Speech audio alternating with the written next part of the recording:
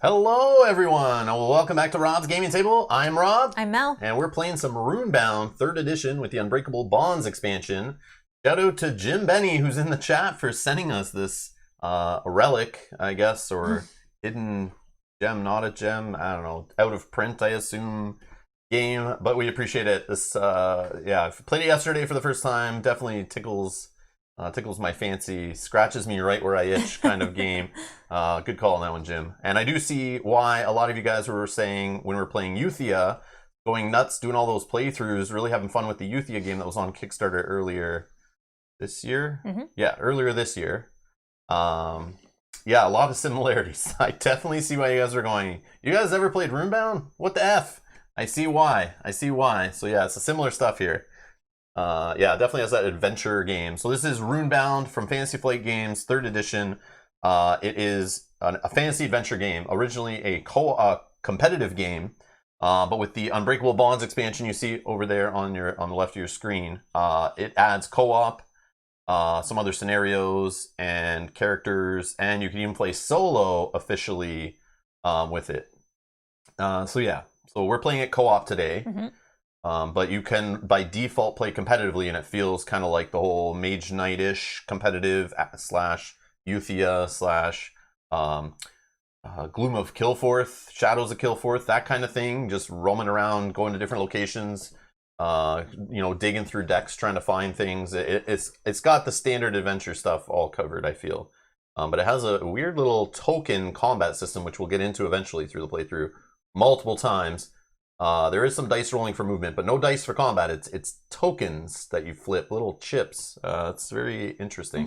Different. And I think the chips is what kept me away from the game before. When I looked it up, it was like, generic fantasy, and the combat is me flipping chips, and it's competitive. When I looked it up, I only thought of it as competitive, so I was like, I'll pass. Which we should play one time. Yeah, to try for sure. Yeah. But hello, everyone joining live. Welcome. Those who are new to the channel, there's a subscribe button down there. You can hit that before we get going here, and set the alarm bell so you don't miss when we go live, especially if you're watching us in the future. We already scheduled the next playthrough, Cthulhu Death May Die, on Tuesday, happening at the same time as this stream, 1 p.m. Eastern. You can already set reminders for that at youtube.com/Rob's Gaming Table. And we will do more Runebound for sure. So if you want to see more Runebound, you're checking this out later, hit that subscribe button, hit the notification bell. You don't miss. Also hit the like button. You want to see more Runebound.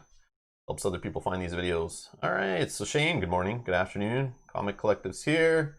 Bob's here. What hope Pete's.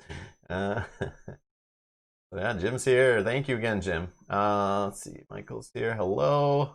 Miss Sirhan is here. Sirhan, I miss. Brian's here. Velko's here. Kenji's here. We're back home now.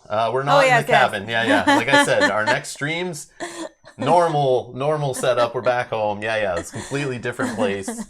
Yeah, that was only for the holidays. You'll see us in either that same cabin, but we'll see. Maybe we find a new one. Maybe we change locations next year. Who knows? Who knows? We'll see. Tune in next December to find out.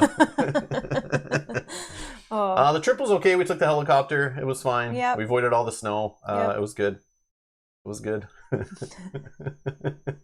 Cabin is only one stream per year. Yeah, exactly. Yeah.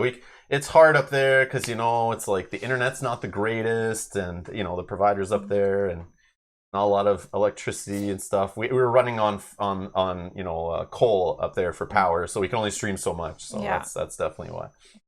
Yeah, what you didn't see was Chelsea was powering it with a bike. Yeah. All right. We're gonna play some Runebound. Like I said yesterday, we've only played Runebound once. So we think we have the rules okay, but there will be things that come up, I'm sure, on cards we flip and abilities that we're like, oh, how does that work? We did look up a few things yesterday during the play. We'll do the same today. I have the rule books open, ready to go. But for those who've played Runebound before, like I said, it's been out since like 2015. The Unbreakable Bonds is 2017, I believe. So the co-op version of this that we're playing with has been around for 3 years. So if any of you guys know the game or watching, or even later, drop stuff in the comments if you're not watching this live. Timestamp it if you can, but feel free to call out any kind of rules, things, questions. You need me to hold cards up to the camera, anything like that. Just let me know. We'll make sure we all get it right, because I do want to make sure we're playing this game correctly, and we will be playing it again. So if you notice anything obvious that we're doing wrong, like, I don't know, we're not doing movement right or something weird, I don't know. But anyways, just let us know.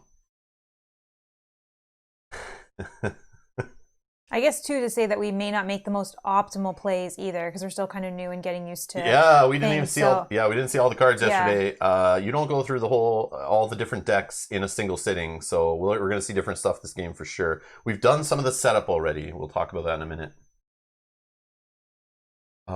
Jim says, Rob, do you still have Castle Panic? I saw on BGG an old playthrough from you guys. Yeah, we do. We do, yeah. Yeah, I have on my wish list still. I'm trying to get that Siege something expansion for that game. It's the only expansion I don't have for it. I keep that game because I love playing that with newbie gamers or children, like young gamers. Castle Panic, and I know we were talking about tower defense before on the Q&A, and I was acting like I don't have any tower defense games. But then after that stream, I went on BGG and I searched via tower defense, and I was like, whoa, I have Castle Panic. I have Xeno Shift, 2 different versions of Xeno Shift from Come On. Definitely tower defense. Totally forgot about that game. I have that in my collection. Cloudspire too, right? Cloudspire, but I already knew that. I said that one. Yeah. There was something else too that we had. I was like, oh yeah, those are all tower defense. But yeah, we definitely we placed a Boxing Day order in Canada. There's now it's technically like a second Black Friday for us. Before we didn't have Black Friday. Our Black Friday happened the day after Christmas. That's when stores cleared things out. It seemed to make sense. But then we learned about the U.S. years, like decades ago, that have Black Friday. It's done late November to get the shopping season going. We have more of a holiday that finishes the shopping season off. But now, because all the U.S. companies, in Canada and all that stuff, we just have a Black Friday. And we also still have a Boxing Day. So if you don't find or don't want to get anything on Black Friday, just wait till Boxing Day. It'll be on sale again, or there'll be something else. So we bought board game orders on both those holidays. So we're lucky we have like 2 days to pick from. So if anything released in December, there's a chance to get it at a discount at the end of December. So just relating to the tower defense games, we did our research. We started researching tower defense after that stream. And we watched a couple videos. We read them. We had Board Game Geek up on the monitor or on the TV. And we were like reading about each game and seeing what they involved, and watching reviews and stuff. And the one that caught Mel's eye and then caught my eye, we were kind of just the appearance of it. And it's funny because I always wanted Ghost Stories, and Ghost Stories is the top tower defense game, period, on BGG, top rated. But now Asmodee's like reprinted it, reskinned it as Last Bastion, a fantasy theme. I'm down with that. The other one was like samurai or ninja theme or something like that. So there's a new version. We saw it at Gen Con, and the designer explained it to us. It was just Ghost Stories reskinned and changed a few things. So Last Bastion is pretty high up on the tower defense rankings on BGG also. So I figured if I'm going to get one or the other, Last Bastion. So we ordered Last Bastion. So we should have that as a tower defense game in our collection that we're going to go for. Versus, we did look at time. Was it Time Rush? Rush Time? What is that? Kingdom Rush. Kingdom Rush. Whatever Kingdom Rush is, does not look good. Does not look good. Yeah. That's the one. That's the one where you're moving the trays. Yeah. Mechanically, I'm sure it's fine, but the game looked boring as F and did not look good on the table. No, once I saw other ones, I was like, no. For some reason, Shaolia, which we played, which is based on mobile games, it's that mobile art and feel, looks beautiful. But I look at Kingdom Rush or whatever, and it's like, I don't know, it's like a bad cut and paste job from like assets from the game put into a board game, very like not clean. It's just, I don't know, it did not look good. And I watched the gameplay, read the mechanics and like the whole tray thing and covering over with like tetraminos covering over the, trying to attack and work together. Felt very much like a tower defense Shaolia kind of working together. It's kind of neat, but it was more on the puzzle aspect. And nothing wrong with the app. Yeah. Michael, I've heard great things. Kingdom Rush app looks good, and I know they're trying to like get people from the board game community or people who like that game into the board game community. It's kind of cool, and it's kind of thinky and all that stuff, but Last Bastion has that thinky stuff too, trying to solve the puzzle every turn of who's going to cover what, who's going to be here, what enemy you're trying to fight off, what are we going to try to take care of. It has all that, but it's based on Ghost Stories, which is like the #1 ranked tower defense game. And it has beautiful fancy art, nice little miniatures, like, and the card art looks great. It looks great on the table. And I've always been told I should own Ghost Stories. I've always been told, Rob, you need to own Ghost Stories. You'd love it. And I just never have gotten it. But now I'm just going to grab that as a fantasy theme. It's like, seems like it would fit. Yeah. So I went with Last Bastion over the Kingdom Rush. Even though I had a chance to get the Kingdom Rush, I was just like, I think it's like, that one's fueled by being new in a Kickstarter, so people are hyping that one up a little more. But Last Bastion only was came out last year, or late last year. So, but it didn't go through Kickstarter, so it didn't have the hype machine, the diehard fans, the people who are going to defend it because they spent money on a Kickstarter. When a similar game comes out of Kickstarter, you have these diehard fans that for some reason, if they spend $100 on it, they want to kill you if you talk bad about it. So I don't have that with Last Bastion, so you don't get that hype behind it. That false hype that's raised by buyer's remorse or something. I don't know what it is that does it, but it's weird. You'll see Kickstarters of a similar game will just have this rabid audience that's I don't know, you see them in the comments, it's kind of disgusting. But anyways. Well, everything has a diehard fan. Not everything. Some things do, but yeah. FOMO hype or something. Yeah, that's good. Yeah, Comic Collective. I don't know what it is, but they both look like a similar weight, a similar feel to them. But I would just rather go with the one that's less gimmicky app look to it. Yeah, so that's what I did. And we could talk more about that in that playthrough or in our next monthly update. You'll hear me ramble on about other games we purchased and why and what we passed on. But for Tower Defense, we went with Last Bastion based on a list of 5 or 6 games you guys recommended in the Q&A video right before Christmas. That was our final determination. But we looked at every single one, read about them, watched reviews, looked it up. It was what fits with our play style, our gaming group, our player counts, that kind of stuff.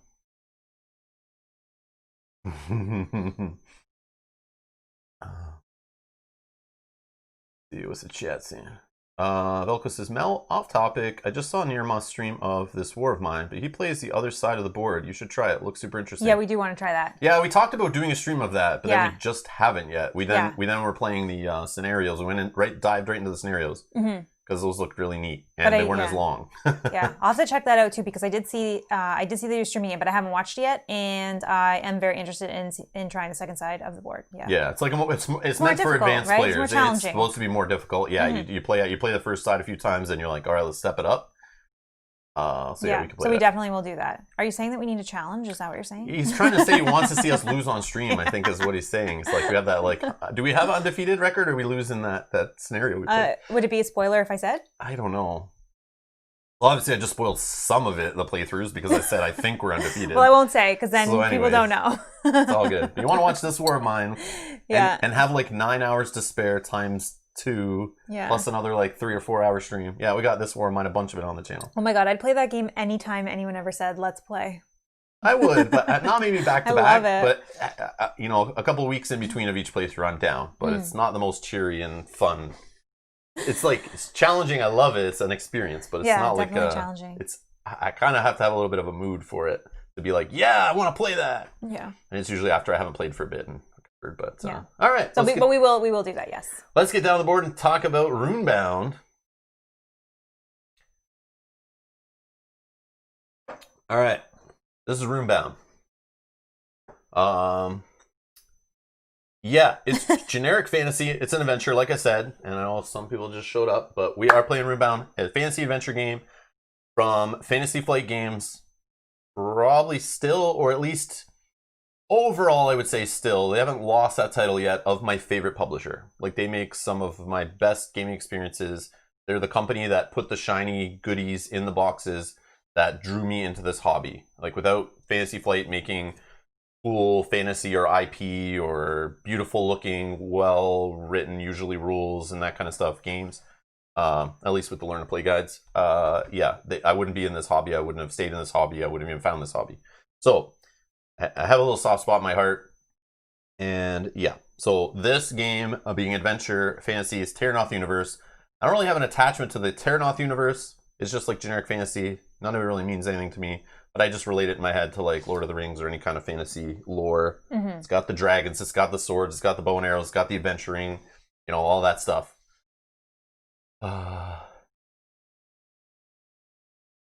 That's a far back view. This the table beast. It takes up a bit. So it's a square board, but it's kind of large, but not that big. But because it needs cards along the side for the shops, eventually we're gonna have cards on the top. I don't even know if they'll fit in the camera shot. We may have to zoom out even more. It's bugging me that it's so zoomed out. I know. But there's cards that are gonna go up on the top here and shuffle and tuck under the board.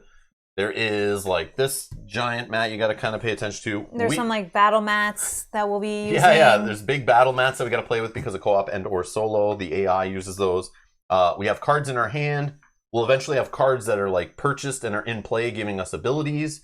So like your player area can become like kind of like you're playing Everdell, building a tableau basically of abilities and equipment you're equipping. It's kind of like sloppy, but yeah, it's a table hog and it gets messy. That's what I've learned. And not to mention, it's already messy. You have cards everywhere. You have tokens all over the board. You have tokens on your spot. You got gold tokens. You have these are your battle chips. You're flipping in battle. You'll have cards all around here. You'll have damage tokens. You have all these tokens, miniatures, everything all over the board. And then you're in combat and you have a handful of like enemy tokens and your tokens for fighting. And you can be throwing like 12 tokens, like just like, throwing tokens all over the place. Super silly. And you're making a mess, and these are rolling all over the place. Yesterday we were playing on like a table without an edge on it. It's just like a normal dining table. And yeah, these things, they roll onto the floor. You're just like trying to stop them from rolling away. Yeah. I'm playing like hockey goalie, basically, like trying to stop the puck from going in the goal over here. Dice tray needed. We thought about dice tray, but then wouldn't they? We can try. We can try. I have one right here. Yeah, here. I don't know. I only have 3 right here, but I don't know. See, like some of them stick to your hand. It'll come out perfect.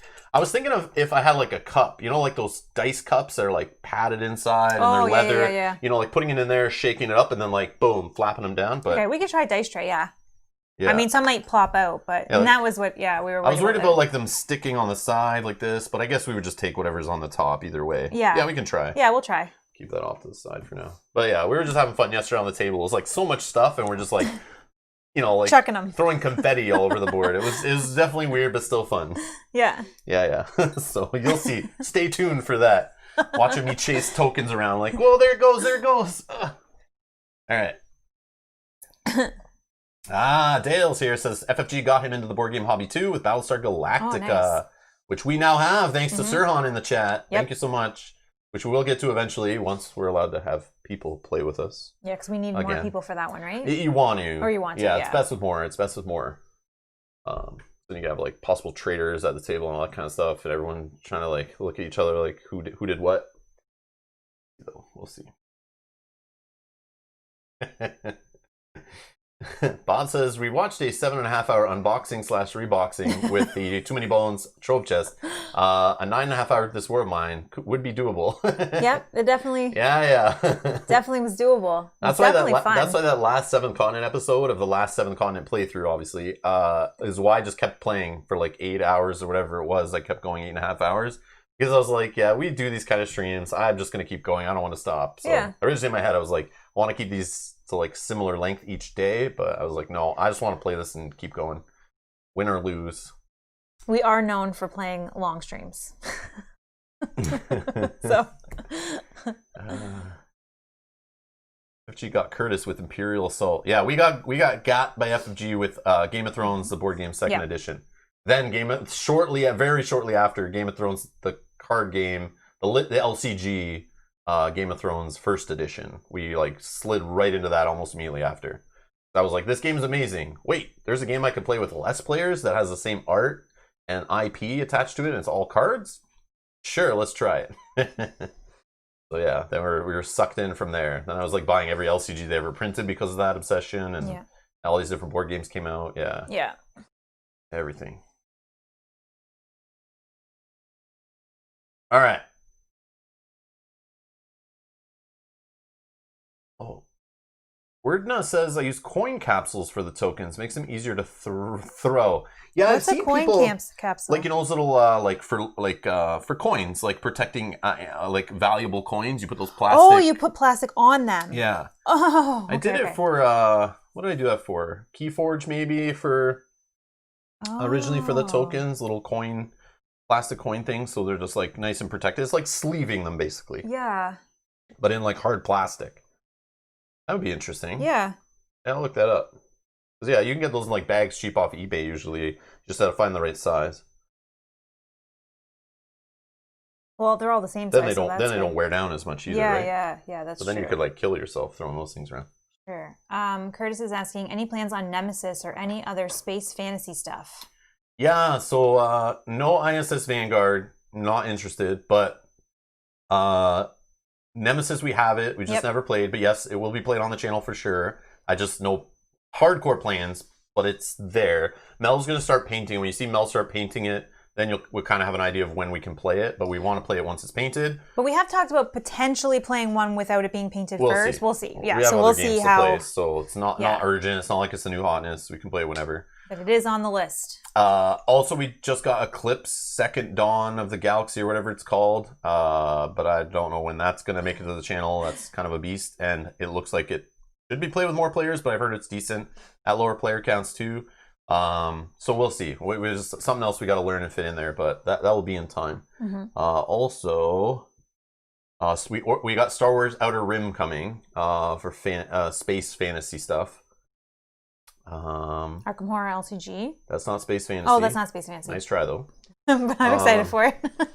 Nice try. But yeah, that's it. I had Tiny Epic Galaxies in my cart, but again, I started looking at it and was like, $20 or $25. I was like, on sale. But it's tiny. I don't want to play with a tiny game. I could get that 4X with other bigger games, so I'd just rather do that. But I mean, for the price, it wasn't bad. Or FFG games, yeah. Outer Rim, yeah. Outer Rim I've been wanting since it first came out, but I was like, I don't know if anyone will really play this with me. And then I showed Mel, and she's like, yeah, she watched. But after watching Mandalorian, it definitely changed it for Mandalorian me. Got her in, guys. That's the one. I roped her into Star Wars. Yeah. Locator says Arkham Horror LCG is time and space fantasy. Okay. Yeah, we can call it whatever we want, right? Okay. Oh, Jen, that's cool. No rush on that though. No rush. Don't. Yeah. No hurry. But thank you so much, Jim. Yeah.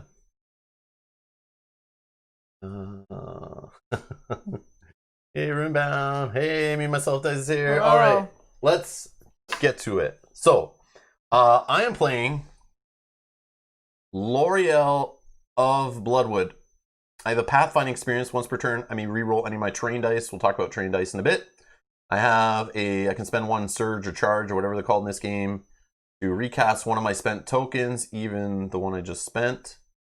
I have 3 movement, 8 health, a hand limit of 4, and then I have these stats. I think it's mind, body, and spirit. 2, 2, 1. We've already gone through setup. I'm not going to read the story stuff, but I've already done my roll 2 train dice for setup. I've got my combat tokens. I've started in a town. And I have 2 gold, and there's my 4 hand limit reminding me about that, I guess.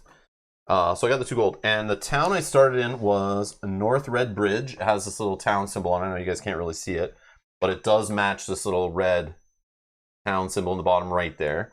And then I rolled the terrain dice, and I moved to this little green token here, which will, if I interact with that green token, relate to a deck. And I don't remember what these all are. It's like combat, maybe questing, event or message. Social, I think, is social, exploration, and combat. Okay, sure. If I remember correctly.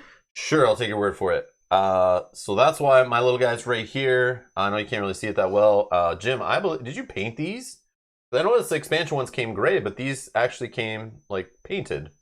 Yeah. So I don't know if this is you, but nice job, my friend. Yeah, they're amazing. Nice Great job. I was like, wow, we don't have to paint. Well, we still have to paint. You still have to paint those other two. Yeah. That's not bad. Can't really tell, but yeah, they're great. Very good job. Here's Mel's character here. Yeah, nice job. It's amazing. Nice job. Definitely helped us get to the table quicker, that's for sure.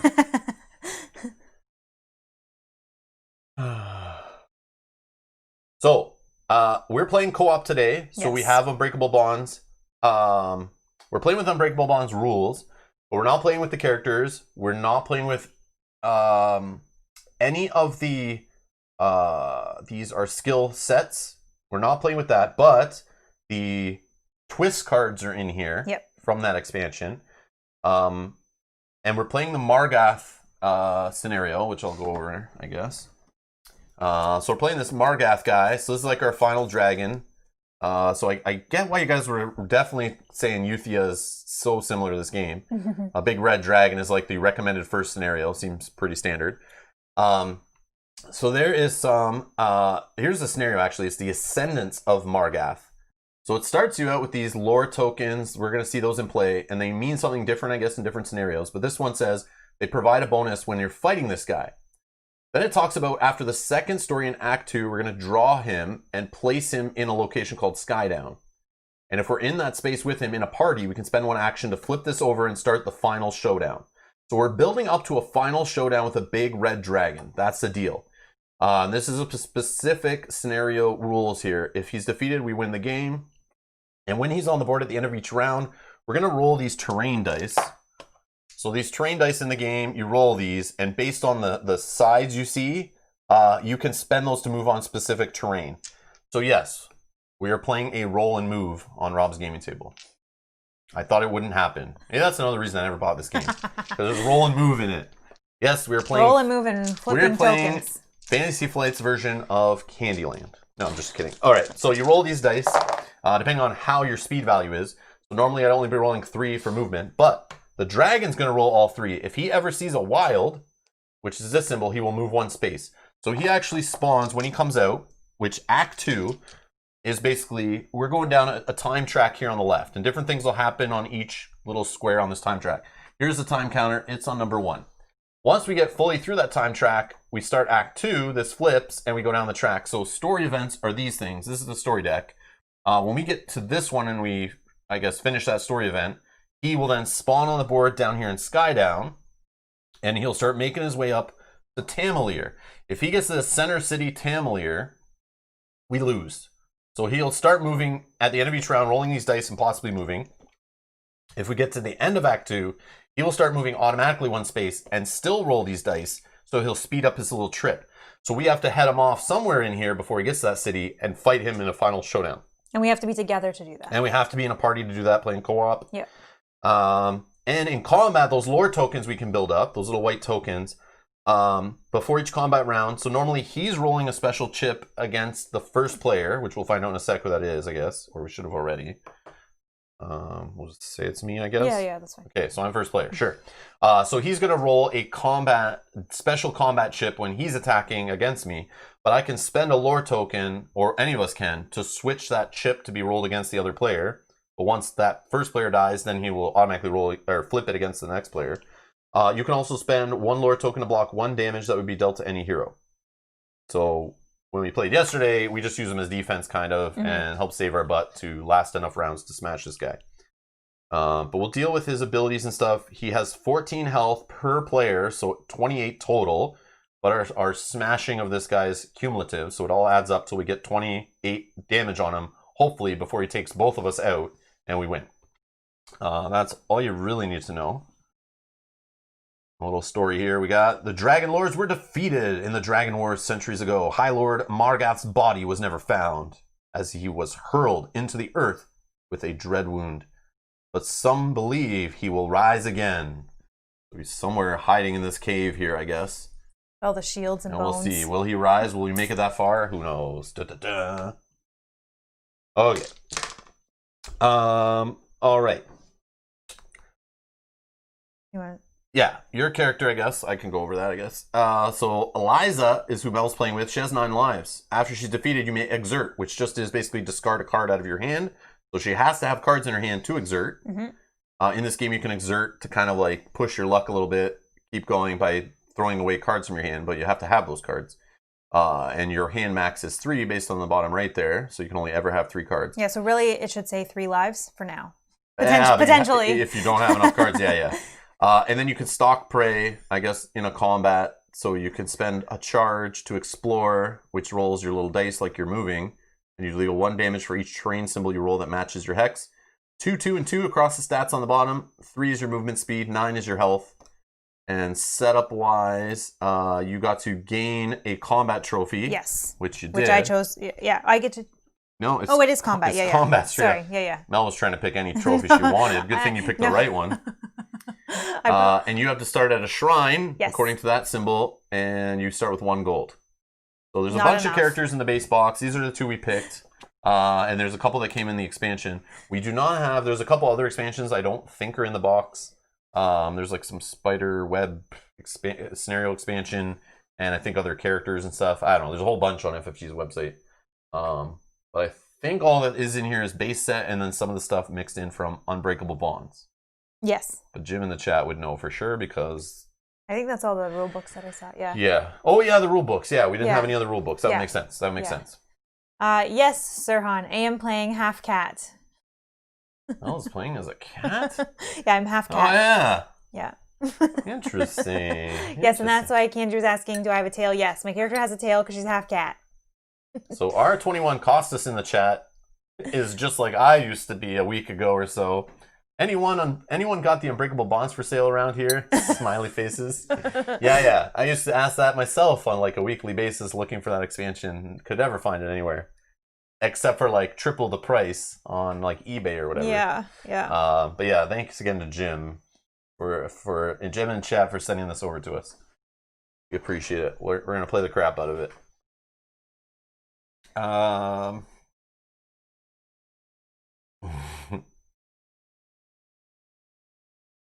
So Verteron, sorry for saying that wrong if I did. Hey, I'll finally get to watch a live stream. Been watching a bunch of past content, which caused me to buy too many bones. So I guess I'm now part of the hashtag Rob made me buy it club. Sucker. Welcome to the club. You're gonna have to attend meetings once a week. Oh my gosh, that's awesome. Welcome. Yes, welcome. All right. So, I think we're good. Oh yeah, so just to say, I started right here. Why am I on that one? I don't know. So yeah, you're on a shrine here in the Shrine of Eris. Yep. I probably put it back down after showing it to the camera, not realizing. That's okay. And then I started at this one, but then my setup ability I rolled and was able to move. Yeah. Okay. And this stuff here is the shop. So there's towns in the game. There's four cities. They're the ones with the art on the board. So there's one up here, Forge, Tamerlil,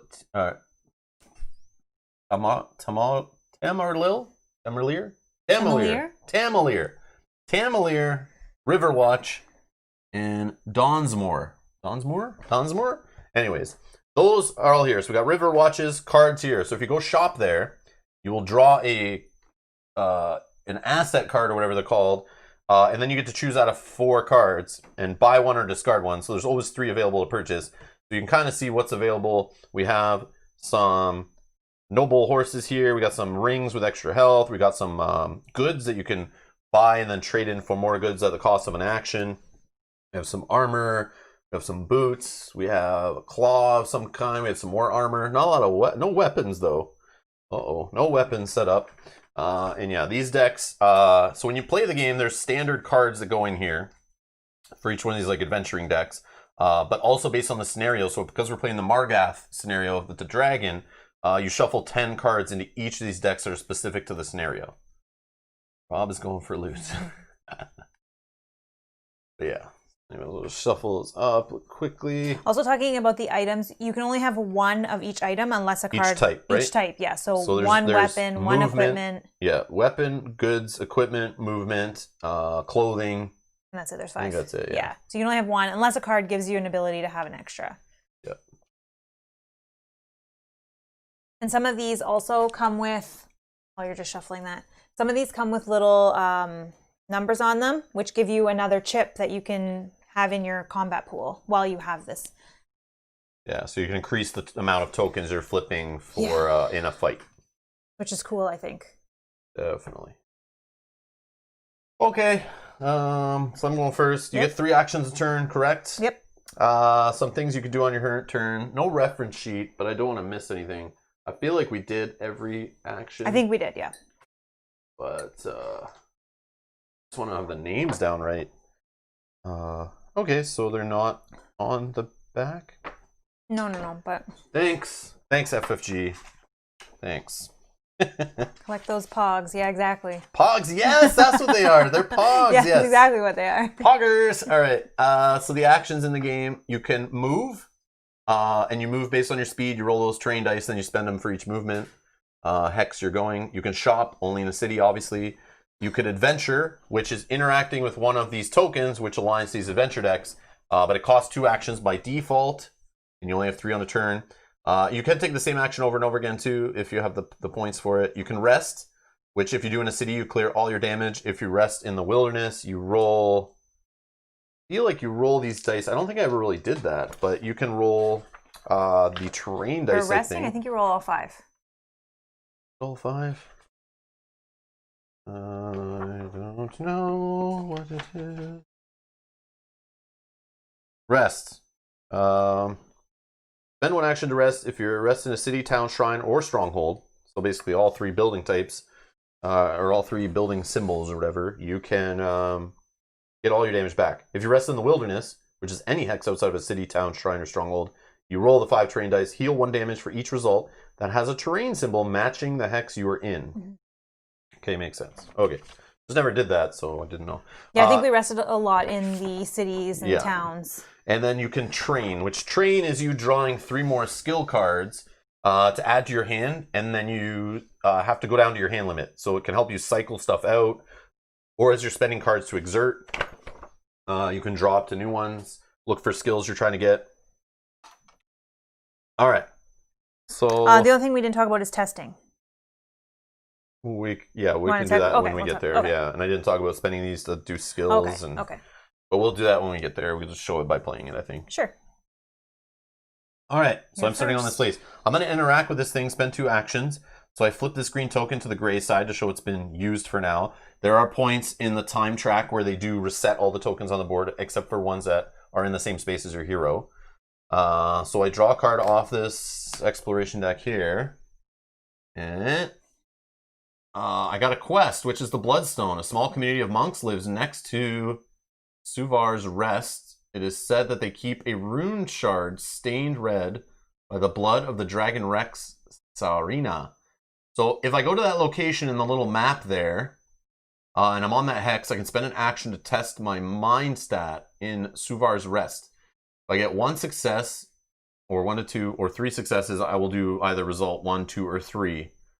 So we'll deal with that. But I have to get to the actual location. So you can hold as many quests as you want and just keep them near you. And until you complete them, then you kind of get the trophy. And trophy is just basically a face down. One of these 3 cards are trophies, which then you spend to put skills into play. This is a simple way I can explain it. Mm-hmm. But yeah, so now I have this quest. I'll just hold it here and eventually maybe I do it, maybe I don't. It's not far for you. It's only right here. Oh, okay. Yeah, so it's, okay. So just something, I just got that, didn't get anything else out of it. I have 1 other action, so I could, I'm going to move, I'm going to see, I have a speed of 3, so I'm going to roll 3 of these terrain dice, and based on what I get, so I got plains/hills, plains/forest, plains/hills. So I'm in a plains. If you move along a path, you can spend anything. If you move into a city, you can spend anything.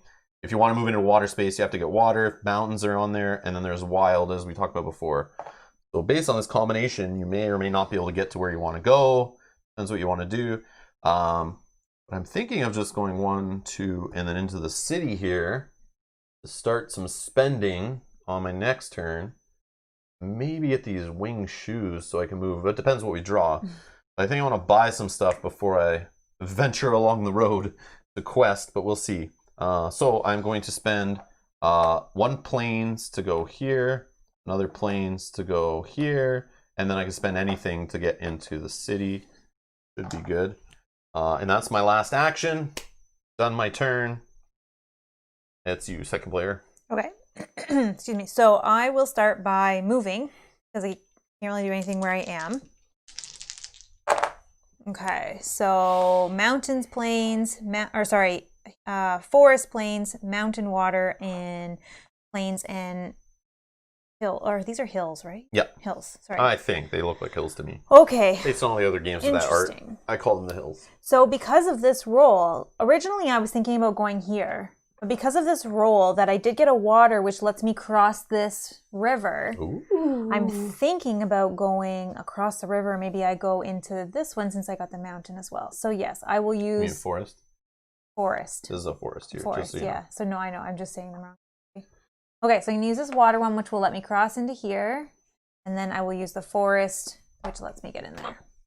Okay, that's 1 action. I will spend my last 2 actions to flip that. Boom. And see what I uncover. So you got an event. A desperate farmer. A farmer begs you for weapons to defend his home from the bandits. So you make a choice on this, and it doesn't matter if it does anything or not. You just choose one and do as much as you can. So you could do the first option, become delayed, which means you have to spend an action to basically stand up on your next turn or whatever.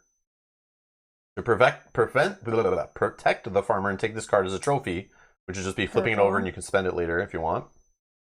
Or you can test your body to urge the farmers to put your own needs above his. Take goods from any market and discard this card. So that's your choice right now you have to make. Take goods. Goods, you have luxuries where you can take one and trade it in for 5. There's a goods over here, 0, trade it in for 2. There's a couple here that are 2, trade them in for 5, but that is the city I'm going to. So. And take goods means I don't have to pay for them. Correct. So you're giving up the chance of getting a trophy. You get no trophy because it says you discard this card. Yeah, so you lose this trophy if you're okay with that. Then, but I could go get this one. Yeah. Yeah. Or this one at Dawnsmoor. But if you want to cycle what's at the city you're nearby, that might be good too. Okay, I'm going to do that. So I'm going to test my my body, which is 2. So we flip these ones. Is it body, really? It sounds so weird. Yeah, body, mind, and spirit, I believe. Yeah, I think it's just on here, I think. Yep, body, mind, and spirit. Yeah. Big fist. Yeah, I mean, it doesn't seem like it goes, but I'm just trying to remember that. Yeah. Test your might. Okay, so I'm going to test. So my body is 2. I'm going to flip 2 of these cards. Oh, the wing boots, no, they're movement. They're not goods, yeah. Goods are specifically like a traded item on the bottom that say goods. So this is goods. Yep. So it's a specific category of item. Okay, so I flipped 2 cards, and I got the star, which is right there. I only need 1 to pass, so I did pass. So the testing in this is similar to Lord of the Rings Journeys to Middle-earth, drawing off cards looking for success symbols. Yeah. But you just need 1 to pass usually, but some tests will tell you you need 2 to pass, or for every success you get, 1 gold or something. And you can exert by spending a card or discarding a card that you have in your hand to draw another one. So Kanji says, a farmer is in trouble and needs help. Help him out or rob him blind and keep going. I like this game. I love it too, based on these kind of little choices. This feels Gloomhaven-y. You can tell Gloomhaven kind of inspired by this stuff, but this is like RPG thing, right? For sure. But yeah. Okay, so I tested and I passed, so I'm going to take goods from a market and discard this card. So I'm going to discard this card. I am going to take these luxuries, which are goods. They have a trade value of 5, so I can sell these back for 5. Just costs you an action to trade it in the town. So I may spend an action in a town to discard this card. Okay. So we need a new card to replace that one. There always has to be 3. So we get some runic armor. It costs 11, but you get another little 2 defense chip with a surge symbol on it. This gives you +2 life. You can trigger a charge ability as if you spent 3 on it for 1. Wow. It's cool. I like all the little items in this game. Definitely like this stuff. Yeah, just gathering the loot, equipping up. Very, very much up my alley. Yeah. Okay. So that's the end of my turn. So we will move this down, which will create, Was it a story one you just covered? Yeah, I think I did this, but. All right, what do we get? The Collector. A collector of ancient artifacts lives in a small hut on the fringes of Greenwood. To gain her assistance, you must first prove that you are a mighty warrior. So it's a story quest. Place 2 lore on this card. If there's no lore left on this card, remove the story quest from the board and discard this card. So we can spend 1 action to test our body or our spirit. If you get at least 2 successes, take 1 lore from this card. So this is like what Rob was saying, where you have to have 2 successes on this. So we need to put 1 of these on down here, Shrine of Arts. Yep. That's what it looks like. Yep. And then we're going to place 3 lore on this card. Let me see. Oh no, it's south of it. It's this one right beside you. Oh, sweet. Okay. Tuck it under there. And then we'll put 3 lore on there. See? There we go. Okay. Okay. Come see the violence inherent in the system. He was no peasant. Nice. Oh, you guys are awesome. All right. Okay, so then it's back around to you. Okay. Oh, 2 lore? Did it say 2? Oh, 2. Yep. Sorry. Oh, Mel's trying to cheat. It's all good. I don't know what I was reading. Trying to twist it towards our advantage. Thank you, Edgar. Okay. Don't interpret what I'm reading. So I have 3 actions. I'm going to start by visiting the shops in Tamalier. So spend 1 action. I get to see a 4th card. Oh, another trade one. But it's another goods, it's 0. So then I kind of look at these 4 cards together for shopping. I can either discard 1 or purchase 1. So I'm going to spend my 2. Obviously, I only can buy something worth 2. Can't afford the 3. So I spend my 2 gold. And I'll take another goods that I then can use an action to trade in for 5. So I'll just take that to, I don't know, somewhere here. And these will go back. Okay, then my second action, I will trade this in to gain, I need 3 more gold. That goes in the discard. Okay, then I will, I guess, do a shop action. If you can give me 1 more, I'll do the same in Tamalier. Oh, same card again? Another goods, yeah. I'm going to buy the relics. Yeah, I'm going to buy the relics, the other one, for 2. And put these here. So, not finding weapons yet, but that's okay. And yeah, this one I just have. So that is my turn finished. Okay. I think I want to go also to the shop in Riverwatch, so I'm going to Well, you're going to try. Roll. Yeah, so I'm going to roll to I just attempt. roll first, then decide what I can do based on That's those where rolls. I want to go. I only really need to get I could get a plains or a forest, and then I can use whatever together. So I'm pretty sure I can get there. Yes, I can. So we can use both plains, and I can get in. Boom, you're in. Okay. So then my second action, I am going to trade. So this is worth 5. Yeah. So that 5. And then I will use my last action to shop. Nope, wrong one. This one. Ooh. This is 12. Oh. But. Oh, yeah, I love that bow. Yeah. I got that bow in the last game we played yesterday. It was very, like, my eyeballs were drawn right to it. Automatically do 2 damage to a foe when you engage with them. Don't you touch it. No, I only have 6 right now, but I goes with my character too. Like, I gotta buy that bow. I just have to. You do. I have to. I'm 1 away from getting this though. noble steed. So. So you don't have? I can't afford it. Oh, you can buy the ring. I can buy for the an extra ring. health. Yeah, I might buy the ring and then come back. This is like kind of like I think Euthia did that. In this game, you can buy something and you can always trade back in. Like these stay full price though. Yeah. So this ring of strength, I believe so. If I'm not saying it, if I am saying correctly, you can do the trade to like when you purchase. She could spend this for 3 gold later to upgrade to something else, which is pretty cool. So you can buy like lower level, cheaper items, cheaper weapons, for example. And as the game goes on, get a bit more gold, then you can trade that weapon in. So it's not like you have a pile of useless weapons after. You actually investing in early is helpful until you can afford something better. And this is not terrible. Even if I kept this forever, like having 1 extra health for the whole game, I think is helpful. So I am going to spend 3. I am going to buy that one. Goes back.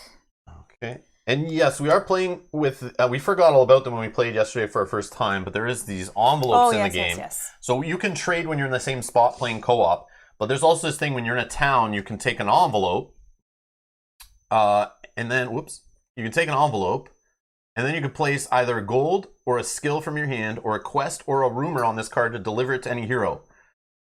And you basically, so if I want to give the skill, I put the skill on the card, I put it in front of Mel, but she can't use it yet. But when she's in a town next, she then can take it. I just don't know. I think you just spend an action to place. I don't know if that costs 2 total actions. If we do it, we'll look it up. But yeah, so. Logatar Gaming says it's a fantasy shopping simulator. 100%. But this is what we learned from playing yesterday. We didn't do the shopping right away. We ran around dealing with adventures, and you'd find enemies. But those enemies were rocking us right off the bat because we had no extra weapons, no extra armor, no abilities, nothing. So those enemies are very tough if you draw the wrong enemy. Yes, you can try to retreat, but then you're like damaged a lot. You're now wasting actions trying to heal. So from playing yesterday, it's standard stuff. Like you got to build up at least a little bit if you can. Yeah. So we got kind of lucky with some good stuff, I guess. I don't know. But it's similar to what I did yesterday. I just didn't do it till like halfway through Act 1. I realized like, oh wait, we need to be buying stuff to upgrade. So. Yeah, and I only started with one coin, and I only had one coin for like half the game. Yeah. I didn't realize. Yeah, because we're digging through these decks, and these don't always lead to money, we learned. So sometimes you might fight guys or lose, or they give you lore or something. They don't always give you gold, I don't think. And some of the quests don't give you gold if you don't get the right successes or whatever, or the right results on the dice. So it's not guaranteed. But these goods are kind of guaranteed, but you got to waste actions shopping. So it's like, is that the right way to spend actions? I don't know, but again, we're new to it, but we're figuring it out. All right. What else do you have? Shop was your last? I moved, I shopped, and I traded, I traded in that one for the 5, so that was me done. Okay, so we'll move the do time that. track. So on this space, nothing happens, so we just move on. Yeah, those are blanks. Okay, I guess I will, while I'm here, spend an action to trade a relic in. For 5? So, yep. This goes to discard over there if you could. 5 more gold. I mean, the wing boots are okay. I know, especially getting them early.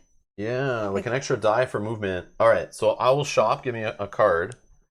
I'm gonna get something here. Oh, more relics. What is this? I shuffled this like good too. Where's the weapons? We just got one weapon. I kind of don't want to keep seeing goods here. Well, you gotta cycle through, I guess. Oh, do I just buy it? Like, do I literally sit here multiple turns, just keep trading in? That's why I'm gonna get that bow, I guess. What are those zeros trade value of? 2. So, okay. So they still get you a net. This gets you net 3. These get you net 2. Like, technically, could just sit here wasting actions and never adventure. Get enough for this bow, then start adventuring. I mean... But that bow is all the way down here. That might take some time. But I was hoping to draw into some kind of weapon by now, so I'd have an extra chip or an armor. Something I can throw an extra chip in my pool would be nice. Okay, so I will buy this goods for 2, I guess. And that's that. And then I guess I'll do an action to trade it in. Yeah, you have 2 over there if I give you a 3. Yeah. So... Oh, sorry. It's all good. Not looking. So yeah, that one was boring, but yeah, 9, 10, 11. Oh, yeah. Oh. Where are you, though? Right here. Yeah. So, but I can do another one like next turn to like try to get enough, but I'll get wing boots. I'll just buy those. You only need one more, right? Yeah, I'll just buy the wing boots and go adventure. But I think that's my whole turn. So your go. My go. Okay. I'm going to move. I don't really know where to yet, so let's see what the dice have in store for me. All right. So these are wild. I can move anywhere with them, so that's pretty juicy. But you can also, anything is wild if you continue along a path. Yeah. Which is cool. Or move into a city. Maybe I go and... Oh, you think you're ready for combat? I don't know. You think it could be just an event or a quest or something, possibly, but it's more likely combat.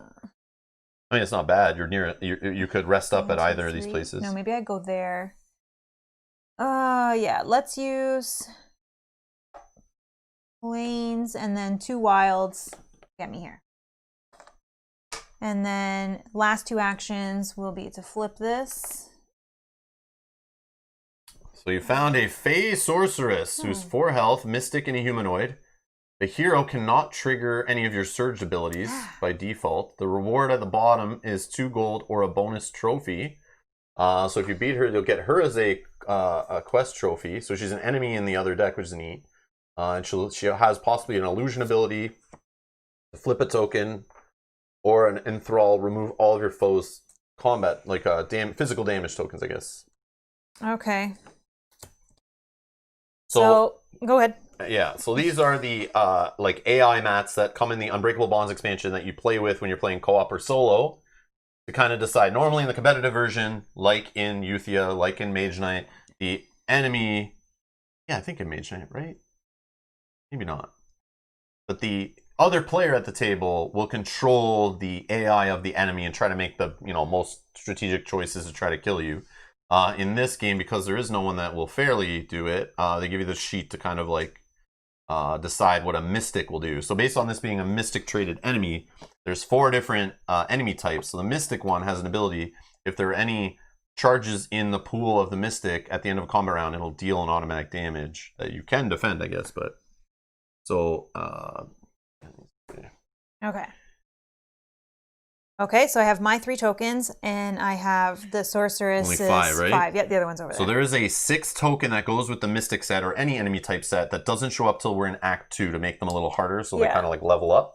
They have yellow. Yeah, so we're not playing with that in the stack right now, but we'll need to put that in when we get to Act 2. Yep. Not in Mage Knight, right? Yeah, not in Mage Knight. Okay, so then what we do is we just kind of shake them up, and then we just kind of throw them around. Okay, so sort them out in the different sections.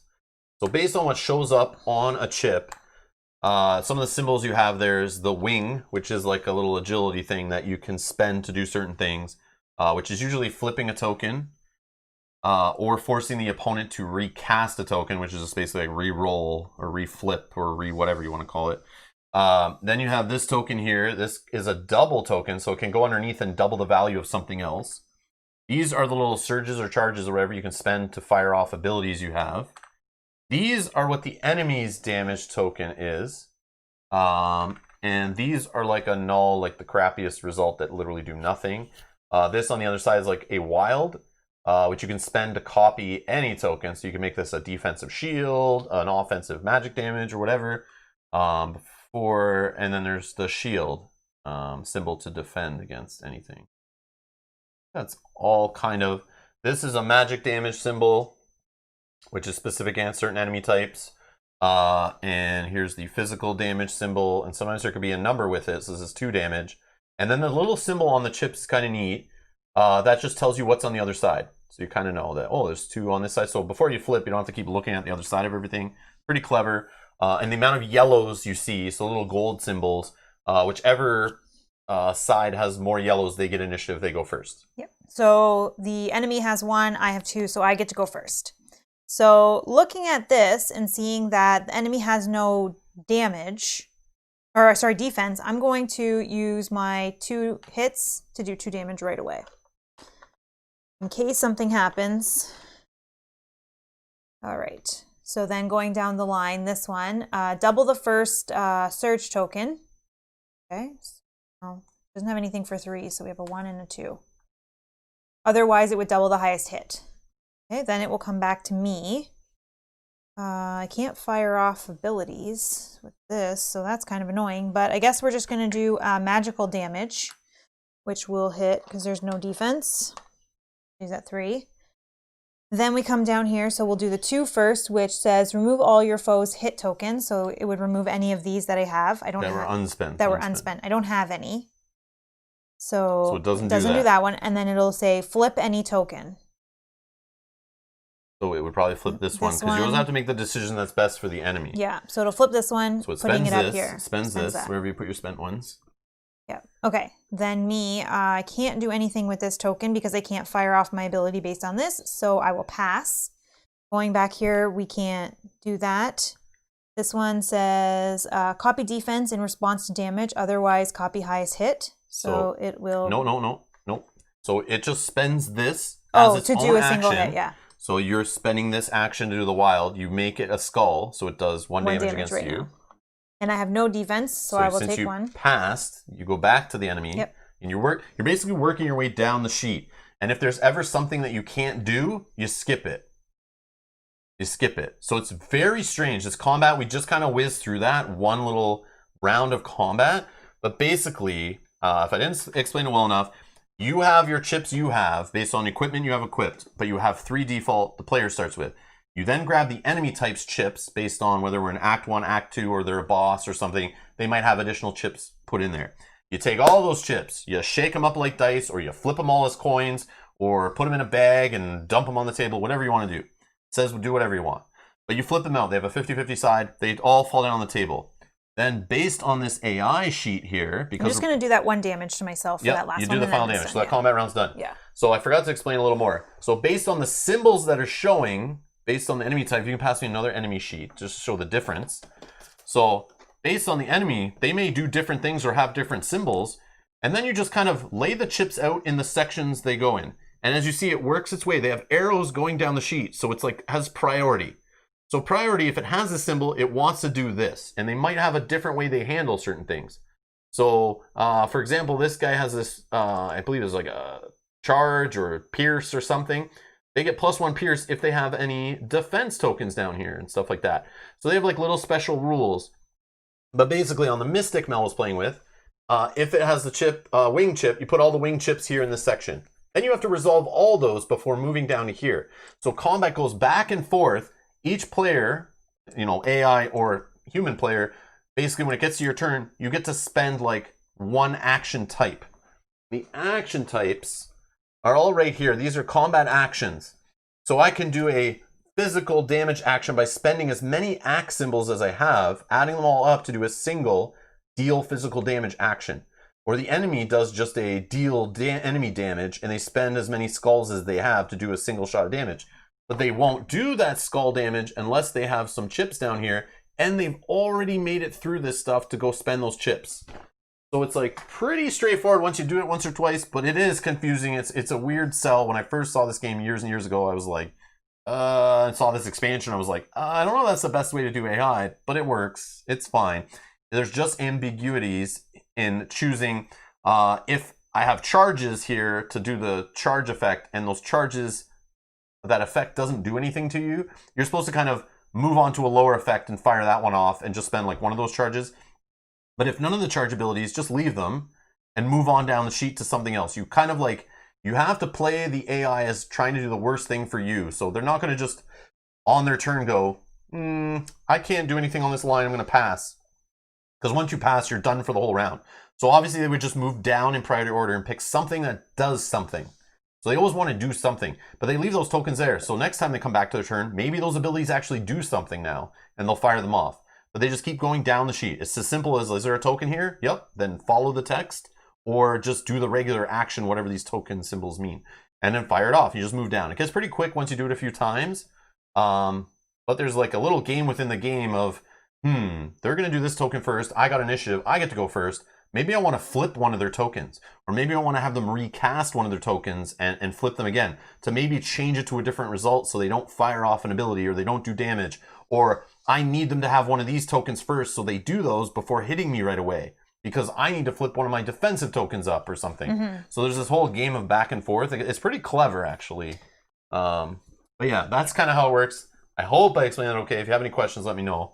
The only thing is there was surge tokens or lightning bolts, so I have to take 1 extra damage. Yeah, exactly. So the ability of the Mystic, because there was surges that didn't do anything, by the end of the round, that's a Mystic's trait. When they get to the end, they'll fire a damage on you. Yeah. If they haven't fired off their little magic spells or whatever. Yeah. I'm just mixing them up. Okay. So you keep going combat round after combat round, but at the end of a combat round, you have a window where you can try to retreat. Yes. So right now, Mel could try to retreat if she was like wounded and she didn't want to keep the combat going. It's risky. You might not get out. But you basically roll 1 terrain die, and based on the result, you spend it to move to an adjacent place. So if, for example, she was fighting in the middle of the mountains and surrounded by mountains and hill down here, this plains would not get you out of the combat. You would actually fail. But I don't know if you can exert to like re-roll that die. I'm not sure, but we'll deal with it when we get to, if anyone knows in the chat, let us know. But yeah, you could try to retreat. If not, you have to wait till the next combat round ends to try it again. You might get stuck in round after round of combat.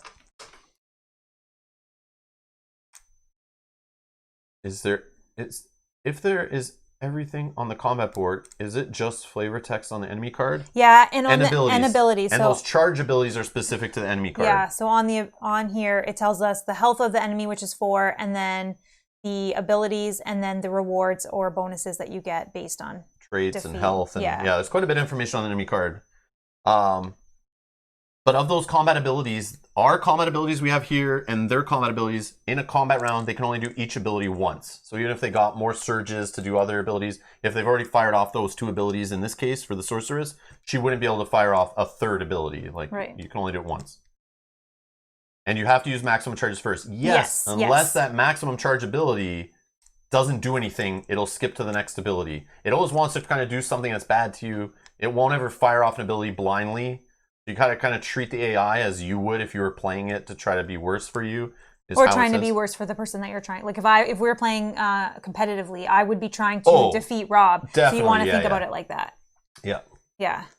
Okay. So now I have the chance to retreat. I do not want to. She is 1 away. I am 3 out of 10, so I think I'm okay to continue. So I'm going to try again. So shake these up, and we'll just kind of... Okay, so we got a defense, Mel's we got gonna a blank. explain everything she's choosing and why she's doing it. We'll just sit and watch Mel go through it. Yeah, I'm just going to put all these out, and then we'll go from there. Okay. So sorry, one thing we forgot to say is, so Mel's putting her unspent tokens, so the unspent enemy tokens, there's a terminology of spent and unspent, so there's abilities that refer to recasting spent tokens or unspent tokens or flipping spent tokens or whatever, or unspent tokens. So her unspent are here, so as she spends them, she's been putting them on her sheet. Yeah. As she spends enemy one, she moves them off the sheet. So you keep going till all tokens are spent, but you could always pass, but then you're not allowed to do anything after other than spend defensive tokens to block damage. So if Mel had like 2 defense tokens and a damage, she might fire off the damage first. Then when it gets back to her turn, she just passes because she's not going to do anything. And then she just sits there with those defensive tokens until they're necessary, and she can still spend those. But you can't then do anything new like spending charges after she passes or whatever. Okay, so looking at this, the enemy has 2 yellow, I have 2 yellow. So in the case of a tie, the attacker, or I mean, I guess me, would be... The hero. The hero is the breaks initiative. The tie. So, looking at this, I can do 2 damage. I could flip any token of mine or recast 1 for the enemy, and I have a magical damage. Looking at this, it's +1 against any magic. So +1 defense. So when it fires off a defensive shield, it will get +1 to that value. So if it had like 5 shields here, for example, and you attacked it for like 7, it would spend all 5 and get a +1 on top of that if you were attacking with magic, and then, you know, the 1 would squeak through or whatever. Yeah. But looking at this situation, I have my 2. If I did hit for 2, the enemy would block 1. 1 would get through and would kill him. So I think we'll just do that. I'll spend 2. He'll block 1. 1 will get through. And boom. Sorceress will be goes dead. down. We don't even get to go through a full round of combat. Sorry. Don't worry. There will be much more combats. Much more combats. So now if I look at the bottom, it says the reward is I can gain 2 gold or 1 bonus trophy. So in defeating this one... You get this one as a trophy. I get this one, which is a green trophy, but I could take 2 gold or I could gain a bonus trophy of any So if you took 2 gold, that put you to 5 gold. That's still not enough for Noble Steed yet, but it gets you there. But it's, that's where I'm... Or are you looking to get one of these skills into play, or, you know, maybe a future skill yet? I don't know. Yeah, I am going to put this one into play, which I should have done before I went into this combat, but that's okay. It didn't... I didn't want to... So Mel forgot, but you can, as it's a free actions to learn skills. So this one, for example, you just need to spend a combat trophy, and you get to put this in play. You're allowed to have as many... So it's got the red sigil in the bottom left, so that's a body skill, and you can have as many body skills as your stat is currently at. So Mel can have up to 2 of these skills buffing up her characters, and this one's called Defensive Stance, and it's once per combat round you may exert, which is spending a skill card from hand and discarding it to block 1 damage. Yeah, which I probably wouldn't have done anyways in that combat, so it's fine. But looking at this, I think I want to build up some money so I can get some of the better items. I think I'm going to take 2 gold as my reward. Thank you. So, and then I do get this trophy, so I'll just put this here with my other trophies. And then, actually, I'll probably put them over here. And then what I'm actually going to do, because you can do before or after your action, I will learn this skill, as we said. So I will spend my combat trophy, and now I have once per round you may exert to block 1 damage, which could come in handy later. So I like to put them underneath the red so I know what's happening. Still have 2 left. Okay. That is the end of my turn. So we'll move this down. Again, nothing happens. So we'll just go on to Rob. All right. So I'm still in Emily here. Just, you know, hanging out in the market here. I am going to shop for the first action, so we can draw a card. Oh, is that the right one? Yep. Okay. So we got one of these twists from the Unbreakable Bonds expansion, so I got to deal with this first. Work the shop. A shopkeeper needs some assistance. Instead of buying an asset, you may become delayed to gain 1 gold. You want to help him for $1? Becoming delayed, though, wastes another action. Yep. I don't know. That seems bad because I lose this shop action. I don't get anything but a single gold. And then I'm delayed, so I got to waste an action to kind of stand back up. and then another one to shop again. Like, I'm going to be here all day. But doesn't that give you that 1 gold that you need? Yeah, but I'll find some of that along the way is my plan. Wash those dishes, says Justin. No, I'm going to say... No, I'm going to say no to this. So this will that just get gets discarded. And then you draw me a replacement. Hopefully it's not another twist. Oh, it sure is. It is. All right. So you keep dealing with twists as they come up. Sale. Everything must go. And at these prices, everything will. Yes. No. During this shop action, all assets in this market cost 1 gold less. And you may buy 1 additional. Oh. Spicy. Son of a gun. Although... Yeah, because I'll just get a free one and then this for 2. Something for 2, yeah. Yeah, oh, wow. Son of a gun. That sale's worth it. I didn't know there was good twists in there. I didn't either. I didn't read them all. I haven't really seen any good ones. Kenji says, what a twist. Whoa! All right, so for 2 gold then, since they're on sale, I'm going to buy these shiny... I'm going to buy these shiny wing boots, which will give me an extra die whenever I need to roll dice. I just put that there, and we can both reach. Oh, yeah, sure. And then I'll buy an additional asset for free. So I'll just get one of those goods that I can trade for 2 value for an action. Not the greatest, but I'll take it, whatever. Boxing Day discount, yes! Exactly! Okay, so then Black Friday in Tamriel in Terranoth, in the Terranoth universe. Then you have to refill. So yeah, then they will refill these back up. So but these, I think for the refill, they just get discarded and we draw new ones. Yeah, I guess I should just draw Yeah, you don't have to do the twist at the end. Oh, a heavy whip. So we got a whip going in here, heavy whip, which will give you another token to flip in combat that has a blank yellow on one side and an axe on the other. And you get +1 die while exploring. This is the first weapon I got yesterday, actually. And we got a hand claw. And a hand claw actually takes up an equipment slot. It's a green card here. You'd actually get a chip B03, which is an axe on one side and a wing symbol on the other. And you would add +1 to your body stat. So that's good for tests and for equipping stuff. And then that means you can hold more body items. I think so. I think so. Yeah, because it's additional. Wow. Yeah. So I don't know. I think that's 2 actions I've done? Yep. Okay. So for the 3rd action,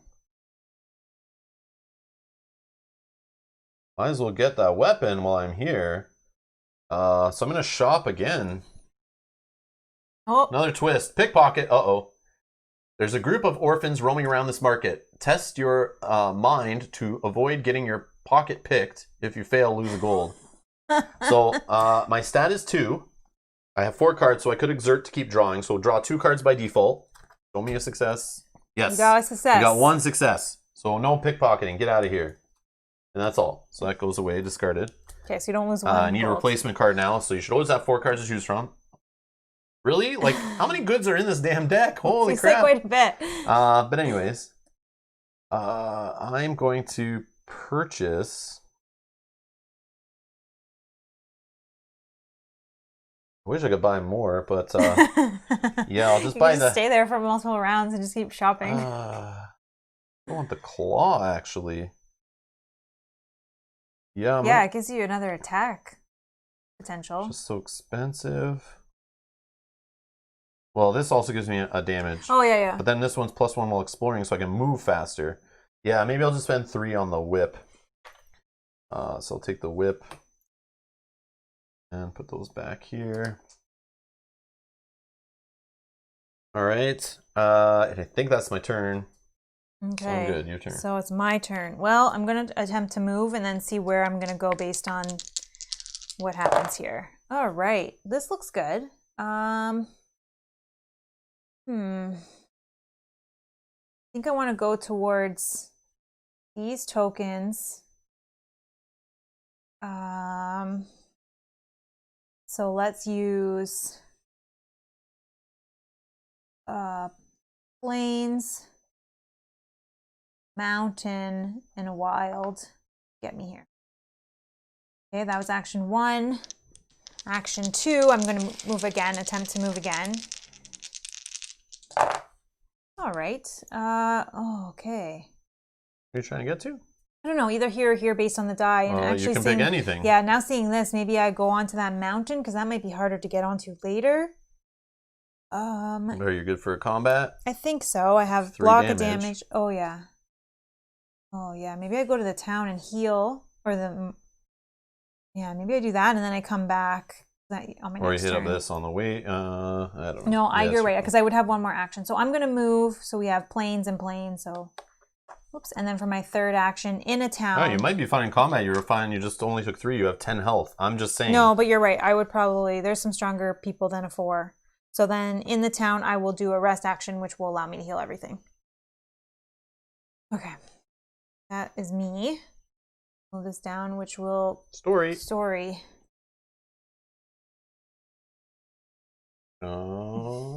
Woo. The Dragon Cult. The Dread are a splinter cult that believes dragons are the divine fire of Kelos made of flesh. The Dread believe the Dragon Wars were punishment for mankind's many sins, and that dragon fire will burn all the lands and purge the unrighteous.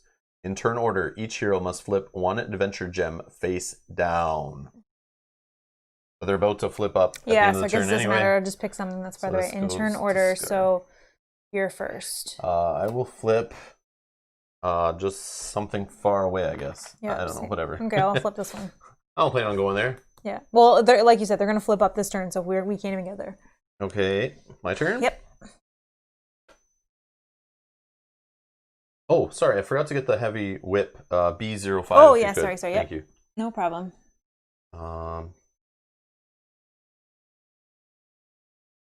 That token is now part of my combat pool. Justin from Me, Myself, and Dice says, Mel, I'm going on a grand adventure. Rob, I'm going to sit here in this one city and trade goods. Yes. Super boring. I know. All right. So it's not boring. You're building yourself up for epic fighting that can happen. Yeah, that's the idea. All right. I'm going to take the shop action. Oh, it's a festival. Oh, nice. See, the towns are so fun. There's all this cool stuff happening. Why would I go anywhere? A festival is going on in the city and you decide to try to win one of the prizes. You may spend 1 gold to gain 1 trophy. That's pretty good. That is pretty good. Trophy, yeah. Sure. Okay, discard that. Sure, I'll spend a gold. I'll take I don't know. I guess I don't really know what trophies I'm going for, but I'll just take a combat one, I guess. Okay. So then you need another replacement. Oh! Come on, man! Price reduction. Fancy wares are coming in from afar. It's out with the old. Attach this card to the highest price asset in the market. Attach asset costs 2 less gold for the rest of the game. Oh. In this market or in the market? In the market. I'm in. Oh, okay. Yeah, okay. it's this one, I'm sure. So it makes the claw hand 2 cheaper, which I'm going to buy right now. But I need to take another card. Yeah. Oh, pack. Increases your hand size. Good for exerting and stuff. Oh, I want that backpack. Yeah, if you're in the neighborhood. Oh, but then I have to give up my extra health. So I'm going to buy the claw hand at 2 less gold, I guess. So for 4. Mm-hmm. I'm going to take the claw hand. And what dice do you need? Or was discarded. Yeah, you need a token, I think. I need a token B03. B03. I'll go in my combat pool of tokens. I'm getting ready for some fights here. I promise, guys. I promise I'll fight. Maybe. All right. So that's that. That was a crazy shop action. That was good. Man. Yeah, no. I wish those discounted ones came when we're trying to buy these 11s. There might be more. Like I'm drawing, like they're all over the place. And when you go through that deck, you shuffle it up and we draw again, so we might see those again. Especially since I'm like drilling that deck empty by shopping. Yeah, but imagine you're trying to buy one of these 11s or 12 cost cards and you get that 2 reduction. That's huge. That would be cool. All right, I am going to, move or explore. So I actually, now because I've done all that shopping, I have nice boots and a nice whip that I can use to get across those chasms and stuff. So I actually roll 5 dice when moving around the board now. So, Chris, we're on Act 1 still. Yep. Yeah, Act 1, yes. Hey, Chris, no worries. No, you're not late. You're just in time. I've just finished shopping. I think I'm going to leave town now. The action's just beginning. All right. So based on this, you get I kind of want to go do that quest. You get 5 die or 4? When exploring Oh, and look in at general, that. yeah, Wow. I get Oh, the 5. whip gives you die too. Wow. Yes. Saw it yesterday. I had that for like the whole game. Yep, that's good. Right. I think I want to go where the quest is up here to try to deal with that.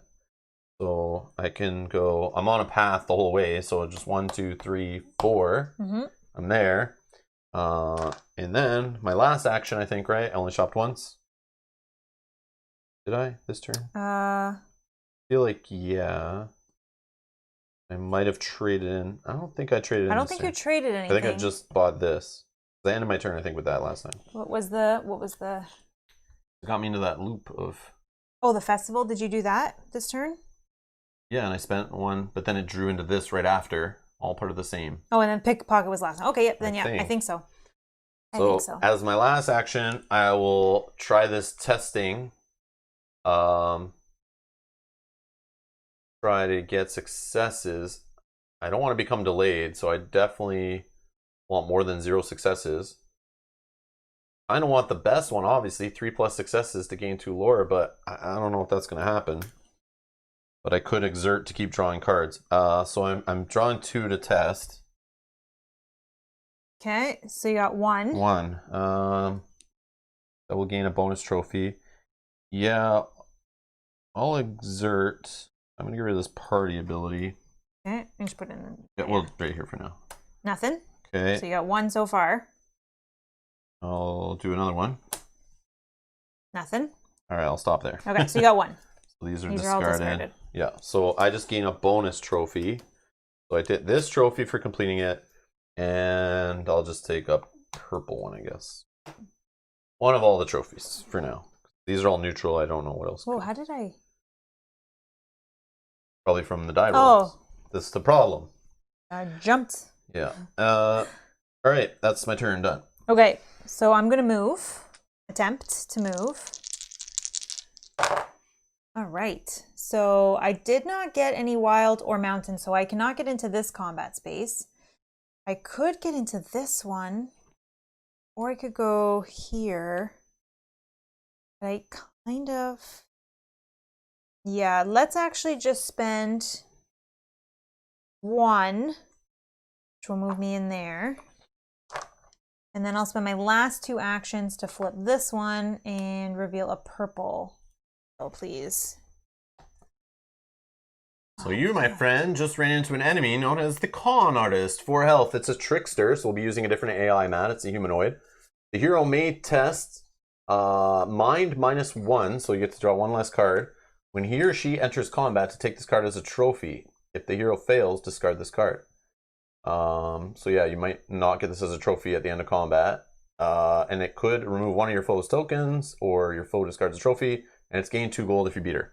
Okay, so get that trickster on. Yeah, you need to stuff. Yeah, I'm sorry, those are... Slide that in. Yeah, we need to see the whole AI board. Okay.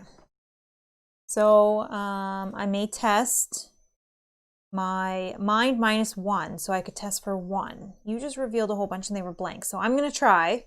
So 1 card, nothing. Do I want to exert? I don't know. I saw a whole bunch of blanks. There's got to be a success coming. Yeah, I'll exert. Unless one of those is really good, you don't want to get rid of. I'll exert 1. Oh, I got it. We got a star on that one. So I get this one as a trophy. Okay, that's wonderful. As long as you beat it. As long as I beat it. So this trickster has +1 initiative on me. So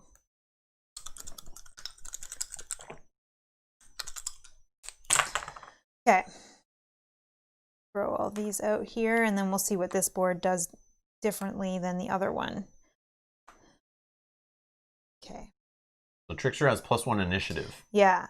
So they revealed 1 yellow and +1. So they're going to go first. So we're going to do this one first, which is the agility. So we're going to flip 1 blank token to the shield as my first choice. So that is done. Okay. +1 defense against surge abilities. So let's first do, there's 4 health. Let's first do defense and responsive damage. Otherwise, copy the highest hit. Okay. Okay. Let's do 2 hits. one will be blocked, so one will get through. Okay, she'll then come here and do the 2, which your foe discards 1 trophy. Oh, that's terrible. That is gone. Then me. I think I'm going to do my ability because I can this time. So I'll spend 1 surge token so I can do my stalking prey. Explore to deal 1 damage for each terrain symbol you roll that matches your hex. So I roll 3. Probably better to have done that in the other way, right? Because this does extra defense against surge abilities. Oh yeah, probably you're right. Yeah. You're right. Okay. So I got 2 and a wild, so technically 3. He's gonna block, or she's gonna block 2. So I will get another 1 through. Then she'll do 1 damage on me. I have no defense, so no block. And this one I can't use, so I pass. Retreat? No. No. No. Just draw in front of you. All right. Sorry, just kind of like bang them so Yeah, that it like actually whatever you want. feels fun. Yeah. All right, more defense again. Ugh. Okay, so she uncovered 1 plus 1, so 2, and I have 2, but at a tie, I get to go first. So let's see what I can do here. I can do 2 hits. 1 would be blocked, 1 will get through. You can also spend this or to I could flip a token. I could flip this to blank. No, you recast Or recast it. That was, yeah, sorry. But this is going to flip it right back. Otherwise, so the flip that blank is my first choice, or this will heal 1 damage.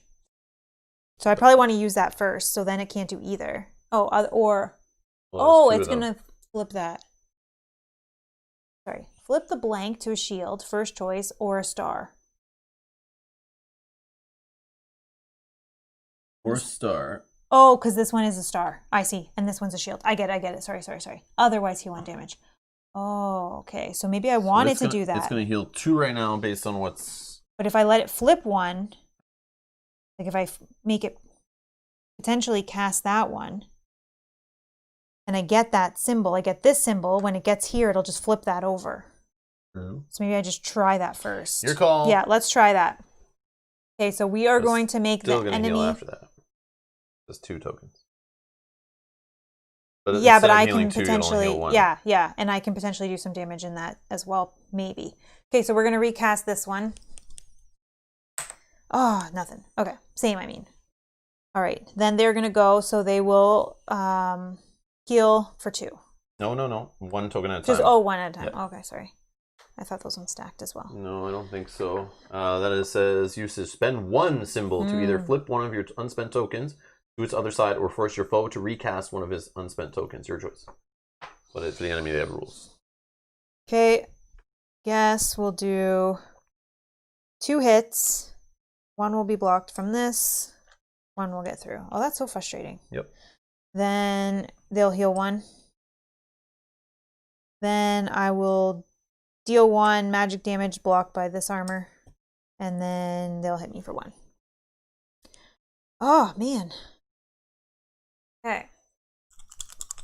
Not retreating. Again, got some defense this time. Oh, we got some blank ones, so they're not going to heal this time. Oh, this is interesting. And they're not going to hit me. Okay. But I don't really hit either. So 2 versus 3. Well, you could flip to your 2. I could, yeah, which I probably will do. Okay, they're going to go first. So 1, they're going to flip.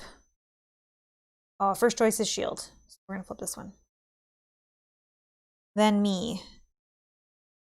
They are going to hit me. Oh, no.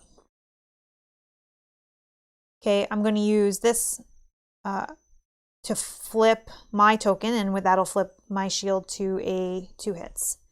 Then this one will flip this. And my turn, I will do 2 hits. 1 gets blocked. 1 gets through. Then their turn, they make me discard a trophy. I don't have one, so that just sits there, and this doesn't do anything for them. My turn, 1 magic damage, which is blocked. And then them, they can't do anything. Slow and steady, I guess. This is exactly why I sat in a town getting items and leveling up so I can kill stuff faster. Because these like round after round, these long fights with the healing, it's like gets a little silly. But if Mel had like one other chip that she could fight with, yeah, see Chris is saying it, gear up. That's the one thing. Yeah. That's why I was like digging in this deck trying to find weapons so bad. Why I stayed there so long. And we only saw one weapon come up in the market so far until I got the whip. Yeah. But yeah. Okay. 2 versus 2, so I get to go first. I will flip. I will use this one to flip mine to the 2. They will go. This one will flip this one to the star because there's no shield option. Me, I will go and I will do 2 damage. 1 gets blocked, 1 gets through. They will go. They will heal 1 damage. Oh my god. Yeah, early combats in this game suck. They just suck. Till you get chips in your combat pool, they suck. Yeah, I'll admit that. I do 1 damage, blocked by shield. They do 1 damage to me. Sorry, I'm sorry. I didn't even. I'm not even fighting like an orange. This was not intended to be a combat. I know, but we talked about it yesterday after our game. And we realized like don't start running into combats or even exploring. I didn't. This is. I know. Like we have to explore some things. I know you saw no weapons either. Yeah. And not real money yet either. And I know you have to usually fight enemies to even get money, so it's kind of like a weird predicament. But yeah. Sometimes you get lucky, and it's just like the first flip. You're like, yeah, I got a whole bunch of damage through, and they didn't hit me. Doing the same thing. Am I missing a token? 1, 2, 3, 4. Thank you. Can't see it. All right. So they have 2. They have 3. So they're going to go first. So they are going to flip a shield. I keep getting this too, which is annoying. I can only get like 1 through each time. Yep. All right. Actually, maybe I could flip something or make them recast something. Yeah, let's try. Yeah, I guess. So I will make them recast this one. Wish I knew how to do that. Yes, yes, yes. Okay. That was me. Then they're going to go and they're going to, they're going to flip it right back. Yeah, but it's better than But it's better than healing. I don't know. They're going to flip that. Both suck. They both suck, yeah. Okay, then me, I will deal 2. 1 gets blocked. Okay. Then they will go. I don't have any trophies. They can't defend. Then this one will do 1 magical damage, which is blocked by this. And then this still can't go through. Jesus. One more. If I can get 1 more through. Now, I could also, the cool part about co-op, we could have got together in a party. But I think in combat, there's effects. Like I had an effect that lets another hero cast a token in a combat. Yeah. Like I could have gave you one of my tokens. Yeah. But yeah, there's some party effects, some party cards that are in from the Unbreakable Bonds expansion that we could get going. But I already threw that away. But there could be more. Oh, Serenity now. Okay, so I get to go first. I could flip, which I think I need to do. I'm going to use this token to flip my shield. Yeah, you should be able to get it here. Yeah, then they will go, they'll flip this, and then I will hit for 2, 1 gets blocked, 1 gets through. Boom! Sorry, See a con artist. Mine. Oh my god, that was terrible. Well, you won at least. Yeah, it'd be more terrible if you were like dead or had to retreat. Yeah, sorry about that though. But you did get that card as a trophy, and you gained 2 gold, right? Yes. So I gained this as a trophy because I won the test, and I gained 2 gold. Yes. So this is a purple trophy. Okay, so I have. Actually, putting those like that. Okay. That was my 2 actions. Was that your whole turn for sure? Yeah, because I had to move there, and then I had to reveal that. Okay. So this will go down, and we'll flip all the tokens on the board back. Face up. Except for ones that a hero is on. Okay. All of them. Yep. Alright, so my turn.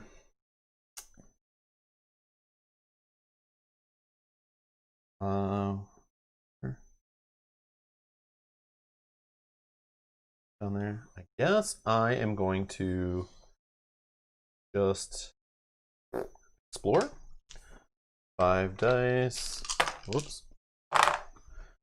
Alright. Okay.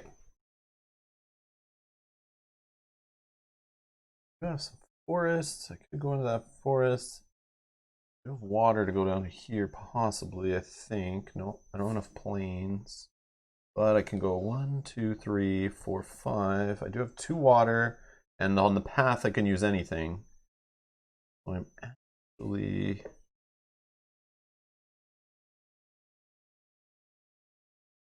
I think that's the play. All right, so 1, 2, 3. Anything spent to go 1, 2, 3. And then these 2 that have water on them, I'm going to go into the swamp area. Serenity now! Yes. So then I'm going to spend 2 actions. And we're going to flip this combat. And I'm going to do a combat. Oh, well, maybe. If it's an enemy. Oh. Holy crap, it's a great dragon. He's a savage. So we need the savage AI board and the savage Act 1 AI chips. Please. The savage has an ability at the top there. When you engage your foe in combat, deal 1 damage. So right off the bat, I get a damage. That's fun. So I'm down to 7 health left. This great dragon can remove all of my defensive tokens with his 1 surge ability called Claw. For 2 surges, could singe, deal 1 damage. If it's not blocked for the rest of the combat round, your foe takes 1 damage after he or she resolves a combat action. That's nuts. Reward is 2 gold or 1 lore. And this card is specific. So any card that's specific from the scenario we're playing has the art of like the boss monster on the bottom. So you'll only see these great dragons when you're playing this scenario, which is kind of neat. I have 5 tokens. So the tokens are different for a savage. In the Unbreakable Bonds expansion, they give you different enemy type tokens. But in the normal game, you only have 1 set of tokens for all the enemies. So it's kind of like they're boring. They're all the same. But these are more specific. So I got a bunch of chips to throw in here. They got a bunch of chips. And let's do it. All right. Oh, no. Oh, I see lots of skulls on these red ones. Oh, no. Okay. Let's just put my stuff down here. Okay, so yellows. I have a yellow axe and a yellow dash. This guy only has a yellow dash. I am taking the initiative, so I go first. This guy has this symbol, which will do an automatic 2 undefendable damage. It's kind of like a little pierce. And because he has a defense token, he actually gets a +1 on that according to the text here. So he's going to do 3 undefendable damage, then 2 defendable damage after that. And he has defense in this token that will not flip because he doesn't have an ability that's flipping it. So, based on such things, I need to get rid of this defense really fast so he doesn't get the bonus damage through on me. This is the play. Or I try to make him recast this and it becomes a charge token. That could remove all my defense, but I don't have any.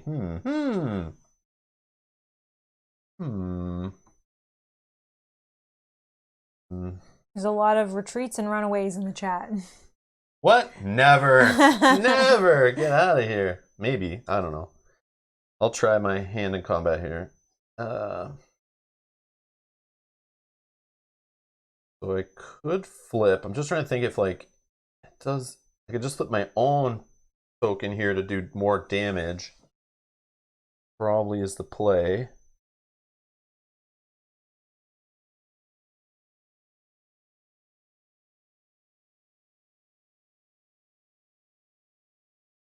Yeah.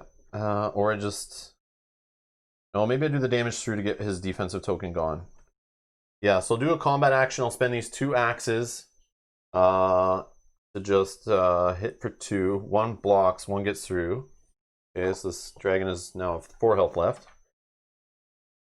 Alright, so he'll go. He will just do 2 damage. I'll give you the 1 for a 3. So I now have 3 damage. Okay, coming to my turn. I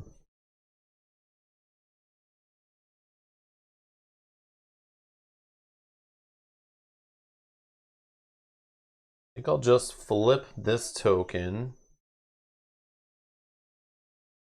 to... then this guy goes and does 2 straight up damage to me. So I'll give you this for a 5. Ugh. And then I will slam him for 2 damage. He is 2 away. Yeah, that's a little scary. And then this does nothing, this does nothing. Alright. I'll stick with it, I guess. Ah! Uh-oh, lots of skulls again. Oh no. Lots of skulls. And not a lot of shields on my end. I don't have any armor. And he's got 2 surges. So this would deal a damage, and if it's not blocked, yada yada, which will happen. But let's check the initiative. I have 2 yellow. He has no yellow. So I am first. Can I get 2 damage through? You bet I can. I can get 3 damage. He's got no defense, so I take him out before he does anything to me. Boom! See a great dragon. So I can take 2 gold or 1 lore. The lore I could use in the combat as like defense, but I think I'll take 2 gold because I still want to get equipment going. So I'm going to just take the 3, get rid of a 1. And this guy has a trophy. And that is that. Lore? Nah. Lore's overrated. Maybe later in like Act 2 I'll start trying to grab lore when I have the option, but I know it could help us win in that final battle because you can just chuck those away for damage, which could lead to more rounds of you doing offense. But right now I kind of want to get armor would help me throughout the rest of the game, also would help me in that combat. So I need to save up for either better weapons or better armor in general to either get more health or some defensive chips to help me in combat. Because right now I only have 1 chip that even has a shield on it, so that's I'm gonna be eating damage left, right, and I only have 8 health, so I need to change that. And that is me. That's my turn. Jonathan is asking, how heavy is this compared to something like Pandemic? It's heavier. It's heavier. Let's check. I can give you a quick. You got to look on BGG at Pandemic, but here's the BGG on this game. A weight of 2.66. Yeah. So whatever Pandemic is, like this is not in the 3s or the 4s like some of the other games we play. This is pretty toned down. Actually, it's pretty chill. And the Learn to Play book is not long. We whipped through that book super quick. The rules reference it has, you only need to use if you have to look up anything if you're confused. But I like that Learn to Play and reference guide. It's about the same? Okay, perfect. There you go, yeah. But yeah, so this is a very toned down, like it's got the adventure feel of some of the heavier games we played, but yeah, it's very simple. I feel like it's pretty basic. Okay. My turn. I'm going to attempt to move. I don't know where the heck I'm going. But Jonathan, we are playing the co-op version, which is you require, unless there's another way to do it. Suppose there's a way to do it with print and play stuff. But without the Unbreakable Bonds expansion, it's just a competitive game. So as long as you're okay with running around the board separately, and yes, you can fight each other, and the scenario will be different. There's like a different type of boss fight with this scenario if you're playing competitive. So we're playing with like kind of a rare expansion in here. There might be other games you might want to look at instead of this one, but yeah, only ask because wife wants to add another game.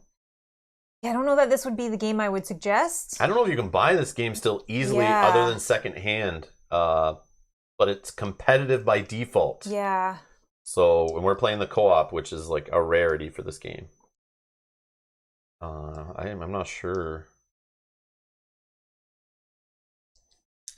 But the chat, you guys might have recommendations. Oh, you can still get it on Amazon in the US? Oh, okay. The expansion though? No, not the expansion, just the base game. Yeah, which... But Chris says I wouldn't buy it without the expansion, which is why I didn't add it to my collection until Jim in the chat was super nice and offered it, saying he was going to get rid of it. So he sent it to us, and we appreciate that. But yeah, thank Jim Beanie in the chat, you guys, because it's the only reason we're playing this. And that's the thing, I try to avoid playing games on the channel that are kind of like harder to get, a little more out there. I try to play stuff that's like readily available. And you can get Runebound, but again, it's the co-op variant of it, which is rare.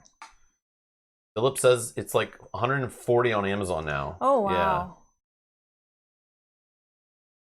Yeah. And Kanji says if you play it solo, you can get base only.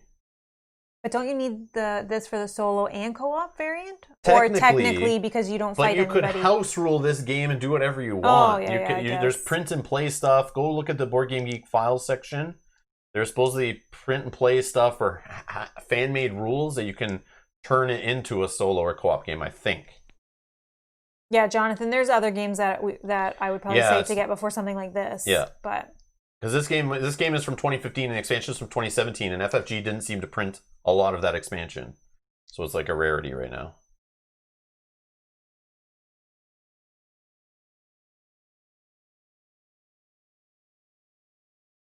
Okay. All right, so I'm going to attempt to move. Oh, I did get water. Okay, interesting.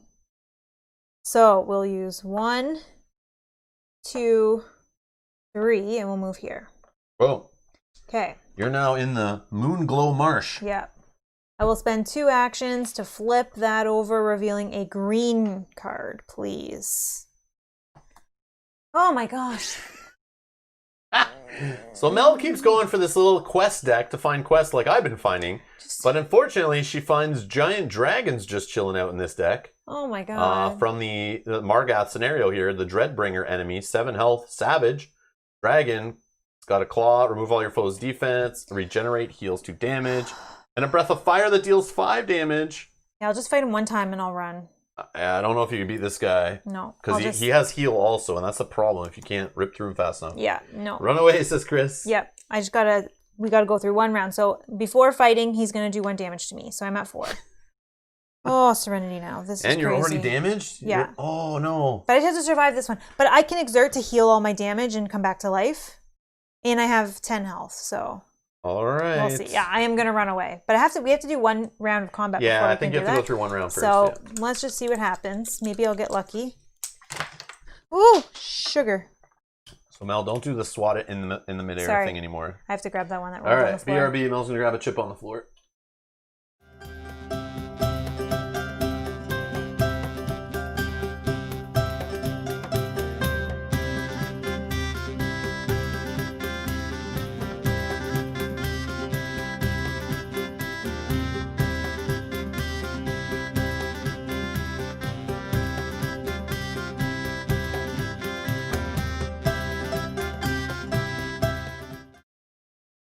Mel just ran to the washroom while she was getting that token.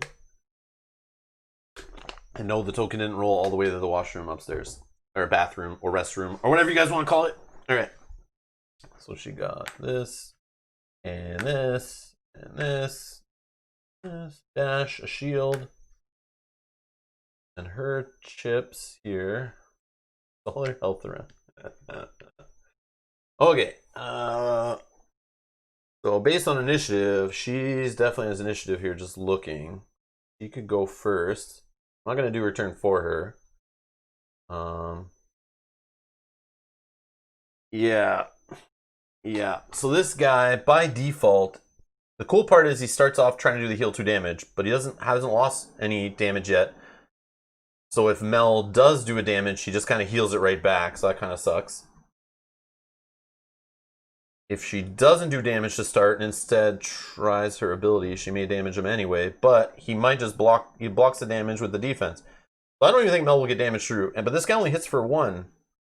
He only hits for 1 back, so that's not too bad to start. But going toe to toe, this guy I think is going to just keep blocking over and over again and healing. Alright, Mel's back, I'm just going to switch.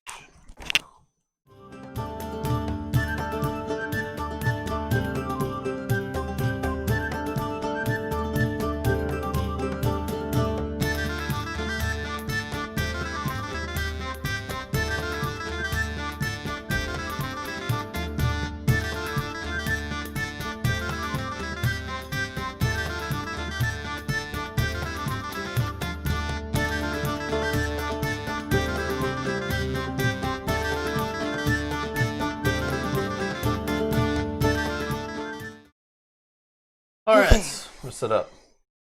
So I'm going first. Or were you talking about something before I came back? No, I was just talking about what could happen, but I see Jonathan's asking in the chat about co-ops and stuff, and they're recommending the Forbidden series. Yes.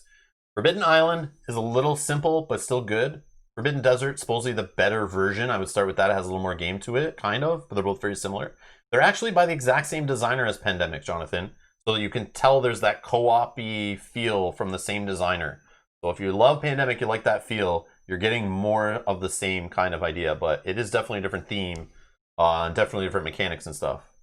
Yeah, I would check out Forbidden Desert if you can find it at the normal price and it's available. But those games are carried in Walmarts and Targets and stuff too. They're very mass market because they're in those tins. They're meant for that kind of shelf space, I guess. But yeah, Forbidden Island we have, but I got that like later on as a more game to play with our kid. But then we played a couple times and it was like, it was kind of simple. I love Castle Panic though. I see that mentioned in the chat. For sure. Castle like Panic, Every I now love and that again. game. Yeah. It's a nice little simple tower defense. Anyone can learn to play that. A lot of working together. It's very simple. Yeah. I'll go look at it though. It's been around for years, but they still sell well and people like that game. Yeah. All right. Okay, so I get to go first because I have 2. Yep. Okay, so let's just see what this is doing. Heal 2 damage. Okay. Well, I will. Maybe I just do 1, which gets blocked. Then he can't heal. Yeah, let's do 1 damage. He'll get blocked by the shield. His turn, he'll come here, heal 2 damage, he doesn't have. He'll come down here, he'll hit me for 1. I'll block with my shield. Then I will do my ability, I guess. Oh, I'm on water. Oh my god. Okay, well, let's just see what happens. So I get to explore, and I do damage equal to the terrain symbols that match where I am. So I'm on water. Oh, I got a wild. So that'll do 1. Okay, he'll just heal it anyways. And then his turn, he'll spend these to heal the 1. And that's that. So I will attempt to retreat, which I think I can retreat. You got to get a plains or a water or a wild. Yeah. Got it. Got the plains. So I will... no, sorry. You need a hills. I was looking at my spot. You need a anything because there's path here. But where do I want to go? Maybe with You could go hills or plains or path. Maybe okay, I think I go back this way. Unless I want to get to here. I have 7. I could buy the 2 die. Okay, let's go here. Okay. So you got out. Combat's out over. Discard that guy. You're not going to miss a trophy. It's terrible. I can't believe that. Okay. That's end of my turn, I draw nothing but goods shopping. You draw nothing but enemies questing. Yeah, like even in I love it. Even in the oh my god, even in the non-enemy deck. Crazy. And yes, Horrified's an awesome game. Yes. I prefer to play that over Pandemic now. Except for not including Legacy, obviously that's different. Yeah. But base Pandemic versus base Horrified, I'll pick Horrified any day of the week. But it's because I played a bunch of Pandemic. But I like Horrified a lot. Yeah. It looks nice on the table, it's fun. It's got a nice theme on it. It's more... It feels different each of the enemies that you play. Yeah. So it kind of gives you a little bit more variety as well. You're not playing the same thing. Yeah. Pandemic base, you're just going to play the same thing over and over again, randomized up. But Horrified, because of all the 5 or whatever different monsters in the box and all the different characters and the different player powers and stuff. And playing multiple monsters at the same time and varying that up, right? You don't have to play one at a time.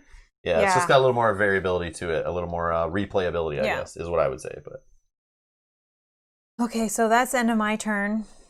I will move that down. Nothing's going to happen on this one, so we can pass to you. Okay. What am I doing? Maybe I can look for some skills, actually. Yeah. I'm going to do the train action. So can you give me 3 more skills to look at? 1, 2, 3. So I draw 3. I have a hand limit of 4, so I'll have to discard one of these. But I drew into one of these party abilities from the Unbreakable Bonds expansion. So we can all spend cards to learn this when a player does learn the skill. And this skill would just go into play for all of us to use, but only when we're in a party. So we have to be on the same space and be in a party together. Once per round, a hero in a party may spend 2 actions in a civilized hex to draw 1 of the purple cards. It's a civilized hex. I think it's like a town, stronghold, city, whatever, okay, I think. Got it. Whatever. Battle sorcery. Once per combat round is a combat action, you may exert and test your spirit, which is only 1, to deal 2 magic damage that cannot be blocked. Not the worst. But I have to get a success, right? Yeah.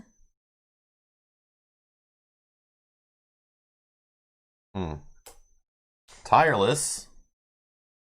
Once per turn, you may move 1 hex. Well, that gets you around the board nice and quick. I gotta spend 3 trophies to learn this. And these ones already had. Guess I'll keep Tireless, I'll keep Battle Sorcery, and I'll keep Lay of the Land. Oh, I just need to get rid of 1. Yeah, keep those, toss that away. Okay. Didn't get anything like great that I'm looking for, but more cards to exert, I guess. I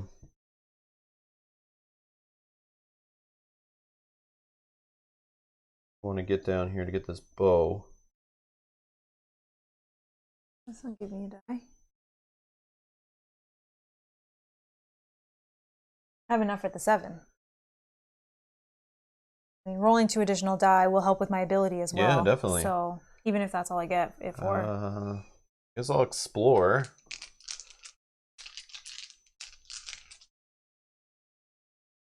All right. I don't know what I'm exploring for. Like, get down to here. Plains, yes. Plains, yes. Water, yes. Wild, yes. Yep. Boom. There. All right. And then my last action. Could dig again here. Yeah, I think I want to look for. You also have the option. I don't think we talked about it. What? Saving. Oh, storing an action. Yeah, Yes, we yes. didn't really talk about these. So yeah, these are in the Unbreakable Bonds expansion. These little tokens. You can spend an action to just kind of store an action. Yeah, if you have something that maybe you can't do anything else. Yeah. And hold it for later. That's better, actually. Thank you. I forgot about that. You're welcome. Yeah. So I'll just chill. Okay, I will attempt to move. I'm trying to get to here, I think. So, oh, actually, I could use that to get across the water. Then I could use that and that. Anything gets me in there. You're in. Okay. So now that was 1. Second action, I will shop. Ooh, Whoa. Heroic Blade. That one's nice. That's That what I had one is yesterday. even better. That's what I upgraded That gives to. you 3 damage. 3. Yeah, or a flip. Okay, but I think at this point, I'm going to spend everything, all my 7, for the Noble Steed, which will give me 2 extra die when I explore. Also for my ability, so I get to explore to deal damage for each terrain symbol you roll that matches your hex. So this will definitely help with that. Maybe doing more damage. It's give me an additional token, but we'll see. And then for my last action in the city, I will rest, which will heal all my damage while I'm there. That's that. Story. Cult Town. All right. The villagers in Brightvale have fallen under the sway of a terrible cult calling themselves the Dread. To discover the Dread's connection to Margath's return, you'll have to survive their initiation. Story quest. Place 1 lore on this card. A hero rolls 1 terrain die whenever he or she enters this hex. So that is Brightvale down here. So if you put story number 2 on there. No, this is 3. Oh, we still. Yes. Okay. Yeah. If the hero rolls a plains, he or she takes 2 damage and continues rolling and taking damage until he or she does not roll a plains. And you can spend 1 action, take 1 lore from the card. So this kind of sits there the whole game. Okay, Cult Town. So Brightvale just became not so bright. Oh.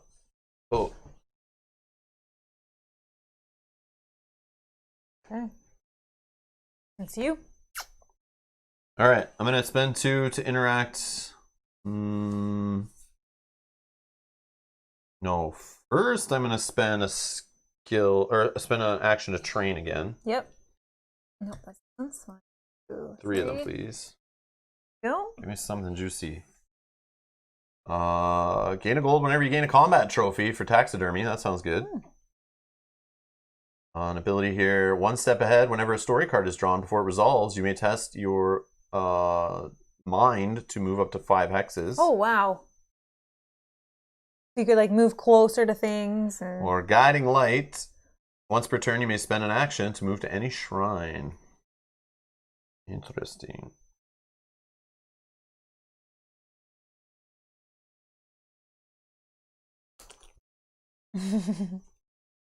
Further? Yep.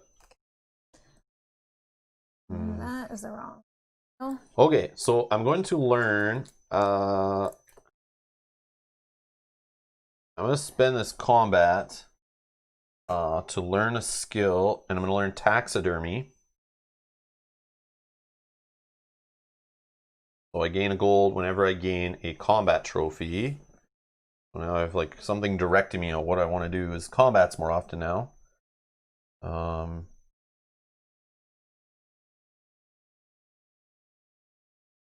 going to spend. Per turn, I may move a hex. Tireless. Spend all these, but my movement's good right now, so maybe not. It's probably a waste. Alright, I'll hold off. Okay, I'm now going to spend 2 actions to do a combat, or hopefully. What do we got here? Beastman! Enemy, 6 health, savage, humanoid, 1 claw. Remove all your foes' tokens for 2. Enraged, double all of your damage for the rest of this combat round. Ugh. 2 gold could be gained. Alright. I mean, that's savage. Oh, I'm not healed. Oh, that was bad. I forgot about my 5. Yeah, I should not have done such things. I forgot about healing. I forgot. Were you even in a market or a town? Well, or I can heal out here even. Oh, you could roll heal out dice there. and all that stuff, but I forgot about my 5 damage. That's bad.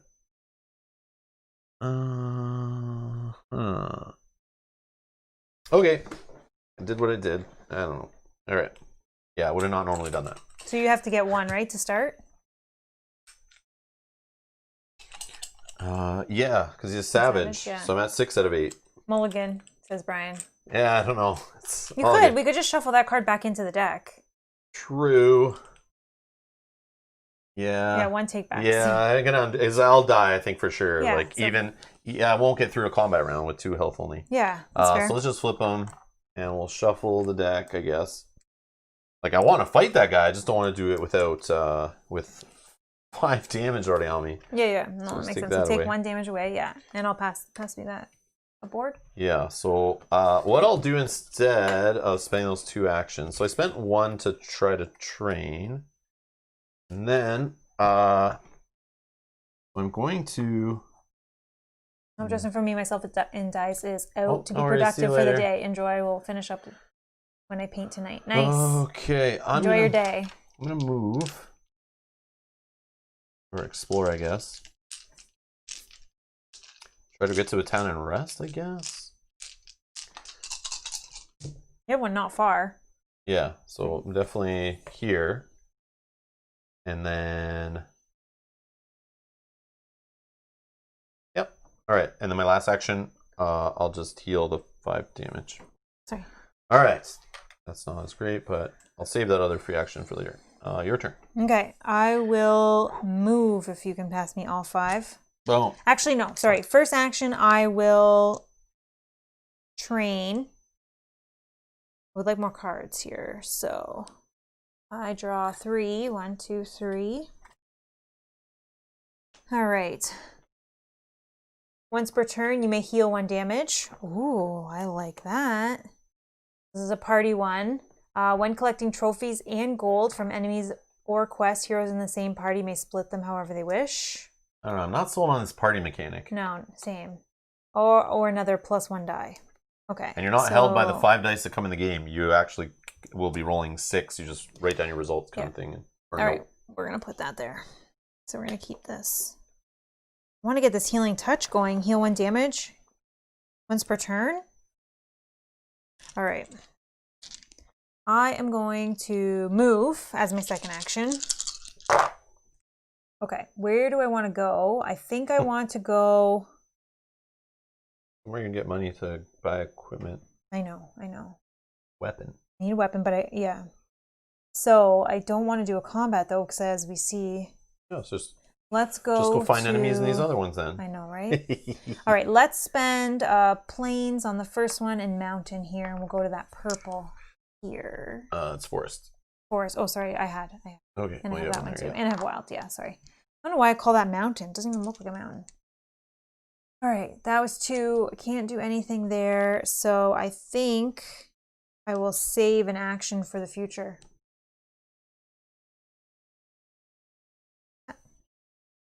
Nothing happens here. go. Okay. So now I will explore. Okay. I'm gonna go this way back to that token. Okay, then I spend 2 to get involved. So there's Dreadbringers in the combat, but also hiding in the green deck. So this is similar to one you ran away from, right? Oh, yeah? Yeah. Oh, yeah, because he's on the So top I need there. a savage. A lot of savages here. Yeah. Oh, and then you get 1 when he hits it. Or when Oh, he hits thanks, Dragon. That's nice. Okay.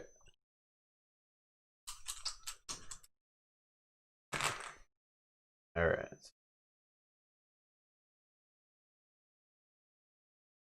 Oh, I like these. Oh, too many yellows, but oh, the piercing. Piercing. Okay. So this guy has 3 yellow. I only have 1. He gets to go first. He's going to do 3 undefendable damage to me. I have 4. I'm going to spend this wing to flip this one to 2 axe. Then he'll come back to him. He does 1 damage to me. Okay. 5. Then I'll do 1, 2, 3, 4, 5 to him. Ooh. Boom. I don't know if it'll be enough. And then we do it again. Potentially, if he doesn't roll any shields and you get to go first.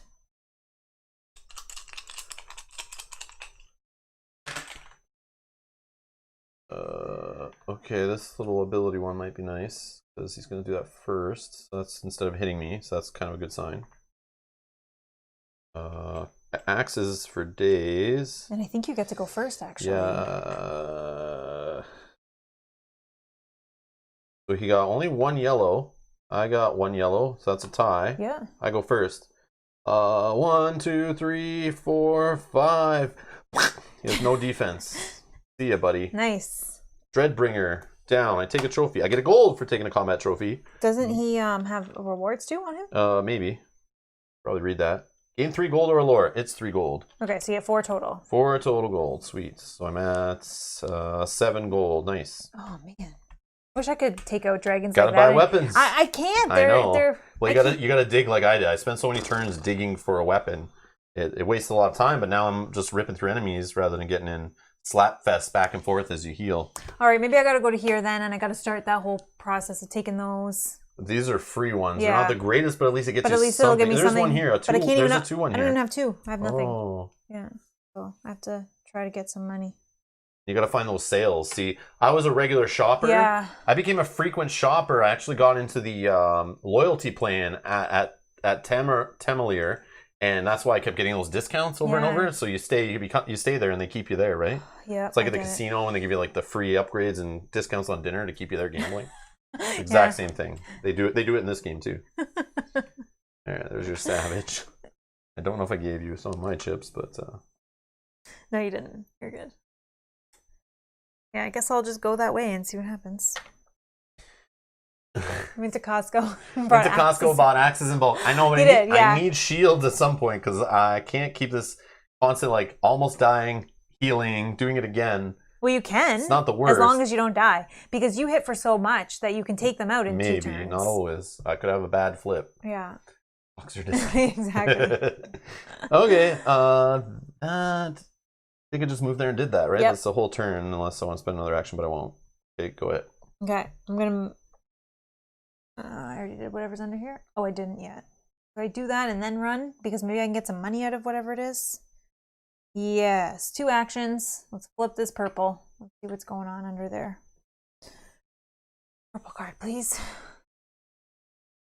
You found Race the Wind event, so you get to choose. A wind spirit offers to race you across the countryside. So you have two options. You could either test your body to race the wind. Wind offers to carry you wherever you want, move to any hex, and take this card as a trophy. But remember, you gotta pass. Yeah.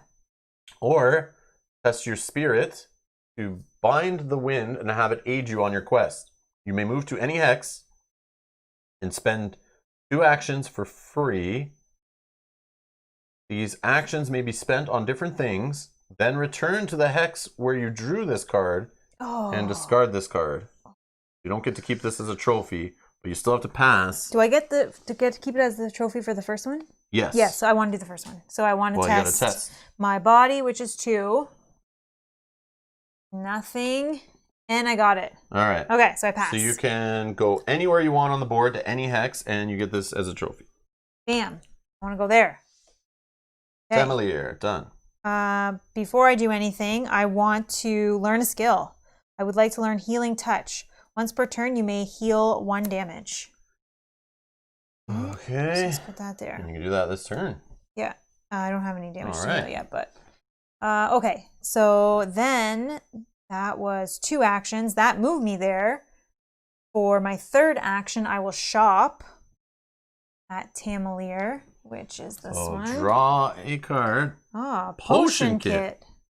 So a potion kit for 4 gold, you just get another token to your pool, which could be a magic damage or a token flipping symbol. Okay. That's not the worst. That's no way to get a chip. Well, but you can only have 1 equipment, so you'd have to lose this ring if you. But you could use this ring to buy that. Mm-hmm. Well, to start, I'm going to take this for 0, this artifact. Put that over there. Then I'm going to use my my action I saved. Yep. I'm going to shop 1 more time. Oh, an axe. What's the axe do? It could give you for 5 gold, give you chip A4, which is 2 damage on one side and nothing on the other, but it gives you +1 for tests on body. Yeah. And carrying stuff, I think. All right, so we're going to take the other 0 cost card. Okay. Okay, and then that was my turn. All right. Okay, so we're gonna move that down. Nothing happens here. Okay. Let me To sell my ring to buy that axe. I guess it's still better. But then it leads to fighting more enemies and winning. And now with this getting heal, more I money. don't necessarily maybe need. Yeah, maybe. Maybe we'll see. Well, I'm gonna explore, see where I can get. Oh, Wild City. Wow. I can kind of go anywhere. Is there somewhere you're trying to get? Aren't you trying to get back down here? Yeah, but I along the way, I want to get collect money and stuff? get combats Yeah, like yeah. going. So, plains, whatever. Plains, wild. Yeah, sure, I'm here. Boom, done. Then I'll spend 2 actions. Oh, hold on. Before I do such things, gotta think about the healing. Oh yeah. Yeah, I keep forgetting about that. Maybe I'll just go to here. Move, heal, and then I'll spend my last 3rd action plus this bonus action I banked from before to do the. No, you gotta move. Oh yeah, I gotta move still. Whoops. So you won't have enough, but you'll be there next turn. Then I'm not gonna spend this. No, yeah. Yeah. Sorry, I thought I was. Yeah, I don't know. Done. No, you have an action to move. Hold the move. Yes. Sorry. Woo! Wow. Yep, we're there. Holy wow. I know these wilds. Yeah, don't roll those when the dragon comes out. Yeah, I'm not rolling for the dragon later because it will move very fast. Oh my god. Go ahead. Okay, so I am going to use my first action. I can trade in both, right? Oh no, it's 2 separate. No, that's the problem with those things. Okay. They, waste a lot of time. 2 actions. We're gonna trade both of these in for 4. 4 gold. 4 gold. That's 2 actions. My 3rd action, I will shop. Draw a card. See if you get a twist. I didn't. Oh, I got supplies. Oh, then I don't need to. Same thing. I'm just gonna buy this one. Okay. Because then I don't have to sell my ring. I was gonna have to sell my ring to buy that, but now I don't have to. You don't have to hawk your wares. Okay. That's my turn. Okay, that does take forever. That's so frustrating. This goes down, and yeah, I didn't want to sit there at the beginning of the game doing that. It was I know, boring, but it set me up. Come on, panic in the free cities. In panicked response to dragons and cultists, the free cities have sealed their gates and restricted their trade. Scarcity drives up the prices while new tolls on highways delay travelers. In turn order, each hero may trade goods for 1 additional gold. Then, also in turn order, each hero not in a city must either spend 1 gold or become delayed. Oh, this is the perfect card for me. May trade a goods for 1 additional gold. So this would give me 3. So I will do that. I will trade this. Oh, I do this over here for 3 gold instead of 2. Yes, that was like perfect timing. Well, I do it first, but I'll do the same thing. Oh, sorry, yeah. Give her that. 3 gold. I just got excited. Sure. Then, also in turn order, each hero not in a city, so just me, must either spend a gold or become delayed. Yeah, I think it's worth a gold to not waste an action. All right, cool. That's started. That's cool. Okay. I didn't see that one yesterday. That's cool. All right. Go to reset tokens. I'm standing here. Yeah, I'll spend 2. Let's start some fighting. Fighting, maybe. Yep. It's an Orc Brigand enemy, warrior and humanoid, 6 health. This enemy may spend 1 charge to prevent its foe from flipping a token. Oh. So we gotta remember that when he has charges. True reward is the gold. He could deal 3 damage with a smash. And we're using now brown, so this is not the savage tokens. This guy's using the base enemy tokens from the core game for the warrior. It has no additional effects. Okay. We're still in Act 1, right? So we don't use those are almost fancy tokens. All right. See what we got here.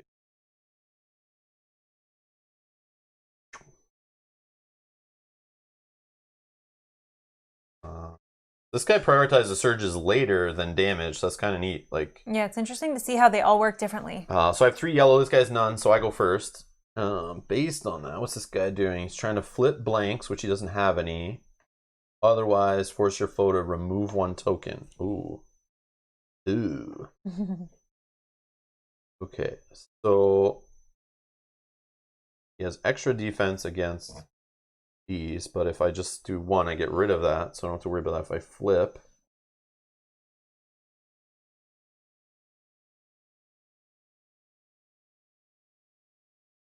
Just don't know which token he's going to try to get rid of. I assume it's the damage one. Problem.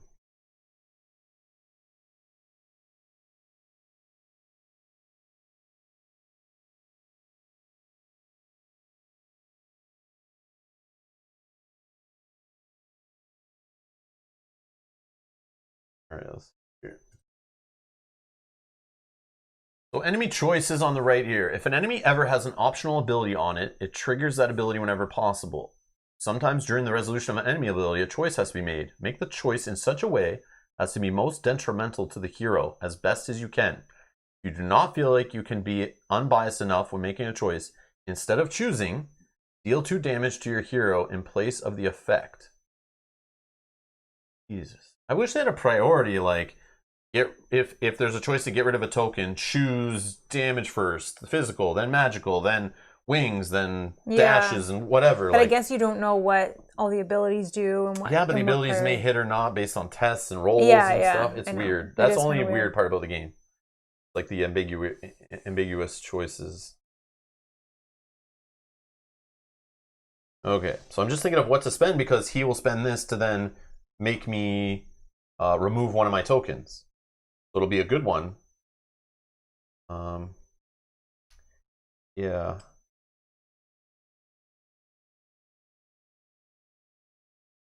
I will. Yeah, I'm just gonna hit him for 1. Get rid of this defense. Yeah, that's spent. He's gonna make me get rid of a token. Now it's either one of my ones that lets me flip a token, or one of my ones that lets me fire off my ability to recast one of my spent tokens, even just this one that was spent. Feel like it would, like... I feel like an ability, right, would be the next... Sure. I don't know, though. I'm not sure. So we'll say it gets rid of that token. Okay. Now I am going to... Yes. flip. Yeah, I'll just flip. Actually, no. Let me spend this to use my ability to recast. I'll recast this one that I just spent. Okay. Nothing. All right. He will go and double a charge first, so he gets this becomes the 2 charge, which is his 3 damage. Oh man, that's bad. So then on mine, I'm going to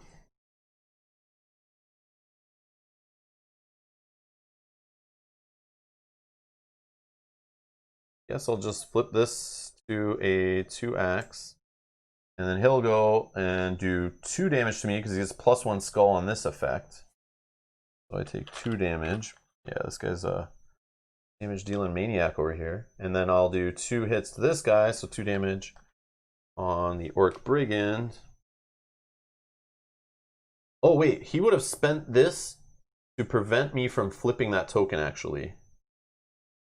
Yeah, so this wouldn't have been flipped. Oh, so the last So these would be gone and actually. then that 2 damage wouldn't have went through, right? Because that was a token that you flipped? Yes, Yeah. that's what I'm saying. Yeah, yeah. And then with this, I got nothing. So yeah, that's like a big wash. That's sucks. Yeah, forgot about it. Forgot about his ongoing ability that he can spend a surge to prevent me from flipping a token, and he'll always choose to that ability when he can.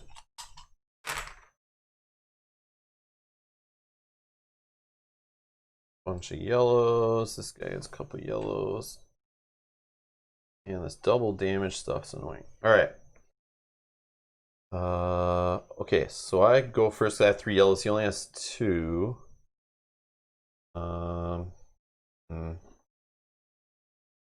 Can get damage through. Yeah, I'll just hit him for 3. And then he's going to spend this to flip this into a damage. 4 damage. Oh, this doubles first. 4, 5. You could make him recast the double damage and see if it hits. True. I mean, it's 50-50, but unless you want to just flip one of your own tokens, I don't know. I'm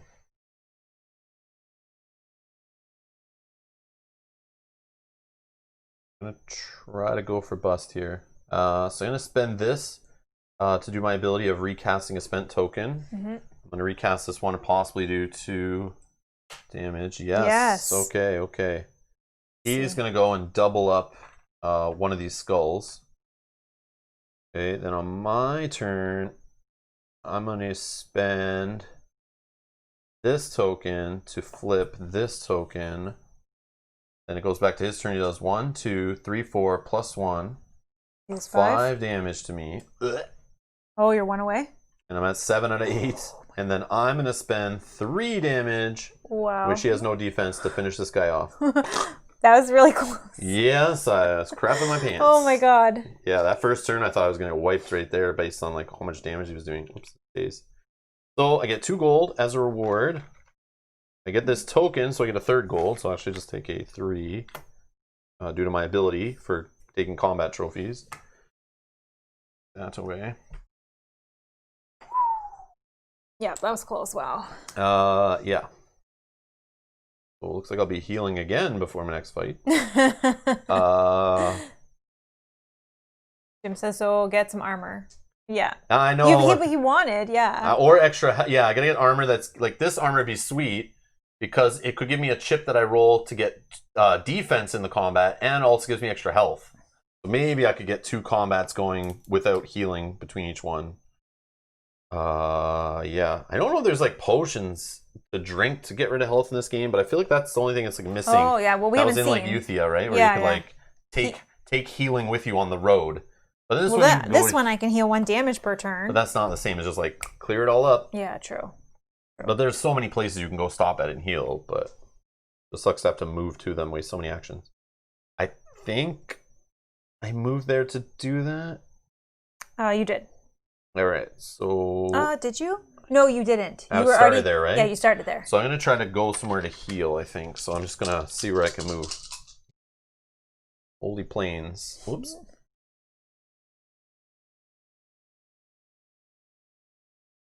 This, I think. 4, 3, 4. Yep.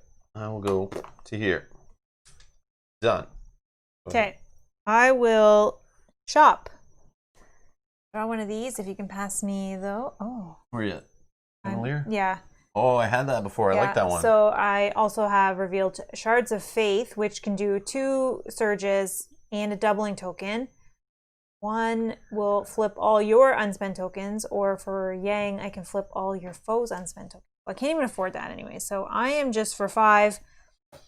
Here is 6. I'll get 1 back. I will take the notched axe, put those back. I now get A4 as a token. Okay. So that was 1. Action 2, I am going to train. So I will take 3 of these cards and see. Once per turn, you may draw 1 skill that you revealed during an attribute test. Whenever you defeat an enemy, you gain a bonus trophy. Well, that's not bad for you, but I can't defeat enemies. And we can trade skills over in the same space, or you can put them in the envelope. +1 to my body. I did get +1 to my body here. I want to keep the stamina, I think. This one I want to keep. Let's take that, and we'll discard these 2. So it took interrogation. Can I look at the discard pile for those skills? Yeah. There's specific ones I'm trying to find here based on what I was playing with yesterday. I don't know if we've seen them already. If we have, then I shouldn't be digging anymore. Yeah, because I guess we're flipping some for tests, so you don't see the same things. Yeah. That's the problem. Yeah. Nope, we haven't yet. That's Interesting. 1, 2.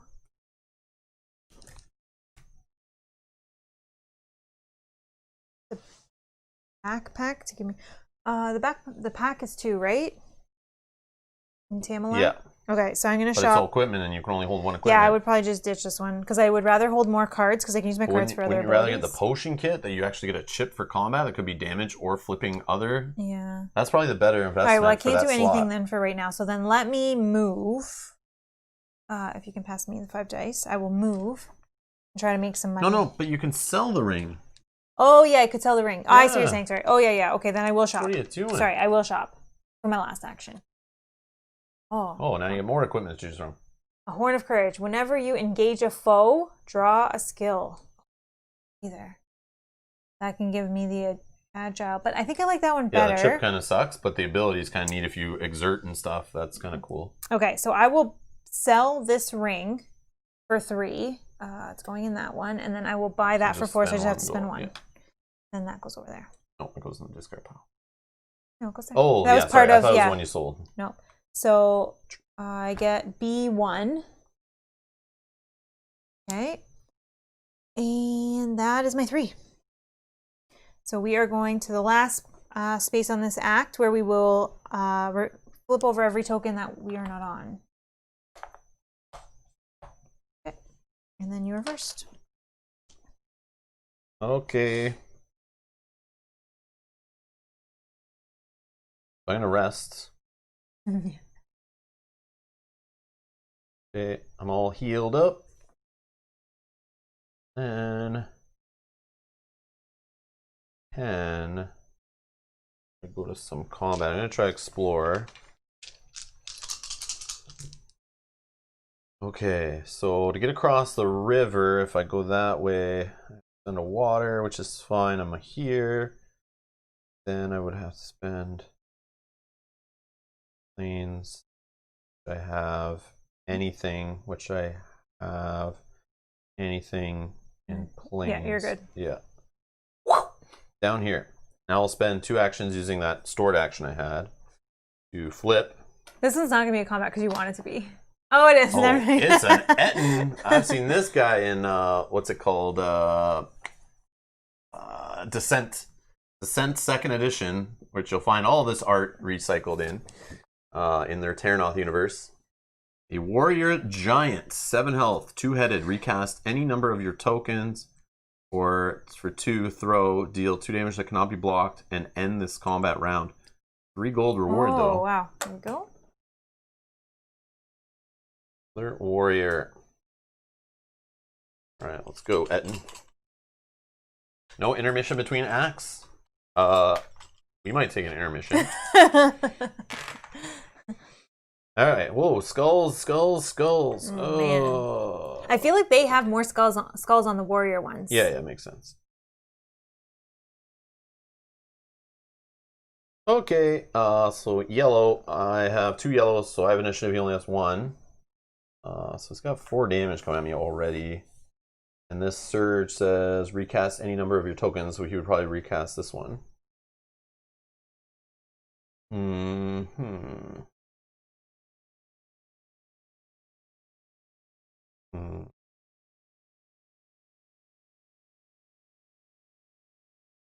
Think.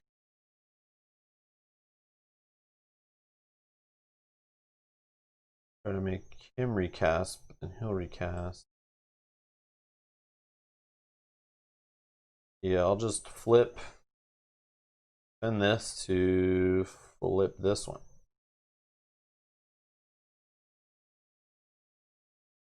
Alright. So then he's going to deal 4 damage to me. Okay, then I'm going to deal 4 damage to him. Then he's going to recast this token. I guess the double symbol. It doesn't matter. Yeah, it doesn't do anything. And then this does nothing for me. So next combat round. Okay, defense, double.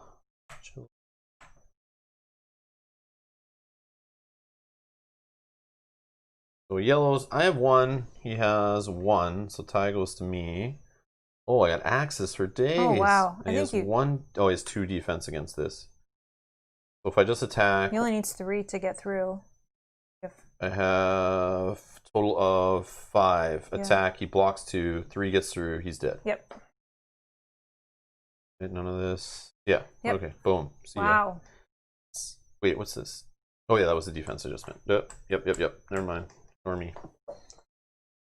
So this guy will get me 3 gold. And because he's a combat trophy I'm gaining, I get an additional gold.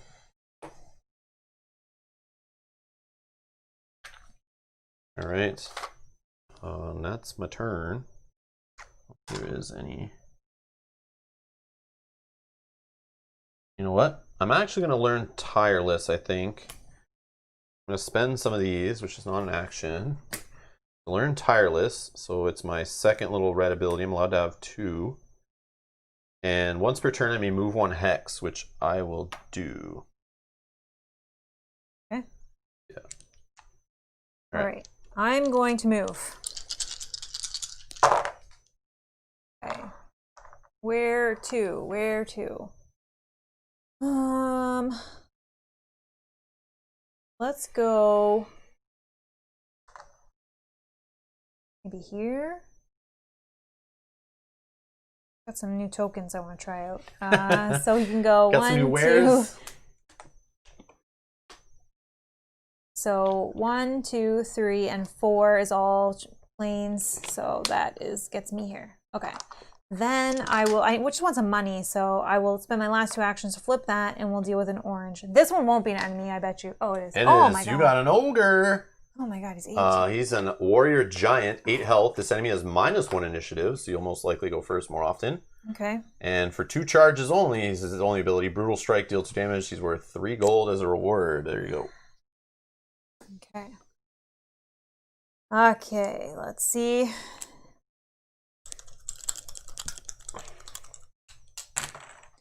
All right, so we got some defense, some agility. We got only 1 skull, but a double and a blank. Let's see what I got here. I got some, I got 4 hits. Got some flipping I can do. Okay, this is not terrible. So he got 2 yellow. I got, but he's -1 initiative. So 1 versus 1, so I go first. +1 defense against attack. Okay. So let's first do, this is going to flip that, that's fine. Let's do 4 hits, blocking 2, 2 will get through. He'll go, he'll flip the blank to a skull first. The only one we got. Okay. Then me. I'm going to do my ability where I will get to roll explore die. And for every planes I roll, I do 1 damage. 1, 2, 3. No defense, 3 get through. Oh, that's juicy with that. Now I need to get this one to give me 1 more die. Okay, then he's going to go and he's going to double the highest hit, which is that one. Right. I have 2 that I can flip. 3, 4, 5. I could flip this one, either one. Actually, yeah, let's flip this one to give me a magical damage. He's going to hit me now for 3. +1. Oh, +1, so 4. I could exert to block 1 damage, but I think it's fine. Take 4. Okay, and that's that. And then I will do 1 more to him. So he's at 6. There you go. Okay, then hopefully this time. All right, so we got skull, nothing, defense, skull, double. Okay, none of these surges for him, so I guess that's good. Yeah, that's good. Yeah. Okay. Although he's just doing damage other ways, so I know. Okay, I get to go first with, he's got 1 because he's minus and I have 2. These 2 swords will get, or axes will get blocked by that. You could magic damage to knock that out of the way first. Yeah. And then slash through with the... I also want to get that flipped over. So yeah, this is going to double the high hit. That's fine. Yeah, so let's do 1 magical hit, which will take his defense away. He will then put this under here to make it an additional hit, double the hit. Then I will go smack him, and I will hit him for 2, which will kill him. Boom! Ogre dead. Okay. I want to do my ability one more time, but that's okay. So gain 3 gold. Yeah. There you go. And then I get this trophy. Okay. So that was all 3 of my actions. I moved and I flipped. That's that. This will flip to up here. Now we're in Act 2, so the enemies are going to get the extra damage chip shuffled in, so the enemies are going to get a bit harder. Other than that, I don't think there's anything new yet, but once we get to Story Event 2 as part of Act 2, we then need the dragon on the board, and that starts the countdown to the final battle. We only have so many more turns to get ready. I am going to...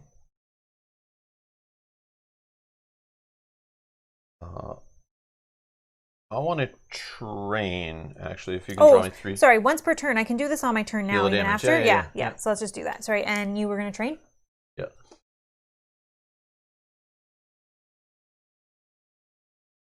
You have 1 additional action to spend each turn. Oh, wow, look at this. You need like... a lot. Oh, I wish I never spent those last ones that I just had. You have 1 additional action to spend. Wow. You only need 2, though. You can get 2 easily. I'm definitely keeping that one. Yeah, I know. I just need 2 more trophies. But yeah. Well. Possess. So 4 trophies to get this one. Once per turn, you may exert to follow the instructions on one of your quests. Even if you are not in the required hexes, you still must spend an action, etc. You don't have any, but... Or living weapon. Once per combat round, as a combat action, you may exert and test your body to deal 1 damage that cannot be blocked for each success. I don't trust the success rate on this deck at all. I think somebody in the chat, maybe it was Justin, said it was like, yeah. I feel like you don't see that many. But I guess I'll take living weapon, just, you never know. But that one's gone. Or, no, that's fine. Yeah, whatever. Okay. I want that blue. I have everything, but I just need any 2 other quests. Okay, so I guess I will do my ability to move 1 hex. Go to River Watch. Then my... that wasn't a move.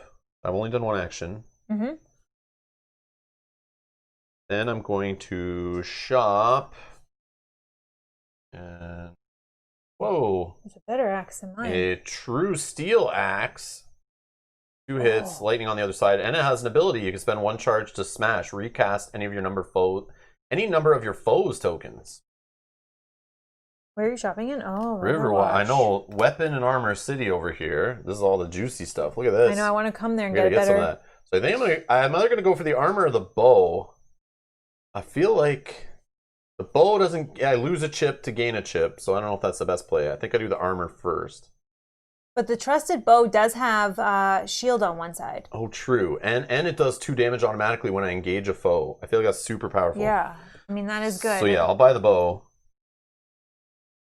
Yeah, I'll buy the bow, but I'll use this 3 gold heavy weapon, trade that into discount it basically. And I'll spend 9 gold. And that's my new weapon. So you have So I'll switch my chips in a sec. Yeah, Just let me put this back here. Okay, and then I need to get rid of B5. So I lose the whip chip. And then what number do you need? I need C7. For whoever's playing bingo at home. Just Yep, kidding. yep. Mark your bingo chips or your bingo cards. All right, so I'm down to 7 gold. Get up to 11 to get this going. I know. I want.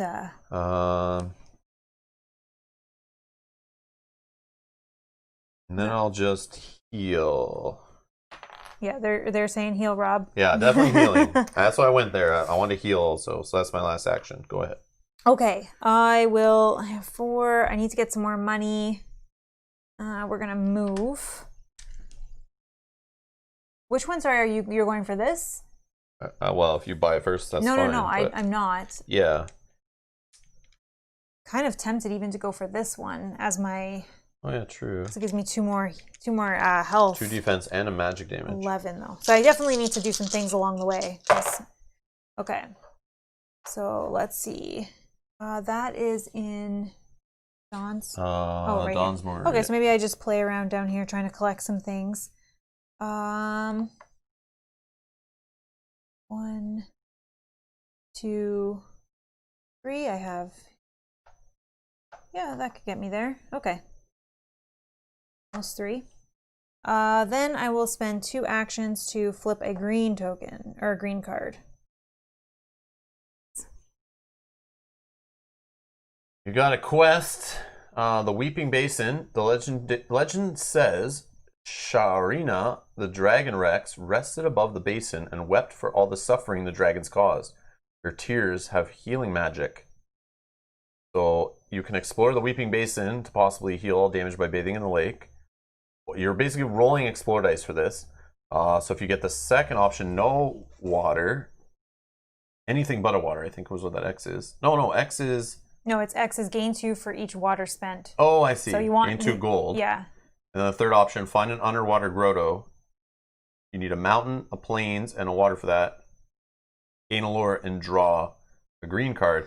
So all this has to happen here at the Weeping Basin. So you need to go there to even do any of this stuff. Not too far from there, so okay. Your choice, though. You don't have to. I mean, I would love to go there to get gold. Yeah, that'd be awesome. Potentially roll some water. Okay. Okay. So that's my turn. Sorry. Dragon Cave. So in the mountains, what is this? Right here. Yeah, the Broken Crags right here. This layer remains empty. Perhaps you can discover something useful within its depths. Story quest. Place 2 lore on this card. If there's no lore left on this card, remove the story quest token from the board and discard this card. You can spend 1 action here to explore this hex. If you roll 2 mountains, take 1 lore from this card. Yeah. Another way to get lore. We should start thinking of soon, but we'll see. I want to get a little bit more money first. All right. I guess I'm going to explore. Yeah. Or 3, 11. I can get the armor if I toss these wing boots. Yeah, if you don't need the extra die at this point. Yeah, maybe not. And then you can move away from there freely, right? Knowing you don't have to go back there. Maybe. Unless something Unless juicier. I get a chance to hold a better weapon or Yeah. another weapon. Yeah. Okay, I will shop actually. I'll shop while I'm here, and I'll spend 11 gold. Oh yeah. Oh, gossip first. Uh-oh. Uh-oh, this could mess up everything. You hear something that piques your interest. You may refresh an adventure gem of your choice. Yes! Oh, yes, wow. Yes! Lucky. Okay. More combat in the area. There you go. Oh. Oh, another weapon. So basically we found equipment and goods are at Tamalier in our game today. And Riverwatch is the weapon capital of the world here. Staff of Light, for 8 gold, you can do magic damage and a charge. You get that token into your combat pool. It raises your stat for spirit or whatever. Mm-hmm. 1 charge could blind, flip one of your foe's tokens. So straight up just flip it. That's nice. I don't think it's better than what you were trying to buy anyways. Yeah, buying the armor. Yeah, buying the armor based on what I got going here, but Staff of Light will go there. So all the weapons you want. So this, and this, and I'll toss the wing boots 3 gold to make up the difference. And bam, I have some armor. Do you get a token for that, sorry? Yes. I get B11. Anyone have B11 on your bingo card? Mark it now. Playing Runebound bingo over here. Alright, so now I only roll 4 dice when I'm traveling, but I still have that 1 extra move per turn I have there. Oh, did I heal on my last turn? I did not. Just do it. It's Sorry. I'm not used to having it. Oh no! Got it. Hey, Pickle! Hello. Alright. Okay. And I'm tossing 6 chips. That feels good. Alright, let's do some traveling. Alright, whoops. Based on these, I want to go down here. Oh, I roll 1 less die actually. Sorry, let me redo that. I only roll 4. No! I actually only roll 3. I don't have the whip anymore either, right? I just switched that out. Oh, yeah. I literally... Back to normal. Yeah, back to 3. Alright. Oh, still good. Okay, so plains, wild. I mean, that gets me there, so let's do it. Okay. New turn. Not a new turn. Or a bunch of shopping and all that. I don't remember what. Oh. Yeah, you shopped. That was your first action. Oh, okay. I'm here. Yeah, but then you don't have another one to... Yeah. But you can save an action. Yeah, let's do that. Save. Okay. Your turn. Okay, I'm going to heal 1. If I remember. Once per turn. I will explore. Maybe I am going to try to go to this Weeping Basin, but we'll see if I can... Not with 5 die, but... Okay. We could do 1... Yeah, because you could get a weapon upgrade. You could trade in your 5 cost axe for like a 12 cost axe here. 4 wild, it gets me there. Yeah. All right. Okay, so that was 1 action. 2nd action. Oh, I just put that there so I remember. was like, what the heck is that? No, just so I remember. All right, 2nd action, we're moving again. We're trying to get to this Weeping Basin. I think I can get there. 1 and water. Yeah, you're there. Okay, I'm there. And then my 3rd action. The quest? Do my quest. Yeah. So roll. I roll my Explore, which is 5. Yeah. And I want to get water. Come on. Yes. So you got 2. Yes. But you can exert to re-roll any of those dice. I could exert. If you want to try, if you have cards in your hand you kind of don't care about, maybe this is the time to spend them. 1 for sure. We're going to do 1 for sure. Hey, Sakabra. Hello. 1 for sure. Let's re-roll this one. Oh, no. Okay, that's all I want to do. 4 is good. 4, 7, 8. Take 4 gold? No, not yet. I'm just looking to see the weapons. We have a 9 cost axe, which is... Actually, do I even want... What? Oh, but I have this 5. Yeah, because I can... Yeah, you want to try to maybe get the Heroic Blade, which is 3 axe and a wing versus I want to 2 try axe and a blank. Yeah. Okay, so I'm just going to take the 4 golds. Okay. And then this is done. So I get this one or I don't get this one as a trophy? Yep, you're fine. You get it as a trophy. Yep. Okay. Unless it says discarded or something. Then on my turn, I am also going to learn a new skill. I thought that was your last action. Oh, yeah, you're doing free. this. Yeah, different action. Yep, so I can spend the green that I just got in any to get one more die. So, which will help my ability, which will help all that. So now I roll 6 die. So, I'll have to remember that. But I really want it for my ability when I'm fighting. Okay. Oh, yeah, that's cool. That is me. Go down here, nothing's going to happen this round. All right. I'll spend 2 actions to combat. Remember, I have 1 action left at least. Oh, we got a Moonbeam Cat. Enemy, 6 health, mystic creature. This enemy takes 2 damage instead of 1 for each magic damage that is not blocked. Well, I don't do magic. Oh. So that's too bad. But don't you have, everyone has 1 magic, no? On your basic ones? No, it's character specific. We all don't start with the same. Oh, yeah. That's why they show you pictures on the back of like different combat tokens. Oh, I didn't even put that together. Come on, man. Oh, you need some tokens. All right. So now we've added in, because we're in Act 2, so we've added in these higher up tokens. So if there's any surges left on this guy's board at the end of a combat round, he'll deal me a damage. Oh, and I engaged a foe. 2 damage right away from my True Sight bow. Before we even got in, I saw the cat wandering through the forest. And we got... get it. Get the cat. Yeah. All right. So I just need to get 4 damage in, and he's toast. Kingdom Builder. I don't think so. Is that one of the ones in the tin? I feel like it is. Copper, is it like in a tin? Just finished our first game on Kingdom Builder in years with the youngest. It was a hard sell, but once played, he liked it. That's how our daughter is too. I feel like we have that game. I think if it's one of the ones in the tin, it's like a little Euro-y game, but I could be totally wrong. Yeah.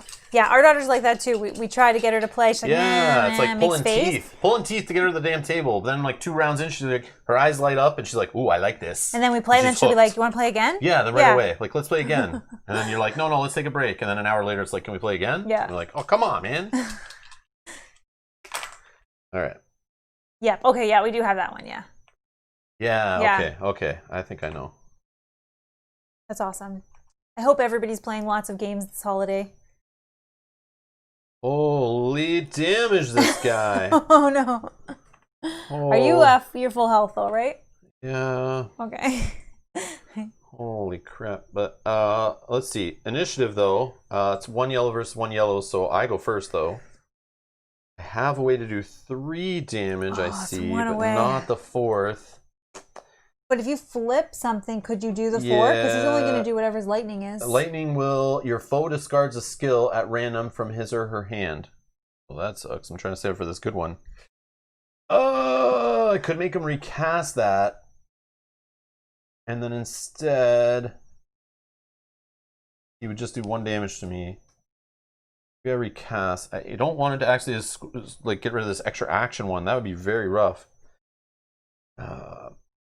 When would this ever be in? If you had an ability that was like you're spending surges to do something, like it's an X surge ability we've seen before. X surge. Okay. Yeah, it says empower. I can spend 1 surge to trigger a surge ability as if you spent 3 on it instead. I see. Okay. So if we see something that has X surges on it, let me know, because I know there's characters that maybe have that by default. Yeah. But, okay, I think I have to spend it to flip. I think you just do. I think you're fine. Yeah. You'll then kill it. I'll spend this to flip this 2-axe one here, whatever. All right. Then it's going to surge to make me discard a card at random. Oh, man. You're going to pick. I'll shuffle over here. You don't look. And please don't pick that one. Please don't. I'm so nervous to flip it. Okay. Good. It's guiding light. Whatever. Okay. Get it out of here. All right. I was very nervous there thinking. I was worried. I don't want to lose my ascendance. I'm working towards it here to try to get that additional action to spend each turn. But I need 2 more trophies for it. I'll get 1 here right now because I will do 5 damage and kill him. Oh, what's it? Oh, he blocks 1 with 1 defense. Okay. So it's enough to get through. Yeah. Yeah. So he's dead. All right. Gain 2 gold. Actually, a 3rd because it's a combat trophy thanks to my ability. Okay. Another trophy. And let's get this guy out of here. Yeah, so now these mystics, because it's Act 2, are flipping this token in the mix. They have a 6th combat token because they're now master enemies, and the final boss will get this too, depending on what type you're fighting. But yeah, so that's in the mix. So it makes them a little more challenging. That's gone. That's gone. I'm going to take a quick break for like 2 minutes. I'll be right back.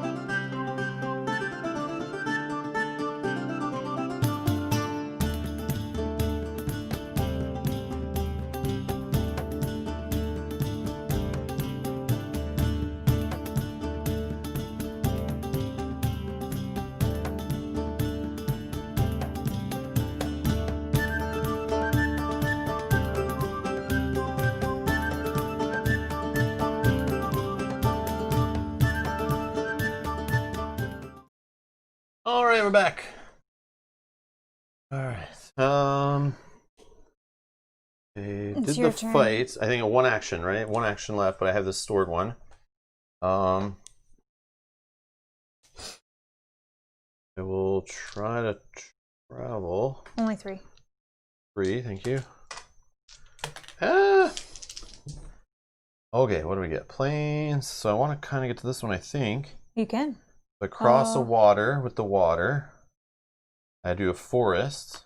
Okay. I would and go. Then once per turn, I'll move 1 hex. Oh, okay. Okay. That works too. And I'll just stay here. Your turn. Okay. What is my plan here? I'm going to train. No. Yep, I'm going to train. Revealing 3 of these. 1, 2, 3. Oh, I got lots of party stuff here going on. Each time a hero in your party completes a quest, another hero in the party gains a trophy of any type. That's not bad. I started to see that a long time ago. Yeah. Once per turn, another hero in your party may exert to add 1 terrain die to your roll or re-roll any number of your terrain die. Okay. Or other skill cards cost 1 fewer trophy for your choice to learn. Of your choice. Oh, so then I can... Yeah, so you get that ability and all these are like 1 cheaper to learn them. Yeah. All right, well, at this point, I'm kind of just looking for things that I can throw away anyway. So let's take that and that. All right, so that was 1. Or we can trade them. I will move. So you roll 6 dice, actually. I roll 6 dice. Holy water. Why couldn't I roll this one when I was on the Weeping Basin last time? Okay, I do roll 1 additional, but let's see. Oh, this is actually kind of terrible. I roll 1 additional. Okay, let's roll 1 more of these. Okay. I think looking at this. Remember, there's path right here, so you can use anything on that. Yeah, if I get so remember to the that. path. Yeah, depending on where you want to go. I just kind of want to go to more tokens. Go. Actually, let's maybe go to this one here. So let's use anything to get on the path, right? And then I can use. So you got it because you have water. Yeah. You're good. Okay. And then for my last action, I will just save a token for the future, and I will heal 1 on my turn. Perfect. Slide the thing down. All right, my turn. I'm going to start with 2 to interact with this. Flip a little purple. We get an event, the Rivals. You meet a traveler who tells you of the mighty deeds of another hero. So I can take it as a rumor. You keep this card. You may spend 1 action to challenge an undefeated hero in your hex. Fight until a hero is defeated or retreats. Whoever defeats their foe or forces them to retreat gains 1 combat trophy. Discard this card. So obviously with the competitive nature of the base game, that makes sense. I guess you could still do it. Or test my spirit to regain your confidence and take this card as a trophy. Interesting that it doesn't tell you to take those kind of cards out of the deck. Like, you know, in other games where... Yeah. Yeah, that is kind of lame.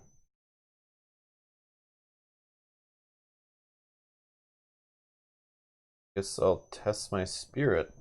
Sure. The other option is, because you can't do it, is just spend an action and then get the bonus of pretending you defeated a rival. No, but I can go and fight you. Like, I can do this. There's nothing stopping you. Oh. I can save it and then go to you, do an action, fight you, and all this stuff. But like, why would I want to do that in a co-op? That seems weird. Yeah. Maybe I'll just draw a different card. Yeah, that's fair too. I'm just gonna draw something different. Draw a different card. That's very lame. Oh. I found a Dread Prophet, an enemy trickster. First trickster we're gonna see, right? I was gonna say, yep. We haven't seen a humanoid. trickster. If the hero is defeated or retreats from this combat, all heroes become delayed. Prophecy for 1 charge. Recast 1 of your foe's tokens. If it lands on the opposite side, remove it. Or doom. Flip all your foe's tokens. Wow. The reward is gain a lore only. No gold. Okay. I mean, you don't need gold, right? Is there any gold? Like, lore at this point will probably be better. Yeah, I don't even see any yellow items to buy for that slot. And my skills, I just need a trophy, is really all I'm looking for right now. Yeah.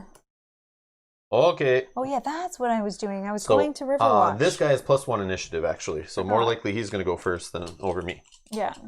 Oh yeah, you need to upgrade your weapon. Yeah, which I forgot. But that's okay. I thought you were just getting more money or something. Well. Alright, so this guy... I can flip it and then move.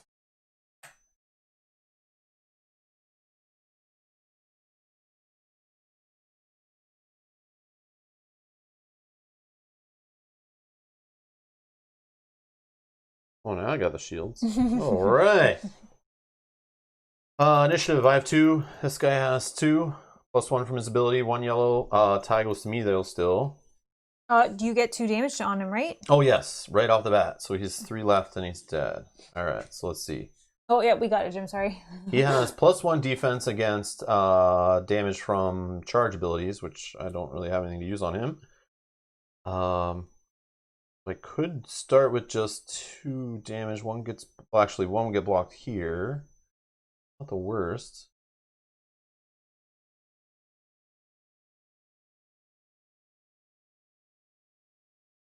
Yeah, I guess I'll just do 2 damage, which he blocks 1, 1 gets through. Okay. Then it goes to his turn. He is trying to flip a blank to a shield or a wild. Otherwise, heals 1 damage. Oh no! I didn't even notice that. I didn't either. That's sucky. Okay. What's this one gonna do? Recast 1 of your foe's tokens. If it lands on the opposite side, remove it. Okay. So now, guess I'll spend this to recast 1 of my spent tokens. Okay. Not what I wanted, but sure. Alright, then he is going to go spend this to recast 1 of your foe's tokens. I would assume he'd want to do the damage one. Mm-hmm. Oh. Well, that's good, actually. Oh, doesn't it? If it lands on the other side, discard it? Oh, remove it. Yes, thank you. Yep, bad. Okay. Then don't have any other ability that I want to use this for. So I'll pass. Then he goes to do 2 damage, but it gets blocked. And then we're just done that round.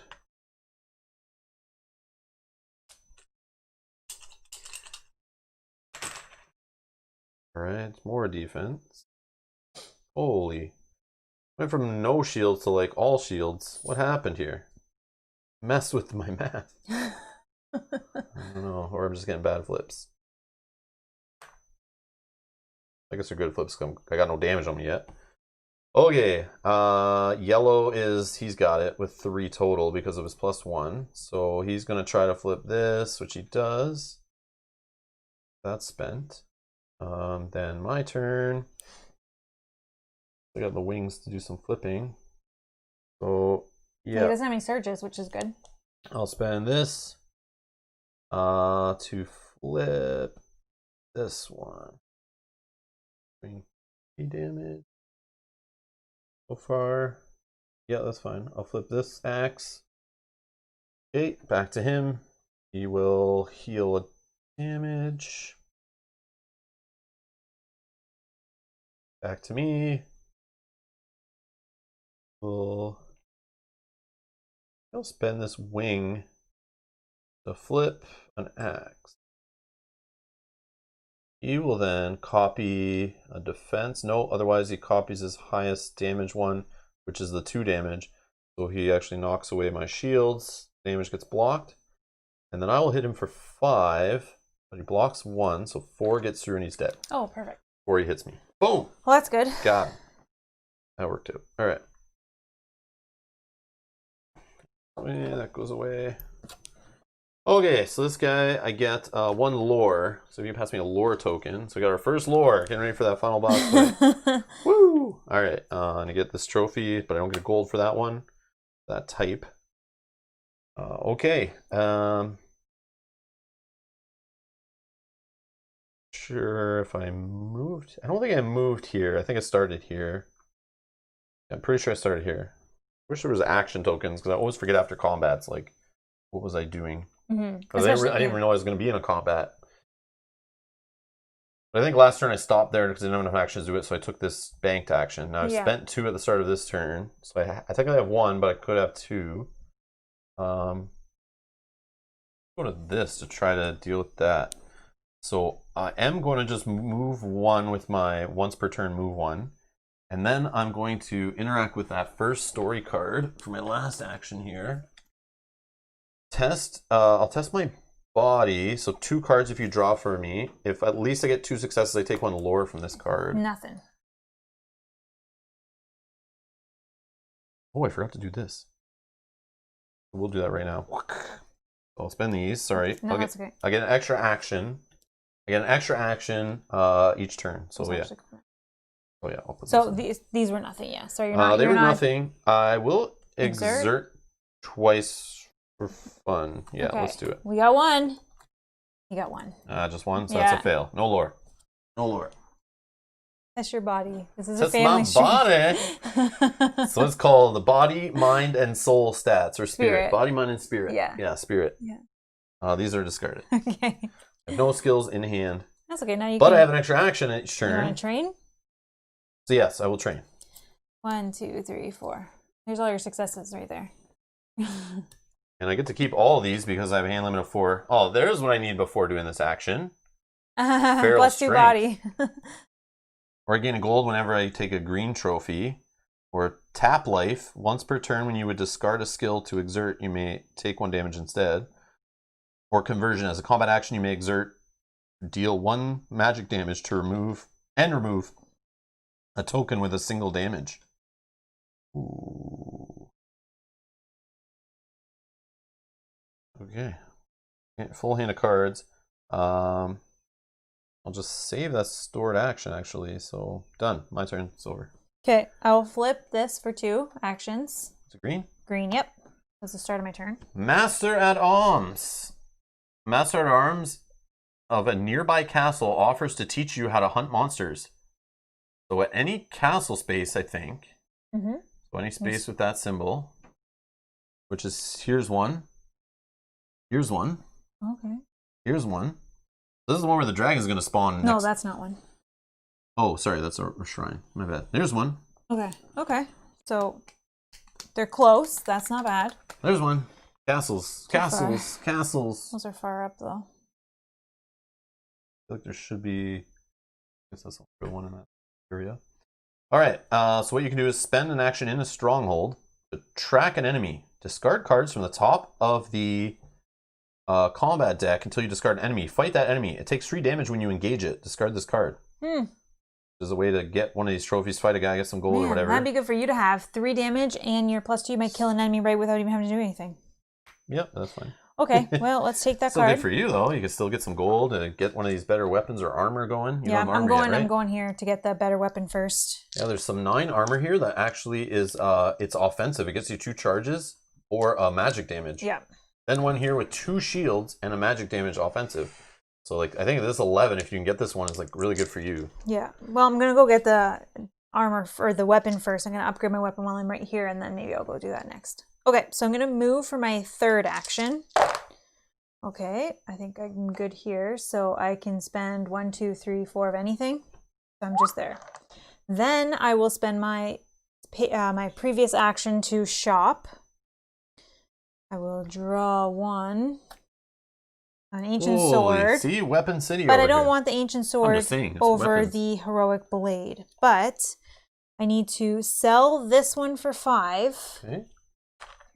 4, 5. And then I want to buy the heroic blade for 12. Okay.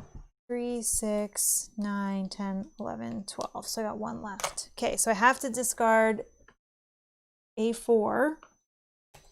And I get B8. 8. Okay. That is my turn. Dun, dun, dun. Story event. Margath's Legacy. So this is the Mountains of Despair rumble and shake. If Margath is returned, perhaps these treacherous peaks could offer valuable clues to defeating him. Oh, the pass? Yeah, it's in the past. So it's down here at the bottom.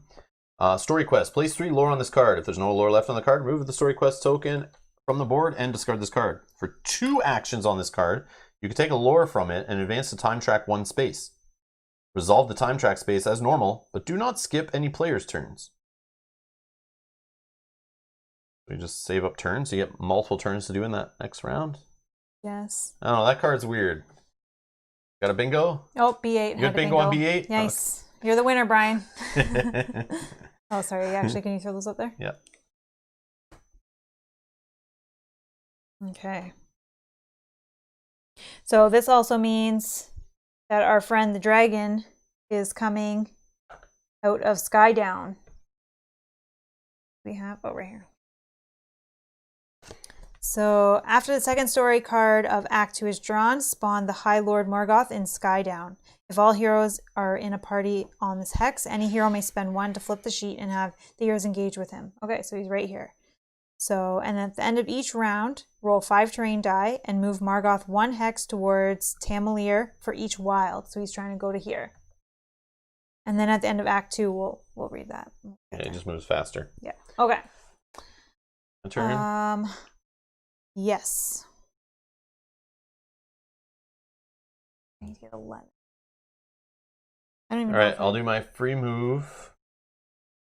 Do we want to try to actually just go and start the party with fighting him, or we want to wait a couple rounds and see what happens with wild rolls?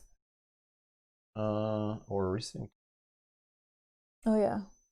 Yeah, I don't know. We kind of need to work our way over there. Yeah, I don't necessarily need the armor. Because I have the 9 lives, I don't necessarily, like, even if I die, as long as I have cards that I can throw away to heal myself back.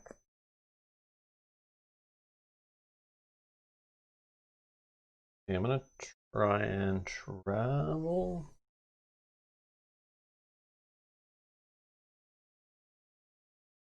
I want to get to here if possible. Okay. But I only roll 3 dice and have a free move, so it's possible, but... Yeah, let's see. Get across the water, though. If you have a once per turn, you may move 1 hex. Then I can't get into there anyway. I could exert to re-roll these. Re-roll 1. Yeah, I'll exert. Let's re-roll.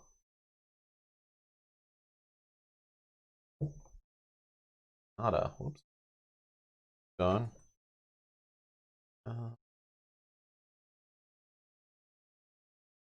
Do it again. There you go. That'll get you over the water. Yeah. But you kind of have to go around the mountain. Yeah. But it's still fine. You'll get closer. Cross the water for the wild. Do plains, plains.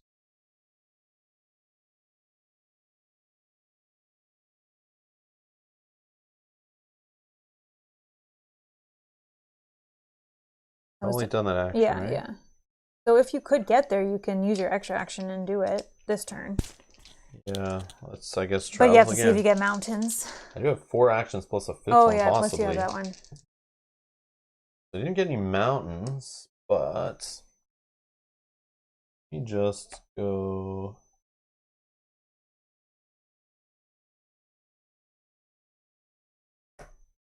Go to this one.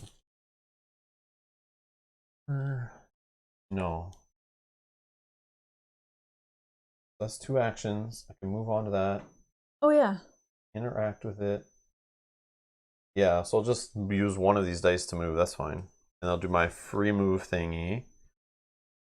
So I've only done 2 actions. I'll do 2 more actions to start a combat. Oh, it's only an event. No fight. A crack of wings, a piercing roar, and a pillar of flame. The dragon is gone as quickly as it appeared. So I could choose either to try to dodge the dragon's attack, roll 1 terrain die. If you roll a terrain symbol that matches your hex, Ooh. so I have to get a wild or a mountain, you gain a lore. If you do not roll a terrain symbol that matches your hex, take 5 damage. Discard this card. Or, if you have at least 2 lore, I don't, take this card as a trophy. Otherwise, test your body stat to take this card as a trophy. I mean, you could try the first option. It's not... Yeah, even 5 damage. I could exert to reroll. And even 5 damage, you're close to lots of places that you can heal. True. But then I 5 damage and lose this card, so no trophy. Trying to get to 2, so I have an extra combat action where I could deal some damage and remove a skull from them to hit me back. Yeah, yeah. So I can only really exert 1, otherwise I'm 2 lore. I'm gonna test to take it as a trophy. Yeah, I'll...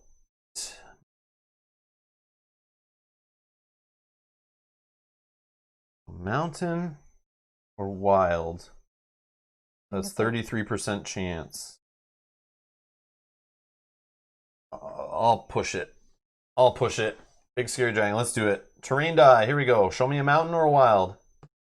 It's the plains. You can exert once, you said. At least. Yeah, I can do 2 if I want. Here, exert 1. Roll it again. Wild! He did it. Boom. Nice. Right. So I gain a lore token if you can, please. Yeah, yeah. Wow. A lore. And that's it. And I get this trophy. Sweet. Okay. That worked out well. Yeah. Now I have 1 action left because I'll spend this stored one. I want to move off this token because they're about to reset. Oh, yeah, yeah. So we'll just shuffle this way. Yeah. And I'm done my turn. Go ahead. Okay. I am going to move, and I think I want to try to get to one of these strongholds and attempt this. So, oh, I get to roll 6 die. I keep forgetting that extra one. Oh, lots of planes. Okay. So let's go. These 2 will get me to the water, and then I'll spend the wild to cross here, and then 2. Oh, nope, sorry. Where are you trying to get? To this? Oh my gosh. Yeah, you need a hills to get in there. That was a full plains. Yeah, so I got it. So spend those 2 cross the water with the wild. Okay. And then I can spend Oh, I one see. and Yeah, one. yeah. I just had originally put that You're one there. there, but yeah. Boom. Okay, that was action 1. Action 2, we'll do this. So let's spend an action in a stronghold. Am I in a stronghold? Yep. Yes, okay. Track an enemy. Discard cards from the top of the combat deck until you discard an enemy. Okay. You're fighting a razor wing.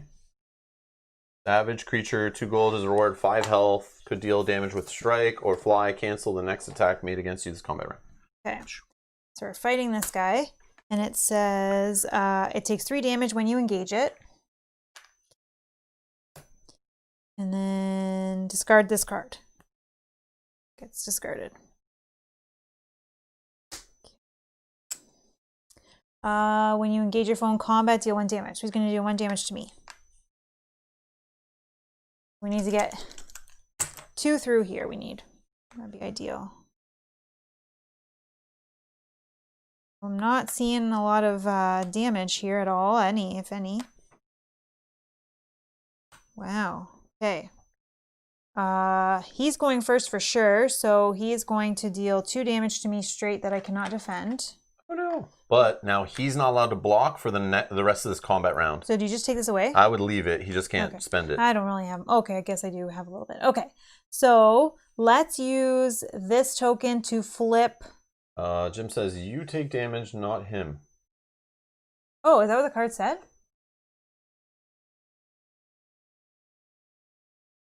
Discard cards from the top of the deck until you discard an enemy. Fight that enemy. It takes 3 damage when you engage it. Yeah. So you did it right. I did it right. Okay. Yeah, because you're going and training at a castle. They're like teaching you with like a weak enemy to teach you new combat kind of idea. Okay. Yeah, thematically that makes sense, I think. Yeah, and then this one gives me the damage, which I started with. Which you took it, right? Yep, I did. Okay, so then he's going to hit me for 3.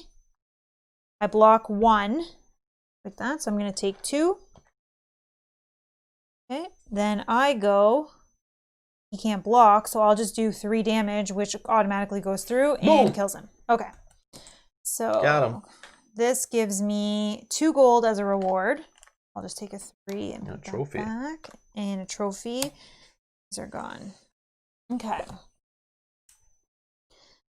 And when you move there and you did that action. Yeah, so I still have 1 more. I think I'm going to move again. I think I want to start coming this way to... Absolutely. Okay. I actually can move right through that forest, so I could spend the wild and the forest. 1, 2. Then I can spend 1, 2, 3 plains. 1, 2, 3. You want to go to a token in the meantime?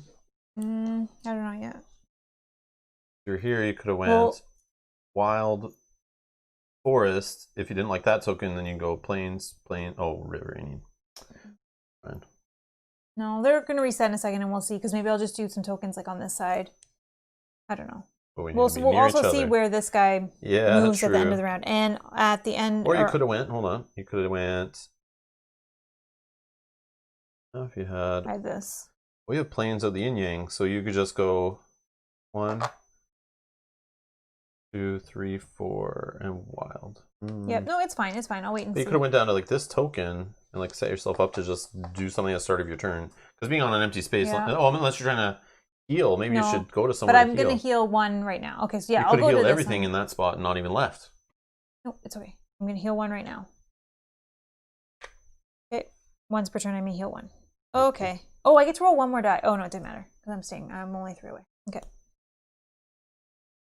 And trophy. Okay. Yeah, but it could have got you. Oh, you want a green? Yeah, sure. And then I'll just come that way. But you could have rolled an additional die and maybe got the one you need to get to that green. Okay. Nope. Yeah. No, because it... Hills. Forest. Oh, plains, wild. Yeah, you're there. Yeah. Just okay, go. so we'll go that one then instead. Okay. Use that movement. Use those dice. Yeah. That is all. Because now I can come through the bridge too. That's me. So at the end of the round, we're going to roll 5 die. Yep. And we're going to see if he moves. See where the dragon goes. 1. 1 wild, so he moves up 1 from sky down. Super scary dragon, tiny little token in the game. I don't know why it's not bigger, or why it's not a standee, or why it's not a miniature. But hey, that's that. We're gonna move this. We're gonna move this down, which will then flip all of the tokens that were not on face up again.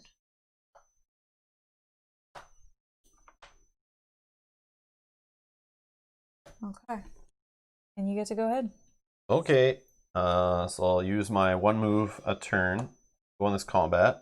Prize. I'll flip the combat for 2 actions. It's an event. Hunting party. That's fine. I just need these trophies. It doesn't matter. There are rumors of a powerful monster in these lands. So the first option is discard cards from the combat deck until you reveal an enemy. Fight that enemy. It has +3 health for the duration of combat. You cannot retreat. Take this card as a trophy after resolving combat, whether you defeat the enemy or not. Or explore to try to capture the beast. If you roll at least 2 of the terrain symbol that matches your hex, ooh, mountain, I don't think so. Take this card as a trophy, otherwise discard the card. No, let's fight. Let's fight. So I get this as a trophy whether I win or not, so I'll just take it now, I guess. That's after the combat. Oh, I'm fighting a Razor Wing also. Except for mine has 3 extra health, not 3 damage on it to start. So that should be fine. Yeah, you take out enemies, no problem. So I get a damage right away from fighting a savage. He gets 2 damage, because I said so. Because I got my True Sight bow. Okay. Let's flip some tokens. Alright. Put it out here.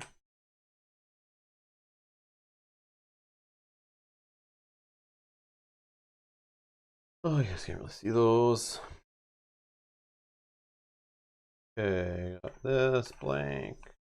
2 skull, 1 skull. 1 surge, another surge, and the 2s. He has 1 yellow. I have 1 yellow, so I go first.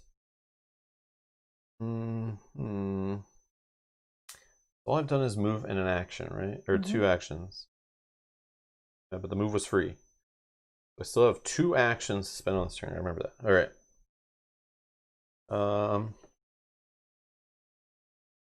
Has just 1 defense. He's either going to strike to deal the damage. Well, yeah, he'll do that for sure. Okay. I could flip.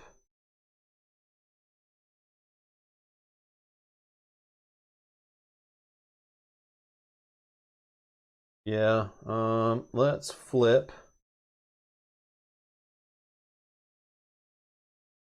Guess I'll flip this surge to a 2 damage. Okay, he's gonna spend 1 of these to deal 1 damage to me. I block it with a shield. He doesn't have a 2 option? No, he has a 1 and a 1, so I just go with the top one, I guess, first. Yep. He can do it, so. Cool. Then I guess I will hit him for 5. He blocks 1, so 4 will go through. With this, give him a 5. He's dead. Nope. He has 3 extra health for this fight. Oh, he's got 3 extra health. Oh. Yeah, so I need to hit him for 2 more. Okay, so those are spent. He's then going to cancel the next attack I made against his combat round. Technically, I guess I could have an attack though. I could surge to recast a token. Yeah, so he'll spend that because it does do something. So he cancels the next combat made against him this round. Comes to me. I'll recast token, I guess. Spent token. Maybe I can get some defense. Let's do this one.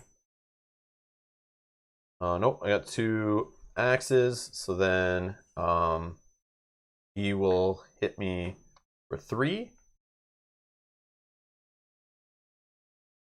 And I go to hit him, but it gets canceled. We're good. Alright, next combat round. My stuff out of the way.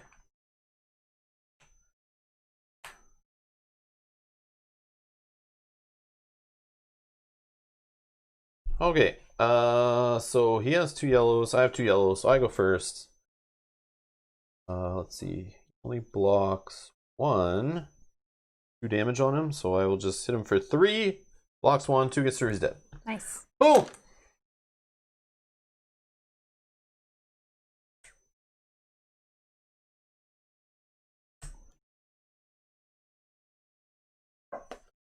Alright, so I gained 2 gold. But it's combat 1. Oh. What was this trophy for? Oh yeah, I get these 2 trophies right now, yes. So I get 2 gold from the trophy bonus. And then I get 3 or 2 from the card. Yeah. At 7 gold. I have this many combats. Did you want to get that going? No, I actually want to see other options first, just in case. Yeah. That makes sense. So I have 2 actions left. Yep. I will do that train. Yeah, that makes sense. Oh, this is what I was digging for before. I got this really early in the game yesterday when we first played our first game ever. And you may adventure by spending one action instead of two. Yeah, it's huge. So every token you're on, you just do them for one. So you can do like you know, 2 a turn sometimes.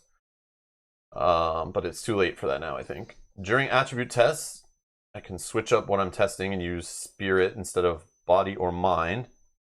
And then meditation. Whenever you rest, you may also train for free. Oh. That would have been nice early in the game for me, Yeah, that's a good early game card. Yeah, because I'm resting all the time. Which actually, I'm going to do that one.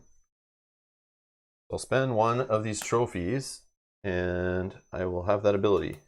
Oh no, I'm only allowed 1 blue. Ah, undo. Only 1 blue I'm allowed. I want to keep this blue, spending extra actions.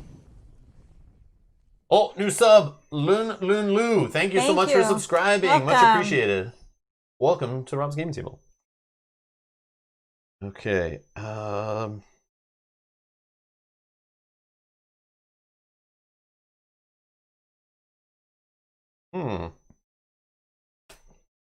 Turns do you think we got left here? He's already on the move. I feel like we need to fight him in the next 3, maybe 4 turns. 1, 2, 3. Yeah. Okay. So what I'll do is actually just spend 2. I'm gonna replace that extra action thing, I think. Yeah, I feel like at this point, We'll right? say I spent it already on the turn, so at least that sucks to replace that already.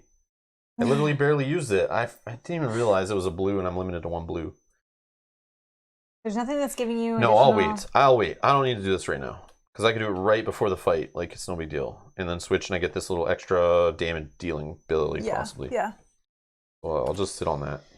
Maybe something else will happen. So train. I have 1 action left. You know what? Maybe I just train again. Yeah, let me train again. Train again? Yep, let's cycle through the deck. Yep. Maybe I'll find 1, 2, something 3. better. Jack of all trades.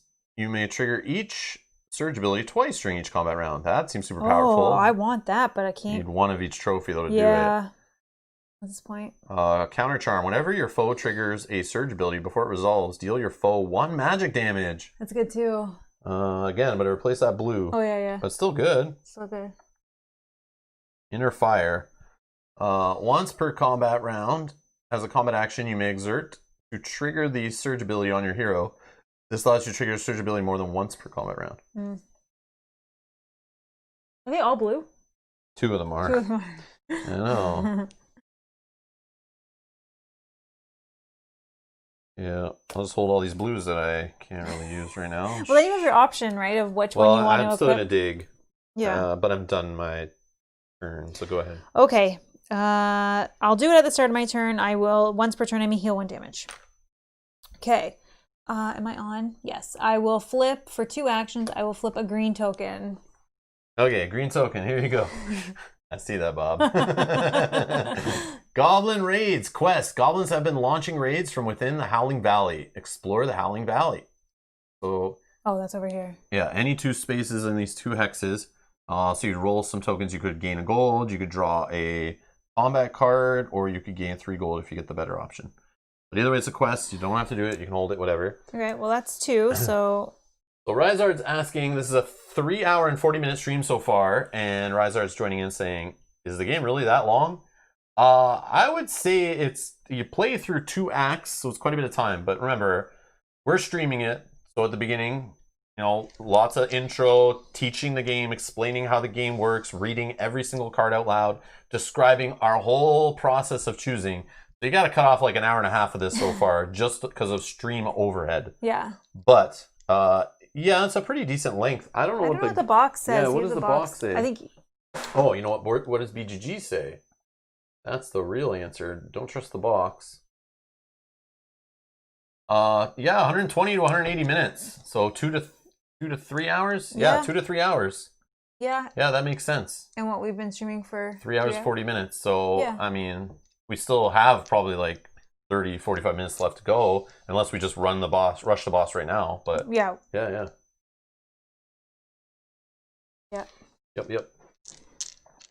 All right, for my last action, I'm going to move. Get 1 additional die, so we'll roll these first, and then we'll go from there. Okay. So I would love to do this quest potentially. That's So far away. well, Opposite side of the dragon. 1, Do stuff more in the neighborhood in case we need to 2, bum rush 3, them. 4, 8, 9. It's 9 spaces away. I could do stuff in the neighborhood, yeah. I could. Go fight some fights, get some gold. That's probably a better way to do it. You get trophies, fight. I don't even necessarily need the gold. I'm just trying to get maybe another trophy to get something else. I don't even know if there's even anything that I would want here. So, I don't know. I guess I'm just... Are you going to do a few more things before? I'm just going to keep drilling that deck. I don't know what I'm looking for, though. Maybe I don't.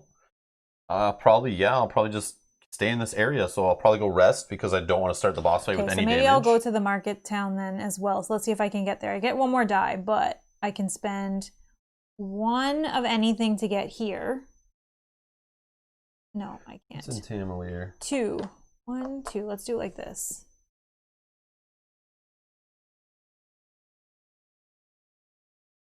Or do I get to this so then I can go down the road? Then I can spend this one and this. Okay, so that gets me here. And then I get one more die, which is wild. Gets me here. You could have... Or maybe I had the wild. Well, you roll all of that before even moving. I know. So what did you roll? What did you have on the other one? I had something like that. Okay, so you were where? Here? Yep. So this is plains. Yeah. Plains, you have that. Yeah. I would have 3 plains. 3 plains. And then a wild. You don't. You could spend. Oh, then I can whatever you spend to want get over there. to get on the road, and then anything else. Yeah, so I didn't have to go all the way around. Yeah, you took like a super long way. I don't know why, but yeah. So you're in Market Town. Do you have any actions left to do anything? You want to heal up in the? I feel like that was my first action. Oh no, I did this. I did this, which gave me this quest. So that's all my actions I don't have. I already healed. Okay. So yeah, that's it. Okay. So now we roll hit for him. Roll for him. Yep. And nothing's gonna happen in this one. No wilds. He's the only thing we're really missing is like more of these lore tokens. Like you have 0. Yeah. That's the only thing I fear is like we don't have any of that lore, but like story events over here, story event over here, story event way down here. I mean that one's in his neighborhood. That's not too far out of the way. Yeah. But it's mountains to get in and hills and mountains and hills to get out. Yeah, I do roll 6 dice. So I mean, I could do it, or even go to this one, but this one is not as good. I think you take damage, right? Yeah, possibly. Yeah. Okay, well we'll see what happens. We'll go from there. You're first. All right. Yeah, because you could go and do some combats. Since he didn't move this turn. You just rolled for him, right? Yep. Yep. You move? Okay. Okay, let's go to explore. I got plains and hills, and a wild. I could go plains/hills. Anything, because it's a path. Plains/hills. And then I'll push with my movement ability 1 space. So I've done 1 action. I spend 2 more. Unless... Where's that one? Oh, I guess it doesn't matter. That's gone. Oh, resting. Yeah, but if I go down and do the lore, good, or if I go do the lore, then I'll meet you there in like a turn or 2. Maybe. Okay. Oh, but are you saying for this combat that you're going into? Yeah, but I do have extra health. I do have extra defense. Like I'm barely taking damage otherwise. Yeah, let's see what happens. Combat. Oh, it's another Etten. Another Etten. All right, so let's fight this warrior. Higher damage guys, these ones. Okay. So 2 damage off the hop because of my True Sight bow. Okay. So he's 5 left. Flip some stuff. Okay.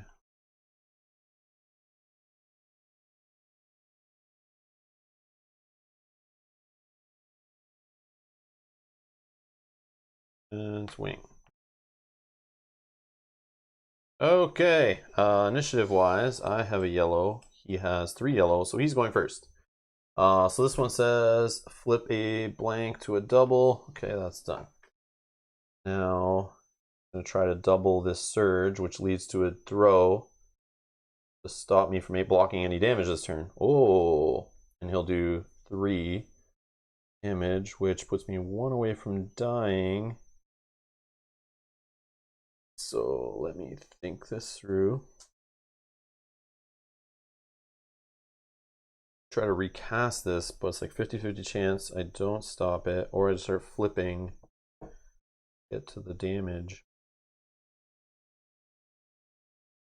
Oh, I do have a shield though. Shield. Alright, I'll spend this to flip this token to a double X. He will go double this surge. I will go and just stay alive. What could you flip that lightning to? Another 2? A 2 shield? Oh, 2 I can shield. flip this to a shield to a 2 damage, but I don't think I do that. I think I flip to the 2 shield because he's about to do the throw, which deals 2 damage, which I'll block. But then he stops. This other 3 damage comes through no matter what.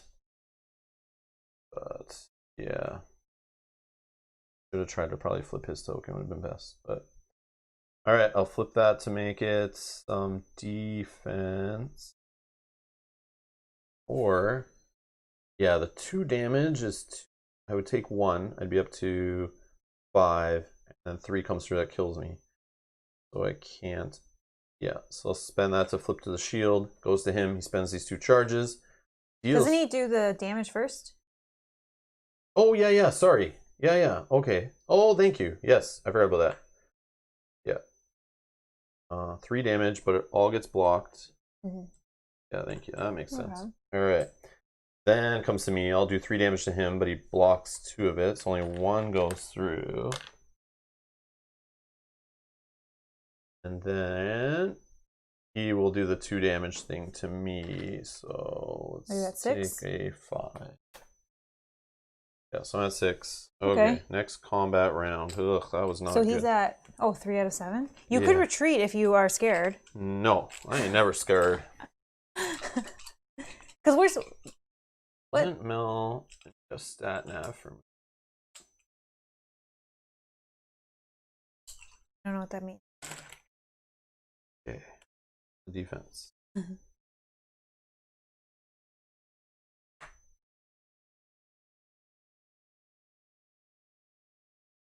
I like the scene. All right. Let's see. Yellows. I have 1. He has 1. I go first. Flip this to a damage.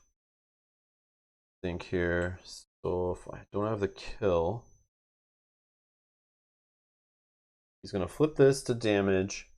He's gonna make the surge thing happen, and he's gonna damage me for 4. I have 3 shields right now. I'll just flip to get ready for the pain train. I can only take, I'm at 6, I can only take 1 damage. But can I get enough to kill him before he does all that? So he's going to spend a turn to do the flip, spend a turn to do the double. I have 2, yeah, so let's this through. So he's going to block 2. I have 3 right now. If I flip, I would have 2 more, so that's 5. Block 2, right? Block 2, only 3 gets through. He's not dead. Ugh. All right. I think I need to go defensive. So I'll spend this to flip. I don't know if that'll block. 4 defense? No, because then this ability kills me anyway. I can do it. Unless, hold on. I don't know if it's enough turns, but I spend this one instead. I'll flip this shield. 2, so now I have 5. Oh, but this one is the flip, but I need... You could use that to potentially flip his lightning. Because if he only hits you for 4, oh, that would be 2, you'd be dead. Never mind, never mind. Yeah.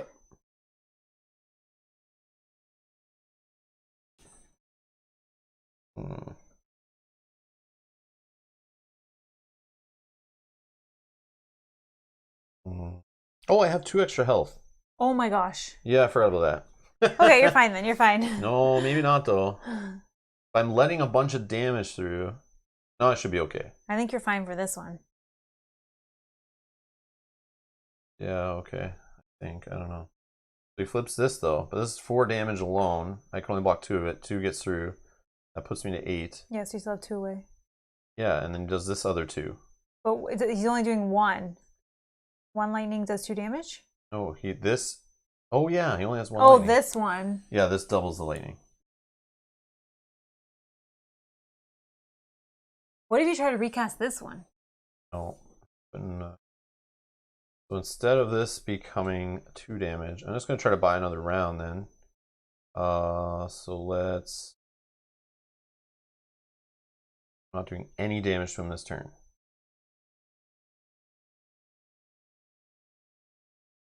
Yeah, this is a pickle, man. I shouldn't have gone in here with any damage. That's the problem. That's the risk. Well, the other thing is, if you did that, then you could potentially recast one of your unspent. Oh no, you can't because you don't have a lightning. Never mind, lightning. Yeah. Unless you flip one of these to a lightning. I know, but then it's like, I don't know.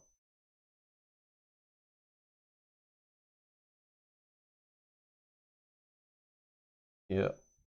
You can just try to survive. Mm-hmm. Flip. That.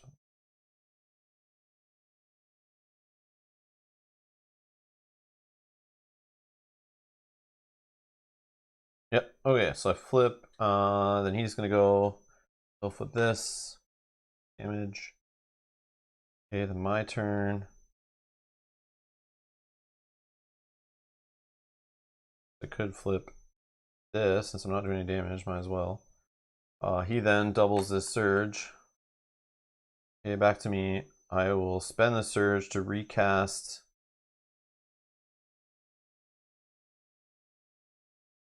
It's just the same one. It doesn't even matter.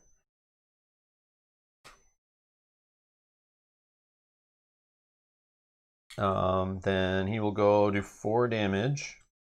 But I will block all 4 of that damage. Okay, then he will spend 2 surges to throw, which deals me 2 damage. I'm at 8 out of 10. And this doesn't do anything. So hopefully, what happens when I die? I'm just knocked down? Yeah, I think you're just delayed. Or do I discard like a whole bunch of cards and I don't stuff? know. Pass me the book. I'll look it up. Oh no, I forget. Defeat. You and your foe will deal damage to each other during combat. Track damage with damage tokens. When a combatant has damage equal to its health, that combatant is defeated and combat ends. If you are defeated, discard the enemy without taking it as a trophy or resolving its reward. While defeated, you may only spend actions to rest. If you are able to heal at least 1 damage from your hero, then you are no longer defeated and can perform any action you wish. Oh, that's not terrible. It's not even bad. That's not that bad. As long as you don't have to discard things and. Yeah. Yeah, that's not the worst. Yeah. But you could retreat, worst case. But I might not successfully retreat. You have pretty high odds because you get to this, which is anything. Yeah. Yeah, That's so I true. think you can 100% retreat no I matter can retreat. what. But I'm not going to. I'm going to keep it going. Okay.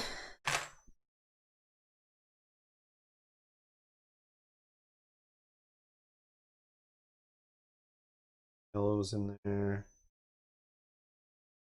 In too deep to retreat now. Yep, Justin's right. You can't retreat now. No going back. Point of no return. Kill or be killed. All right. Okay. So he's got 2 yellows. I got 2 yellows. I go first. This is actually not terrible. But he still gets this defense is what's killing me. I know, but still. And he's going to flip the double token, which does this whole 2 damage thing again. I can't block. But that's fine. So let me see. I can flip. What do I need to do? I need to get 4 through. He blocks 2, so I need a total of 6 over here. See how that's Can you happening. flip one of your other 2s? Or no? Because then you go next. Yeah. He's only going to flip a token this turn, then you kill him next turn. I'm gonna flip a token. Yeah, because he'll do this. Yeah, I know. So then you go, yeah, if you can flip into another 2. I know, I don't have another 2 offense. I have them on separate tokens. So I have to do some kind of recasting of one of these 2s and hopefully get lucky. Okay, so you have to do that first. So I'm gonna first do 4 damage. He blocks 2, so he takes 2. I'll just give you a 3 and take a 5. 2 left on this guy. He's gonna do this thing, which flips this double token. Okay, then it comes back to me. I will spend a surge to recast one of these spent ones. I'm gonna cast my bow. Yes, you Got did a it. 2. He goes, doubles this lightning. Then I go and kill him. Yes. Boom. Whew. Nice little dance there. That was cool and tense. And That was a good call, though, holy to continue. crap. I was worried for a minute. I knew I got it. I wasn't worried. I don't know. The No, I'm minute just you joking. Of were course I like, was. what happens when I get defeated? Yeah. I know. I was like, is it worth pushing my luck? That's what I meant. Let's see. Okay, so I get an extra gold because I took this guy out and I gained 3 gold. So it's 4 gold total. Okay, another combat trophy. Enough. There's no yellow to buy, so I'm just like gambling at that point, seeing what I pull. I have no idea what part of your turn you were on there. Yeah, I don't know either. I have 4 actions a turn. Did you have to move? I don't know. I feel like you did. I feel like, were you Does on anyone this know? side? Were you here? I don't know if that was this turn, last turn, what? 1, 2, 3, and then you moved for free, I feel like, was what you did. Okay. You only have done 1 action. Then you did the move. You moved for free for your ability. Then you did this for 2. Well, it's Joe's here. Hello, late to the party. This game looks interesting. I just got folklore delivered today. Nice. Nice, Yeah, we were enjoy. looking at getting folklore before. I don't know if we ever will, but it does look interesting. So you spent 3. You still have 1 more. That's cool. Yeah, you had it, Rob. Never doubted you. No, really. So what do you think? I have 1 action more, left? Yeah. You moved for free. You did the 2 actions. Because remember, I think you were even looking here to see, like, could I have done it for 1 action? I don't know. Yeah, so you have 1 more. You need to get to heal. I know. I'm just going to go to where you are. Still there. Done. Go ahead. Okay, so to start, once per turn, I will heal 1. Oh, I guess I could. No. I don't intend to fight anything right now, so I'll just let myself do that. Okay, we're going to roll. I'd like to go to one of these lore token spots before we fight the dragon. So I'm rolling my die. Oh, okay, actually. Okay, I have a solid plains. I'm going to re-roll this one because I get 6. Okay. Not re-rolling. You're just noting your noting results, my results. And rolling 6 die. Okay, so I have plains, and then I have Or anything you can spend for that. mountain, or I have Hills. hills. Wild, Hills. you're in there. You can Wild. get in there. Okay, so Yep. let's go into this one. Okay.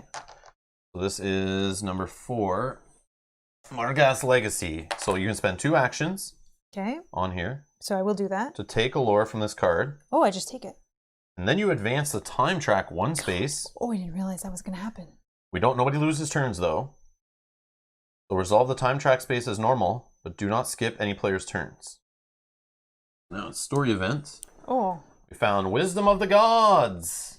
Compared to the gods, even the greatest heroes are but a speck of dust in a windstorm. So this is right here in Hunter's circle. Of course it is. Way closer. Well, you wouldn't have got it without doing that anyway. So, story quest. Place 3 lore on this card. If there's no lore left on the card, yada yada, get rid of it. You can spend 1 action to spend 1 trophy to take 1 lore from the card and train for free. I didn't realize I was going to make the time go up. Yeah, that's But I guess it's fine. Because the dragon's not moving. No, it's just doing the story event, but it's weird. So that was my 3 actions. Move, and then that cost me 2. I'm potentially thinking... All right, end of the round. So we'll roll the 5 die for Yep. dragon. Oh, we got 1. Okay.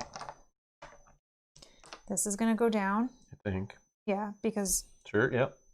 And then... Nothing happens. My turn. Oh, man, so maybe I can't do that. Okay, I'm going to come towards you, and I guess maybe we fight next turn when we're here. Unless I did do it one more time, get 1 more free lore, and then we fight. I'm going to try to go with this one, I think. I got trophies coming out of everywhere. Yeah. All right, so I'm going to spend an action to roll 3 dice. All right, we got... What do I need? A plains. I need a water and a plains. I have plains, a wild, but I got you have a free move. I know, so if you went up the path, you could. Yeah. So either way, I'll get in there by spending my 1 extra move a turn, spending all these dice, whatever. I'm there. And you have 3 actions in there. Now I spend 1 action. No, yeah, 1 action and spend a trophy to take a lore from this card and train for free. 3 cards, please. 1, 2, 3. Merry Christmas, Daniel. Merry Christmas, hello, yes. Hello, Meeple Monkeys here. Hello. Honed Instincts. If you roll a wild while questing, you may resolve any outcome on that quest as if you had rolled its requirements. Oh! That would have been good early. But Once per combat round, you may exert and test your spirit to cancel a surge ability.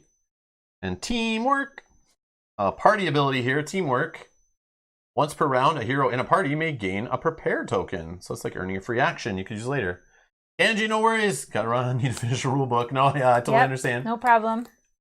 Good luck killing Smaug. Smaug? I don't know Smaug. What are you saying? This is like ripping off Lord of the Rings or The Hobbit or something? It is. All right.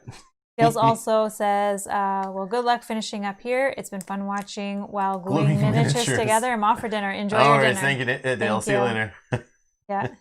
Okay, so I don't care about any of these. Yeah, whatever, just get rid of them. All right. Then I'll spend another action, do the trophy thing. Okay. Take another lore, and I'll train again. Here's the stat bump city. Oh, and get extra health. Yeah. Stalwart. Oh, but I I just threw away that stuff. That makes sense. Oh, man. Oh, well, I would take that one. Yeah, I'm going to take it and for now. Wow. And yeah, let's get rid of that.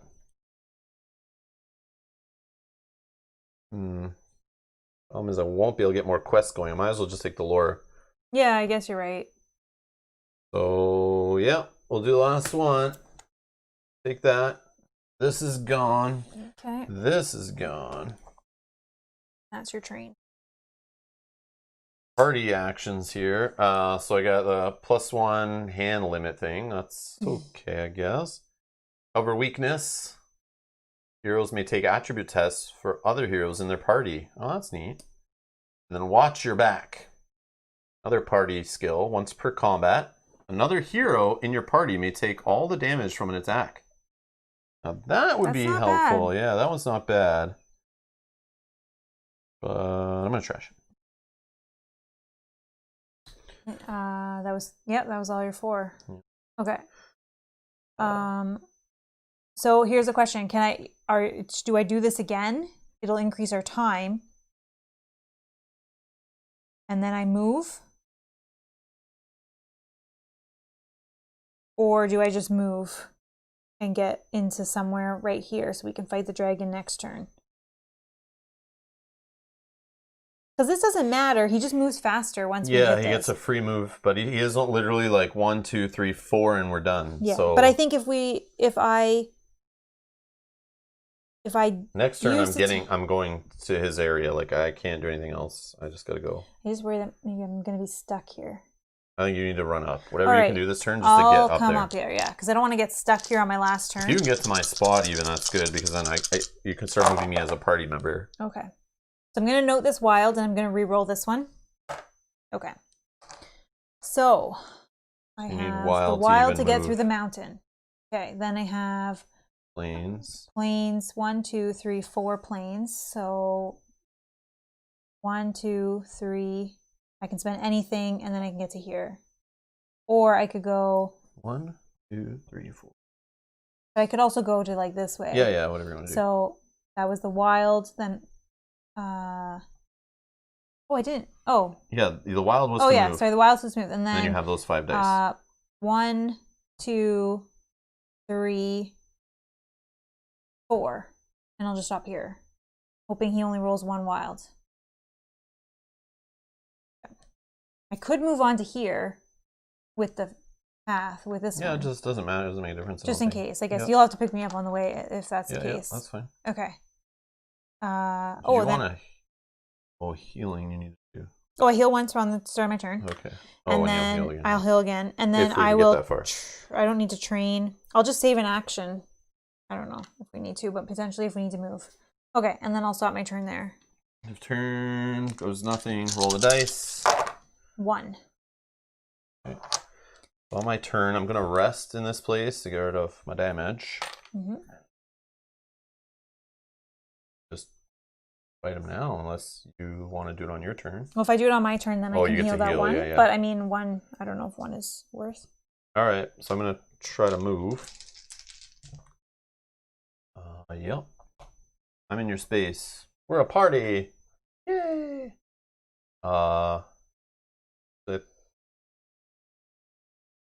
I can move you like as part of that. You can. And then whatever. All right, we're in his space. Sure. And then just don't spend an action to initiate the combat. Yeah, sure. I'll just save an action, whatever. Okay. Oh, no, what I want to do actually is get this. Oh, I don't have the things. Oh, I forgot I spent 1 trophy too much, but it's okay.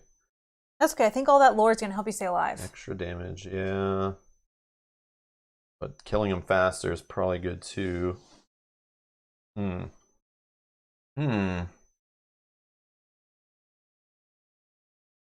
instead got another trophy. I had lore, or I had a plains and a wild. I could have got here for 1 action, but I rested, so that's 2 actions. I fight this 3 and I'm stuck there. Yeah, and then we also don't know what this story will do. Yeah, true. Then I have the chance of getting an extra fight. Oh yeah, that's fine. We'll just do whatever. It's fine. Okay. So then... I would like to push it, but we won't. My turn. I will start my turn. I'll heal 1.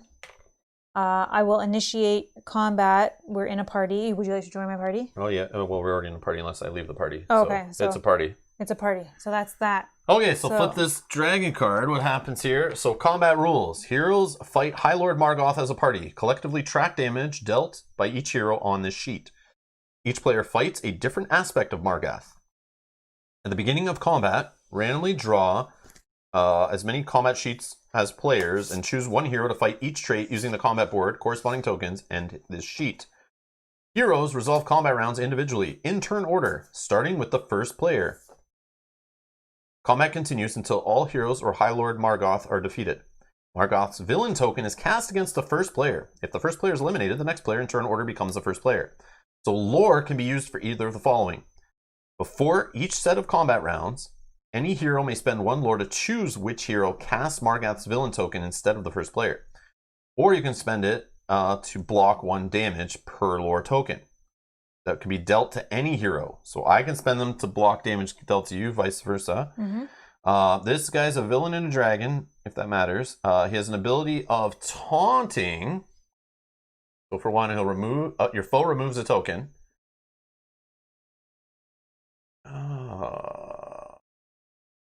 Okay, the way that's worded, your foe removes a token. So do you get to choose in that respect? Your foe removes a token? Yeah, so it sounds like it's telling you to pick you remove the a token. Yeah. But sometimes it tells you, it says it a different way that discards like a token. Like it says like discard an enemy's token or something. I don't have an example. I think we saw that. I just want to make sure because that's big time different. Yeah, like this one just says remove all your foes' defensive tokens. I don't know. I feel like I've seen it. Maybe it was yesterday, but I feel like I've seen it written different. No, I don't know. Not on here either.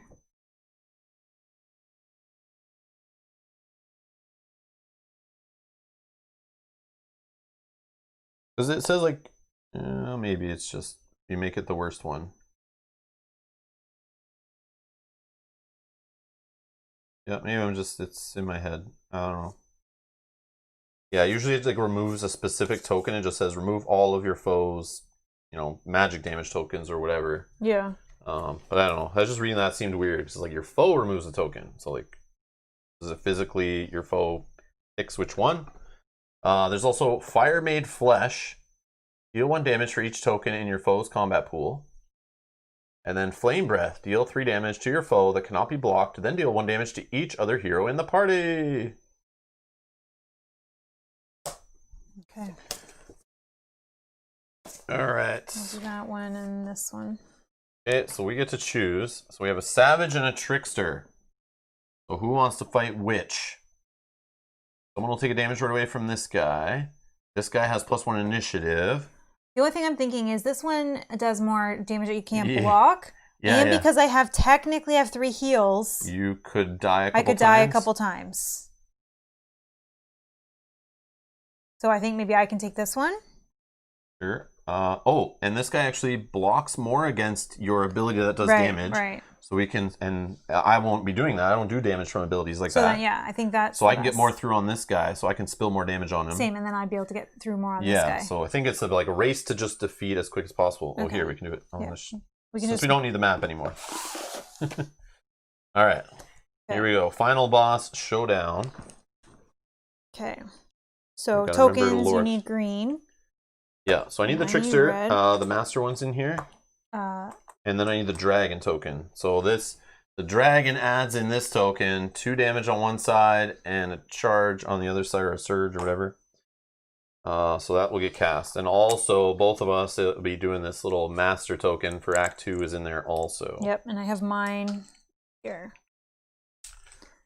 This guy's probably going to go first lock because he has +1 initiative. Okay, so I start doing my combat round, complete it, and then you do your combat round, complete it, and then we go around like that. Okay. Holy skulls. I don't like it. I don't like it.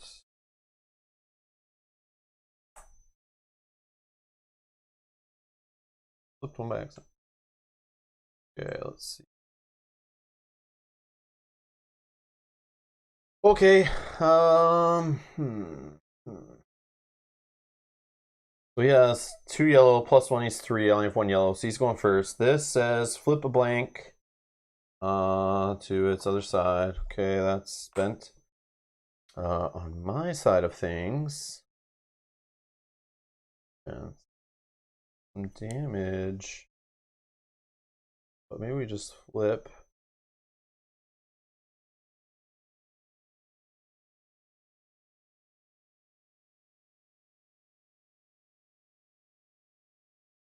Flip this to a 2 damage. Okay. Back to this guy. What does... Oh, I should have read what this does. Yeah. Your foe removes a token. Likely do a 2 hit, right? Yeah. Okay, sure. Yep. Removed. Okay. I forgot about that. Damn. All right. Then my turn.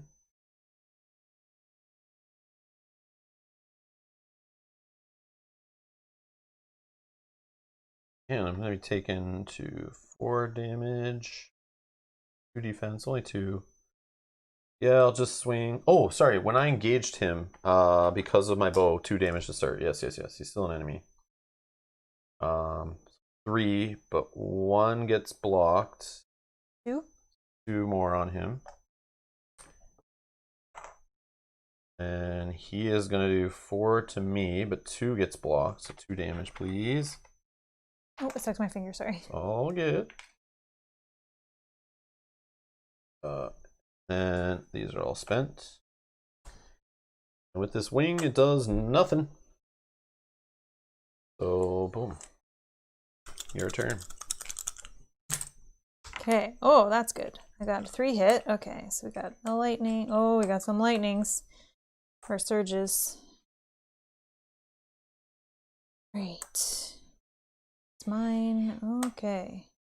All right, so I have 2 yellow versus 1 yellow, so I'm going to go first. 5 hits here. Did you deal the damage I did in not yet. combat? Sorry, yes, I did not yet. Yeah, you start with the damage too, because it's a savage. Yep. I didn't get a lightning to be able to do my ability, but I think I might just start with 2 is going to do... Could flip to 1 maybe. I could, but he's going to, first thing, he's going to heal. Oh, yeah, he's going to heal based on... Oh, so if he doesn't have any damage, he can't heal. So, yes, I will... He does have damage. He has 4. He has I've 4 done damage. damage to Oh, him. right, because I was thinking... Okay, so then So I need to spend go... a whack a load of tokens if you can. Okay, I can only spend these. I can do 5 damage. He's going to block 1, so 4 is going to get through. Okay. And that goes spent And because he that blocked. goes spent, yeah, sorry. Then he's going to do 2 lightning, or 2 surges, which says heal 1 damage for each token in your foe's pool, so 3. He's going to heal 3. Then me, I will spend the agility to flip this one. Then he will go and do 1 damage. He doesn't have a shield anymore, so 1 direct damage to me that cannot be blocked. Okay. Then me, I'll do this one first, which is just 1 hit through. Then he will hit me for 3. I have no shields, so I'm at 5. Ew. That's okay. Then I'm going to do my ability. You get to roll So I 6 get to roll of these 6 die, and for each planes... So a wild or a plains, which we know there's lots of that stuff. I do. So 1, So 2, 3, and let's roll this one. 4. So I deal 4 damage. 5, right? 1, 2, Oh, no, 3, sorry, 4. Yeah. Oh, sorry, I took this damage. I didn't take that off. So here, I'll remove a 1. We'll put a 5. So he's at 10 health gone. Okay, and then it's going to go back to you. All right, so let's flip some tokens. Whoops. Okay.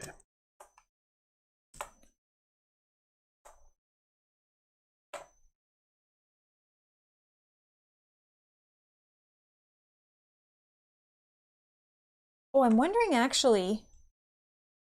So after you're defeated, you may exert to heal all damage. So would I be delayed, but then I wouldn't have an action to get back up? You don't get delayed when you're defeated. We already read that. There's no delayed. Okay. No delayed on defeat. Oh, you can only just do...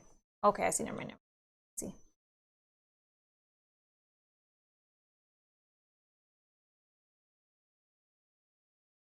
Okay, well, he's going first. He has 4 initiative to my 0.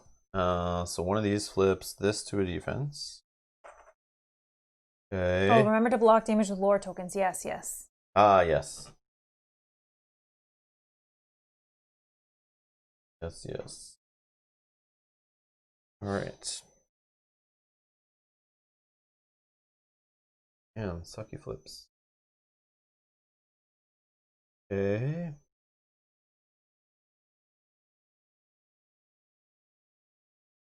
A flip. This one, I guess. Bent. Yes. What's the third one? Deal 3 damage. Cannot be blocked. Hold me. Okay. He's gonna do this one to heal 1 damage.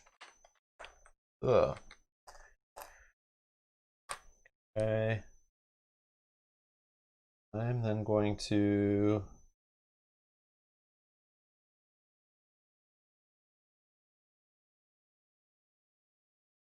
Yes, I will hit him for 3, but he blocks 1. Do for 2? 2, yeah. So take away this 3 and put a 5. And he's going to go over here, deal 3 damage that I cannot block. And 1 to me. Yeah, and then 1 that you can block if you want. I don't have any tokens at this point. Lore token right there. Oh, yeah, but that's fine. Yeah, those are spent. Then back to me. I'm going to spend the surge to recast this token. Okay. He will then do 2 damage. I'll block 1 and another one with a lore. Okay. And I'll actually oh no, I can't recast again. Nope. Okay, so I'll just do 1 more damage to him and he blocks 1. Alright, that's my combat. Not very big. Okay. Oh, this is good. Get him. Try. Okay. Okay, so 1 versus 3, he's definitely going first. So this is going to double the highest hit first choice. Otherwise, double the surge. Nope, wrong. It's the Pierce Oh, one, Pierce, right? Pierce. Sorry, Pierce. Yeah. So just try and do more damage first. Yep. If you can do damage, then he's going to do it. So then me. I will... Oh. Yeah, Justin, it's only the same 2 AI cards. Yeah, no way. I don't think you keep switching. Oh, removes a token. Do this. Yeah, just as at the beginning of combat, not at the start of each combat round. You pick these. So yeah, it's at the start of each combat round where you can spend these tokens to switch who rolls his or who throws his chip in the air. Yeah. All right, I'm going to do my ability first. So I'm going to roll 6 die. All right, wilds count. So 1, 2, 3, 4, and we'll re-roll or roll this one as well. Yeah. 5. Do 5 damage. He blocks 1, so 4 is going to get through. That's gone. Okay. Then he's going to go. Going to remove that to make me remove. Your foe removes a token, and I think at this point the 2 hits would be the best token to remove for damage wise. Okay, then myself, I will use this agility token to flip this to a 3. Yeah. Then he will go and he will hit me for 2 direct that I cannot block.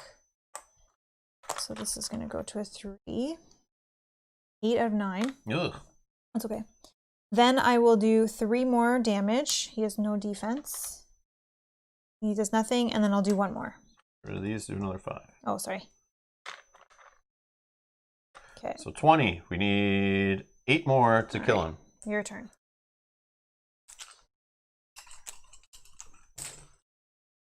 Oh man, he's getting this 2 damage one every time, feels like. Here. I'm not going to use my lore token till next turn. Lore token, and I can technically also exert to block 1 damage. So we'll see. Worst case, I'll just come back with one of these. Okay. So I have a yellow. He has technically 2. He goes first. Tries to flip. No, otherwise he heals 1. Oops. Okay. My turn.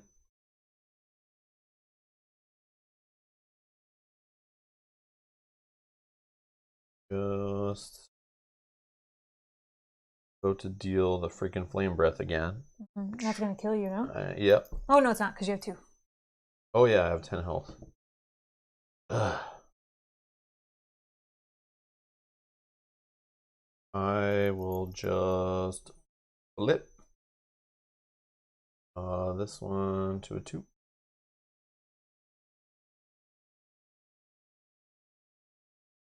This one. Okay. Done. He'll go over here. He'll deal 3 damage to me that I cannot block. I'm 8 out of 10. And then 1 to me. 1 to you, but you can block if you want. Well, I'm kind of thinking of not blocking this one. Dead? So I'm defeated, but then I can heal myself by exerting a card. Whatever you want to do. Yeah, so I'll do that. Leave it up to you. So I will discard this card. Exert to heal back to full. Heal all Okay. damage. Then we'll let's just hit him for 4. He blocks 1. He gets through. Oh, 7 here. So 5. 6. That 22. 6 more. Okay. My turn.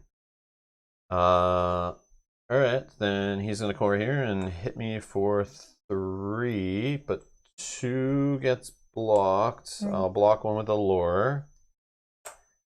My turn. I will try to recast a spent token. Oh, and we're just done. Alright, go ahead. Okay. That ability seems OP. Yeah, I thought so too when I read it. I mean, you have to have the unless cards. we're doing it wrong. I don't think so. But it yeah, says, your hand limit's only 3. It says 9 lives. After you are defeated, comma, you may exert to heal all damage. Yeah. So. I don't know. It does seem super powerful. But yes. what's your ability? Your top one? Recast. Oh, once per turn you may re-roll all of your terrain dice. But I never felt like I needed it in this game, but yeah, because I had lots of terrain dice for like half the game, but and I got to almost everywhere I needed to go. So yeah, my ability's not the greatest. I don't know if this character's greatest. I like the 4 cards in hand, but I don't even have a way to really use them. Oh, lots of flipping that's going to happen here. Okay.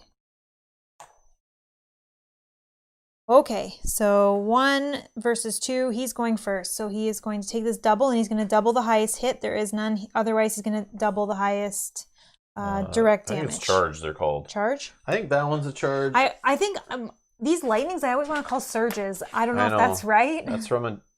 Yeah, they're surges. Oh, they are surges. I think because charge is what this is. Okay. But remember, after they charge, anyone charges, they're not allowed to block any damage for the rest of their turn. Yeah. Okay. All right, so that was them. Yeah, they're surges, which is the same in Descent. They're trying to use the same, like, Descent, same world, same game How much more do we need here? 22, so we need 6? Yeah. Oh, I don't know that I can get 6 with that. But let's try. Okay, let's use my ability first. So I'll deal 1 for each planes. All right, wild. And this one is... All right, so I'm going to deal 4 damage. He will block 1, 3 will get through. Oh, that's good actually, because it saves me 1 damage. Okay, then he will go, and this will be 4, 5. I will block 1. I'll take 4 damage. Oh, I'll block 1 with that and 1 with this, so I'll take only 3 damage. Instead of 4. Okay. And then me, I will... Is that 25? So I need 3? Yeah. Okay, so I will use this one to flip. Oh, these are gone. Sorry. Then he can't go, so I'll do 3. 3 damage. Boom, you killed him. He's done. The winner is us. Yes. Smoked it. Oh, that's Runebound. And then that's the climactic, anticlimactic ending. There's no like final story. No one dances in the villages. You don't get anything for the next session. Nothing. It's just a one-time play, done. Kind of like usual adventure game kind of end. Yeah, I feel like there should be a small little text that says, congratulations, the heroes are successful, the town is grateful, da-da-da. Yeah, all the story was when we flipped it, it says, with your forces combined, perhaps you can defeat the monstrous High Lord Margath and save Tyrnoth once more. So, we saved Tyrnoth, that's it. That's it. Mel and Rob 1, Dragon Boss 0. Exactly. Yeah, awesome. That's a Runebound. Have a parade in your honor. Yeah, yes, exactly. Agreed. They should be screaming in the streets. Yeah, that's the only thing missing in this game is like it has theme there. It's definitely like that adventure style game that we've played before. It's definitely playing twice now at my feeling. I love adventure games. You guys know this. That's why this was recommended to us. And thanks again, Jim. Yes, thank you, Jim. We know on my list of like top solo games I did in that video, I mentioned games like Hexplore It, which is adventure like this, takes way longer, definitely more advanced, a lot more overhead, and a lot more rules. It's more complex, more of a time sink, but it's still fun. It's like this, though, drawing from decks, seeing random things pop up, you know. Also, Shadows of Kilforth, which we played on the channel, also my top-ish solo games. And that's moving around locations, trying to get quests done, drawing from decks, looking for cards, you know, trying to level yourself up, build up your skills. Very similar adventure kind of game. So that one's kind of on the same level. Mage Knight, right? Mage Knight, obviously competitive adventure game, but can be played co-op just like this. Mm-hmm. This is like a beginner's Mage Knight is kind of how I'd explain it. Yeah, I could see that. Like it's lighter, it doesn't take as long, not as much AP. But it's like the puzzle of doing your action on turn. But then there's Euthia, which we played earlier this year. That's coming. It was on Kickstarter. I don't know when it's delivering, but you can tell Euthia is very similar. Those are all from the Heroes of Might and Magic games. They're kind of like influenced, right? Like the Mage Knight, the Runebound, the Euthia. They're all similar, right? They're all adventure games. Trying to be efficient on your turn, digging through random decks, trying to build up your character, expand your abilities. Yeah, buying equipment, weapons, all that. Building up for a final boss fight. They all seem to end in this big final boss fight. Shadows of the Kilforth games do it. Mage Knight does it. Euthia does it. Runebound does it. Explore It does it. Mm-hmm.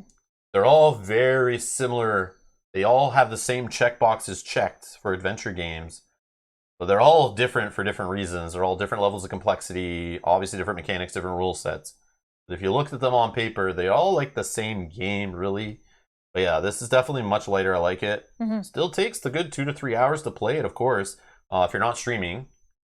So it's got the good meaty, like it's good spending a day to do it. Obviously, if you mix in more players, it's going to up that count. I'd probably say probably add another like 30 minutes to a regular play per player. For sure. Also, with this only being our second play, I feel that this game gets faster as you learn the game a little bit more. Yeah, it's those combat decisions. Like you got to see a bunch of combats go through to like know, you get used to your abilities. What are you seeing? But like we keep finding new cards. We've only played twice, so we drew a lot of cards we've never seen before, items we've never seen before. Even playing the same scenario though, those story events coming up in different order, and we didn't see some. Some you don't even draw. There's still 3 that never came up in this playthrough. So yeah, where those are, trying to get lore tokens was different for us last game. The equipment we saw, the skills we saw were different. So it's like there's some good replayability, even with the same scenarios. Yep. And then you have different characters to mix in, have different skills, and can help with different tests. Yeah, I see Jim saying the monster AI is pretty cool. Yes, having these sheets, I think is awesome.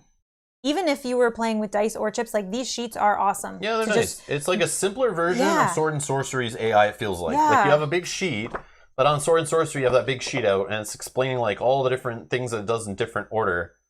That's similar, but obviously the AI in Sword and Sorcery is like kind of next level. Yeah. But for this being like a 2.66 complexity on Board Game Geek, like a little bit lower complexity, like this was a smart way to figure it out. It's kind of fun. Yeah, it's definitely fun. And it's different. It's definitely different. So like I don't have a game in my collection where I'm using a sheet and flipping a handful of chips and trying to decide what chips to spend and stuff. It's like dice spending kind of, but it's like they're like 2-sided dice you're playing with basically.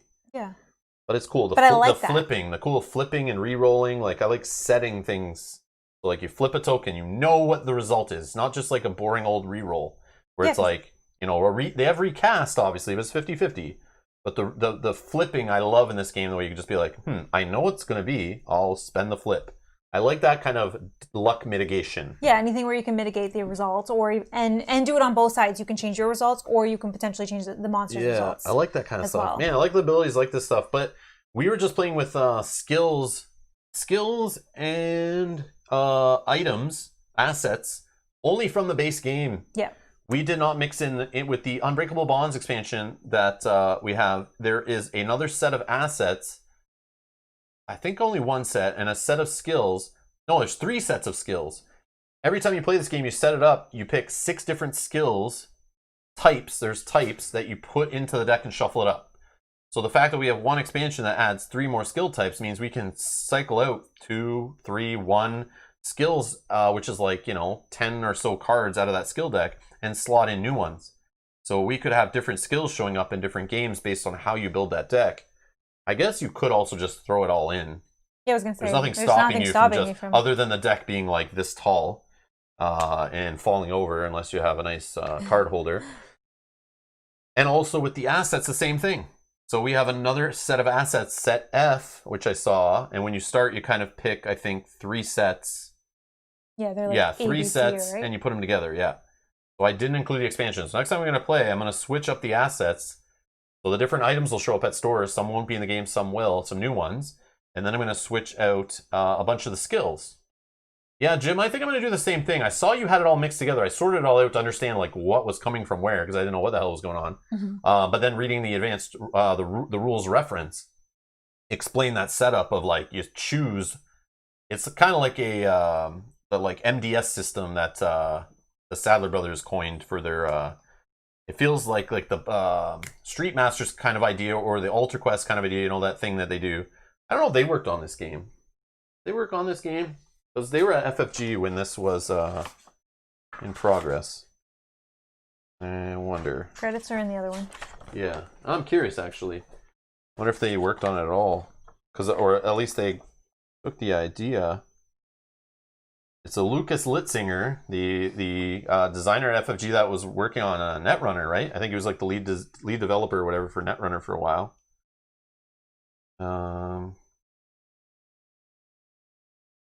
In the playtesters? No, I don't see it. Quickly scanning, I don't see. Maybe they're working on expansions or something. But it has that feeling of like the whole building up your decks before you set up. So it's like, what do I feel like playing with? Like maybe I'm bored of these items, I can swap in these ones. But yeah, I think I might just do that eventually too, Jim, is just shuffle everything together. Yeah. But I can see there's more expansions and more sets that you can get in that choice and become, obviously the decks and being sleeved can get very tall. Yeah. Very tall. A little crazy.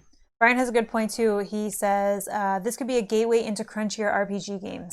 Exactly. For sure, yeah. Exactly what it is. For sure. Exactly what it is. Yeah, it's like a gateway, test it out, see if your game group is interested in this, and then expand slowly from there. And it has that like little story mixed in, built from the random decks and the lore. There's no book of story. There is story entries in the book and on the back of the book. If you want to read the whole thing, I didn't want to add time to the stream at the beginning, but you could read all about the scenario, get a background story before you get started. In the rule book, there's like little entries of story to kind of explain the lore a little bit more. There's like a whole bunch of those mixed in the book to explain all the cities, what the cities are all about and stuff. But yeah, you don't have to if you don't care about that stuff, whatever. Yeah. But it is that Tyranoth universe. So if you play Descent, 2nd edition or whatever, also I think Rex. No, Rex is not in this world. No, Rex was in the Twilight Imperium, like space fantasy world. What the heck? They have other games that are in this world. I can't think of them though. Is Heroes of Tyranoth in this world? Yeah, Heroes of Tyranoth in this world. We have that. Is there any other than those like 3 lines that are in here? There are more. There has to be. Oh, you know how I can tell? There is a resource for this. It's called the Interwebs. And we can hit up Rex is TI. Yeah, that's TI. My bad. I was thinking that was Battle one. Lore, Meeple Monkey says? Yeah, Battle Lore is one. But if we go to products here, this is how you know, basically. So we go to the Tyranoth here of product lines from FFG. Descent, which is coming, another Descent game, obviously. Legacy of Dragonholt. That's one that we might play on the channel in the future. That's one, it's just like reading from a book, making choices, like a narrative, choose your own adventure kind of book. It's just a book, I think. Okay. But that is in this world. It's just different. It's something different. I could see pictures. Yeah, this is one I was like, if I could find it for like a reasonable price, like on sale or like a secondhand copy or something, assuming there's no things you're like ripping up or anything. There's somebody. Why can't I just get a picture of the game components spread out? Yeah, it's just like a little, oh, it does have a board and tokens and cards. Oh, I didn't realize it was that. I thought it was just the book and there's more to it, it looks like. Yeah, it's just like a story-driven, like a lot of reading. Just something different. You guys can listen to me pronounce everything incorrectly for multiple hours of streams. It's just like normal. It'd be great. People just know it's fine. Yeah, no one even says anything anymore. Oh, sure, I lose subscribers and people like... You think? People watch and they're like, I don't like this guy pronounces stuff. I'm not subscribing. I'm out of here. There's Rune Wars, the miniatures game, which was trying to be competitive when FFG lost the Warhammer Gears Workshop kind of licenses. They actually lost them, my understanding, is because of Rune Wars, or FFG learned about the expiring and they were in negotiations and they weren't going to, Games Workshop wasn't going to re-sign or something like that. So then FFG said, screw you, we're going to make our own miniatures and try to make money. But I think maybe X-Wing was what started that, is my assumption. Like that's the kind of rumors I was hearing, was like X-Wing was doing so well and Games Workshop was like, what the hell, FFG? We let you use our board game license to make money off those and print board games. We make all the miniatures money. You don't stop having players play X-Wing instead of 40K tournaments. What the hell? So then they broke off their deal with each other. And then Rune Wars was created to be like an FU to Warhammer Fantasy. But then... It didn't do well? Well, no. At Worlds, I was there and there was like 5 players at the height of the game. 5 players showed up at the World Championships or something like that. Oh, that's not good. It was sad. That is sad, yeah. It was sad. But yeah, and they didn't even... the Worlds, they didn't even hold it in the main center. They didn't care about the game that much, that they just had it happen in a hotel around the corner. So even if you were playing in Rune Wars, you wouldn't see really anyone from the main games. So you could tell it was like the redheaded stepchild of their competitive scene, which was unfortunate. So that got canceled and killed pretty quick. Battle Lore, another game, which involves chips, the battle lore system. That was one. It's used the command and colors stuff, which is from other popular games, and has miniatures and things. It was trying to be like a board game kind of tabletop miniatures, but that wasn't successful, and then they tried to like sell it off at discount very fast. It had a very short lifespan. Yeah, this game looked cool too, but again, 2015, around that time when they're trying to like make all the money off their Warhammer license or their Terranoth license, but they don't hit. So the Terranoth games, I don't even think we saw. Did we saw Heroes of Terranoth in that list? Yeah. Oh, it was there. Okay. Yeah. So the only thing that's making money in this whole license for them is Descent games. And Runebound would if they had well, the Runebound had a right? third edition, so obviously at some point it was making money for them. But the fact that it's like dried up and it's not really printed, and you can tell they don't talk about it or support it or release expansions. But do you think that's because of the expansion not being widely available? Like, there's lots of people that have said to us. No, nobody was. Yeah, but now people are looking for it. But I don't know if there's enough demand there. If FFG will spend the time to make a fourth edition of Runebound, but I don't think it's enough to keep that game evergreen. I don't think it's an evergreen title. I think it's kind of like dated. And the fact in the world of Kickstarters and fantasy games and things taking things to the next level, I feel like Runebound, there might not be like room for it anymore. There's just too many other options. I don't know. And now they're focused on Descent, which is their big moneymaker in this line. They just have trouble making anything spin-off in that world. Yeah. But obviously Descent is a beast. Everyone knows Descent. I think that's going to be a huge hit. If Descent Legends of the Dark doesn't hit, we may see the last Descent ever. Because if something can't come out, if they can't make that money consistently, they'll drop it? They'll have to scrap this all and do something new. Yeah. Because you got to compete with Gloomhaven. Gloomhaven money is there. It's drawn it in. And then plus all the other Kickstarter fantasy campaign, big miniatures games. If they spend tons of money in the software development of Descent, all the miniature production, those big giant boxes, retailers can only afford to take up so much shelf space with giant boxes like that. And they're already in the progress of making 3 of those boxes. So if all this investment into this game and this line, at least they're not paying IP costs because it's their own IP. Yeah. But if Descent doesn't hit like Kickstarter hit and doesn't keep selling for the next 5 years or plus, then Descent could dry up and they don't waste any time on the Descent license anymore in that Terranoth world. Because, man, if I was running that company, it's like Terranoth failed. They did not make expansions for that. Heroes of Terranoth failed. Legacy of Dragonholt, they never made anything else in that line. Runebound, we know they haven't printed anything Runebound in 3 years. Rune Wars died on the table. Battle Lore had like the shortest life ever other than Rune Wars miniatures. Like, this is a big list of like flopped games in my opinion, except for these 2 at the top, or at this one, the second one. This one hasn't even come out yet. And the only reason they're doing this one using the Descent license is because they're trying to let people know, like, Descent is a dungeon crawler name you trust. We're going to use that name on top of a fantasy Lord of the Rings, Journeys of Middle-earth, Mansions of Madness, but dungeon crawler instead of adventure game. Yeah. Yeah, so, but they could miss. But Lord of the Rings, Journeys of Middle-earth didn't miss. Mansions of Madness 2nd Edition didn't miss. App-driven board games don't seem to miss for FFG. They seem to do it right. So I think mixing what they are good at with an IP that they've made tons of bank on, and a lot of gamers know, and anyone getting into the hobby searches for a dungeon crawler, Descent shows up on everyone's list as one of the starting ones. The only problem is it's mainly focused on one versus all, or one versus many, which is a no-no now. It needs to be full co-op from the ground up. That's the only reason this Descent Journeys in the Dark needs to be dumped and moved on, because it's that old archaic one versus many, trying to be like a tabletop RPG, which if you just want to do that, go play RPGs, because I don't think that fits the board game world too much anymore. Players have moved past that with co-op games. It's all about AI, designing the good AI.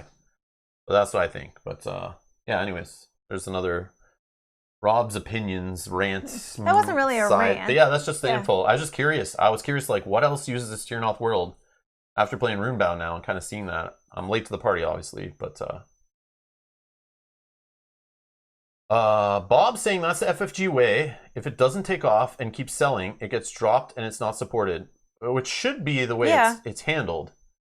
It should be the way you handle things, especially games that have an organized play attached to it. Because it's one thing to put all the money up front into a game, design the game, develop the game, whatever. There's no more costs related to that. It's all just production after that to keep reprinting copies.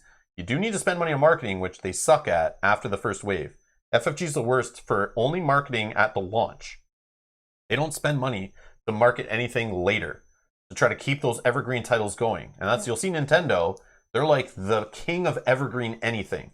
Those guys will make one Zelda or one Mario Kart or one Mario game for a console, and 10 years in that console's life, it's still one of the top sellers and it's still selling.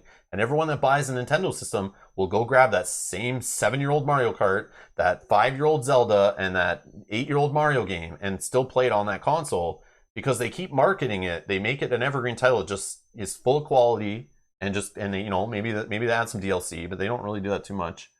But yeah, like Smash Brothers, all these crazy Nintendo games. But you got to look at Nintendo in the video game realm for being able to print something, spend all that money working on it, and then they just make cash all the way to the end of that system's life, and there's no reason to just dump it. They just keep making money off it. But it's because they keep marketing it. They keep it in store shelves. They keep it in front of players.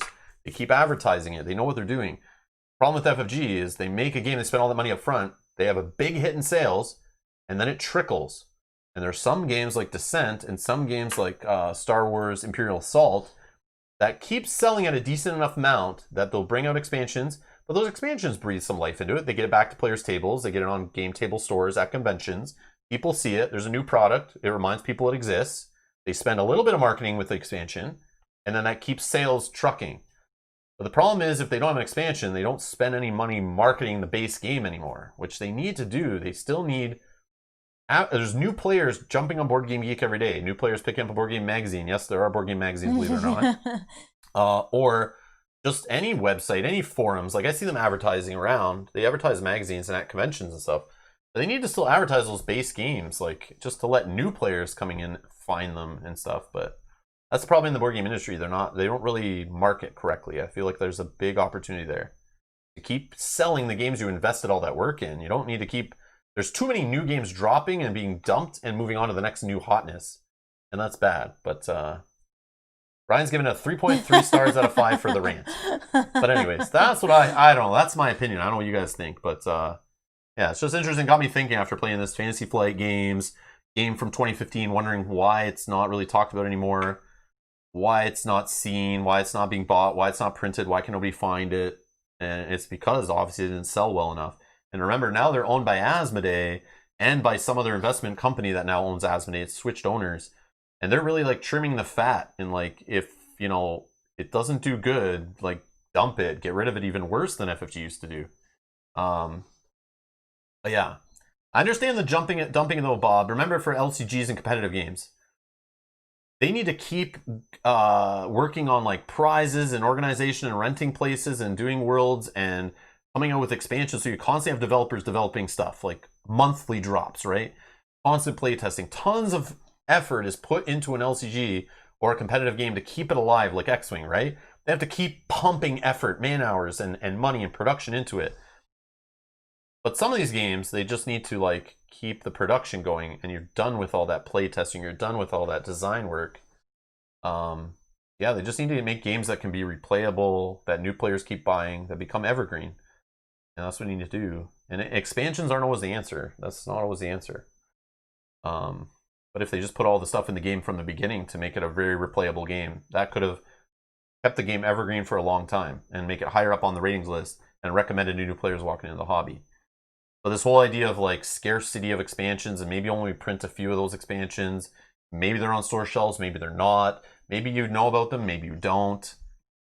That doesn't keep the game selling. It doesn't keep it going. I don't know. Another thing too is, if for this game especially, if people recommend this and the expansion, I think that's worse. Like, you should be able to pick up the base game and then get the expansion if you want. Not you need to get both to make it a better game. And that's the flaw, because this game didn't come with the co-op and solo built in. That's a big no-no in 2018, 2019, 2020, 2021. Your game has to have solo, has to have co-op if possible, unless it's a really good competitive game with lots of replayability that keeps going. But you can tell the fact that the community was already if you look back, you can see they're house ruling solo, they're house ruling co-op into this game, because it was like missing for no reason. Yeah. and then FFG had to print the expansion to try to fix it. But I think by then it was too late. People already moved on to Gloomhaven. People already moved on to Madara. People already moved on to these other more advanced games with more replayability in the box for the money. And came with solo, came with co-op, came with competitive, you know? Yeah. All that stuff's already there. But a game like Mage Knight was designed 6 years or so before this game. Mage Knight, the board game.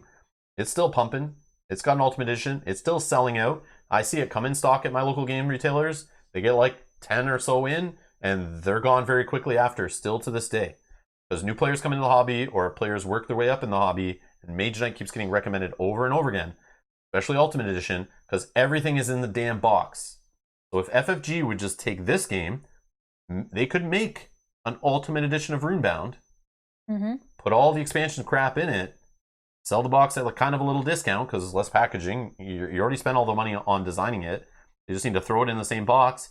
They could sell Runebound Ultimate Edition, and people would pick it up because Runebound gets recommended, but people want the Unbreakable Bonds solo and co-op. So you could do the same thing with this game. I think it would get another legs for a couple of years because it could be the entry weight adventure game, like we were saying before. Yeah, because this game is still very highly rated on Board Game Geek, is it not? It is. Whoops.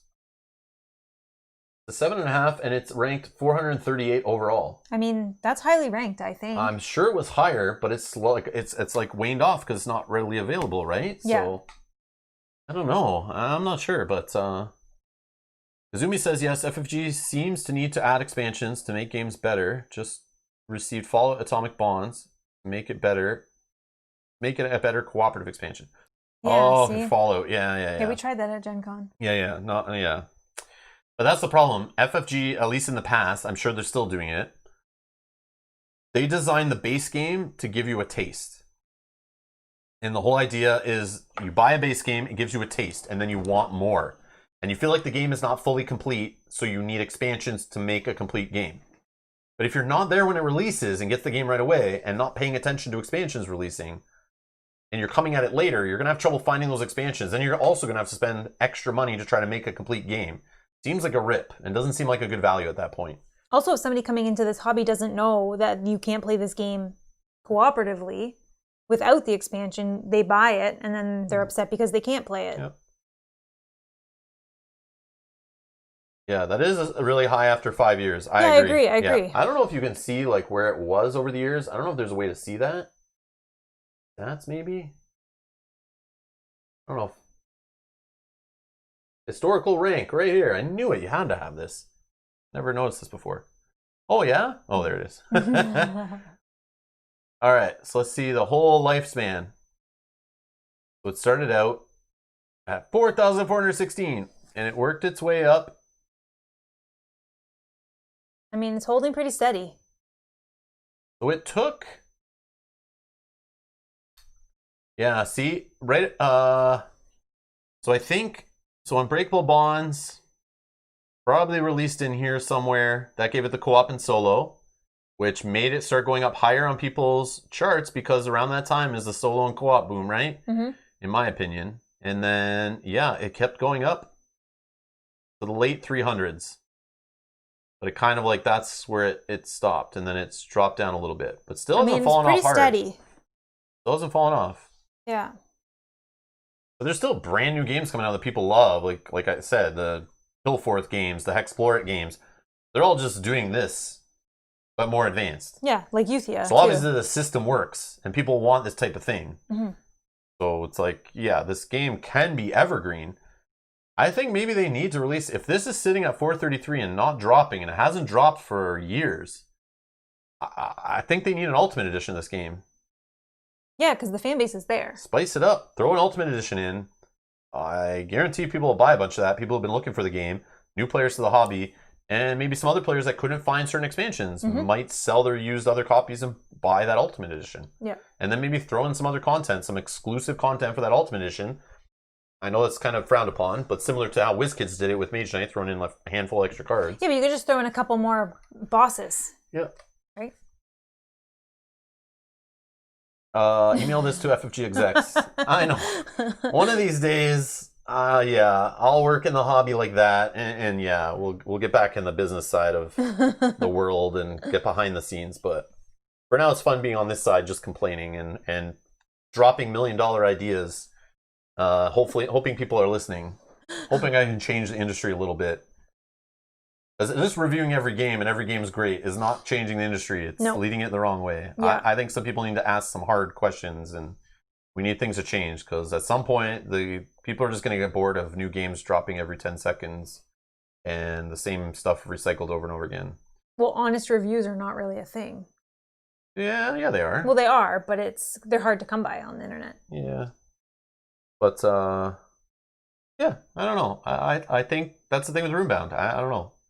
I wish I found it in 2015. But again, when I saw it in 2015, it was the competitive thing that kept me away. I didn't want to play a competitive game with my gaming group, fantasy-wise, when there was co-op games to play. Mm-hmm. And then when I found out, only within a year, that they had a co-op expansion, it was too late. Too late. It sucks. Maybe they're working on a 4th edition. I don't think so. I bet they're so focused on Descent right now. And they'll be focused on Descent for years, because they're doing 3 big boxes. And that's software development, miniatures, the expansions, all that stuff all has to work together. Yeah. I have a feeling they're putting all their eggs in that basket. But I could be wrong. Maybe somebody there is working on a 4th edition of Runebound or an Ultimate Edition. Yeah, because maybe it's a different department. Or maybe a different team. Yeah, of people, maybe. Right? Maybe. Yeah, it's sitting in the 400s. This game was released pre-Asmodee. Oh. Yeah, okay. Yeah, my mulligan. I mean, I shouldn't have taken the mulligan. I just didn't know what happened when you died. I thought it was worse than it was at the time either. Yeah, we could have made through it anyway. But I was like, I wouldn't go into a combat not healing 5 damage off my 8 health total. Why would I do that at that early in the game? I just didn't see that heart there until I went to actually move my sheet. Yeah. I was like, whoops. But that's because Brian is saying that's why I like this channel. Honest play, play and honest critique. And honest critique, except for Rob's mulligan. Yeah. That's it. How do I block him and delete him from the chat here? I'm just kidding. I know, Brian. It's all good. All right. That was for Rob's rugged good looks, Brian. I'm sure that's why some stay. You guys are funny. Anyways. Yeah, I guess we'll get out of here. So the next stream that's scheduled is Cthulhu Death May Die on Tuesday. So in 2 days live, subscribe to the channel, hit the notification bell. We'll be back playing Cthulhu Death May Die. Then I'm pretty sure on Thursday we're going to play something. It should be Sword and Sorcery starting Act 2. But it might be Runebound again. But we're going to look to see which one we already played Runebound recently, so it's fine. We also played Sword and Sorcery recently. So I think both are easy to get back to the table without too much pre-work. So we'll see. It should be Sword and Sorcery, but I still have to open an expansion, read all the Act 2 stuff to figure out what's involved with that, and read the rules again. But yeah, so you're going to see either Sword and Sorcery or Runebound, and then on the weekend we'll have another stream coming. So more live streams this week. Stay tuned to the channel. We'll be back with more. Thank you everyone for your support. Thanks for hanging out live. Thanks for watching us later. Leave comments down below. If you have any answers to any rules questions that saw come up or any issues, just timestamp it if you can. Help other people learn from our mistakes. And if you work behind the scenes at FFG and know why there's no more Runebound stuff, drop that in the comments. Also, I won't tell anybody. But yeah, if you know anything about this, that'd be pretty cool.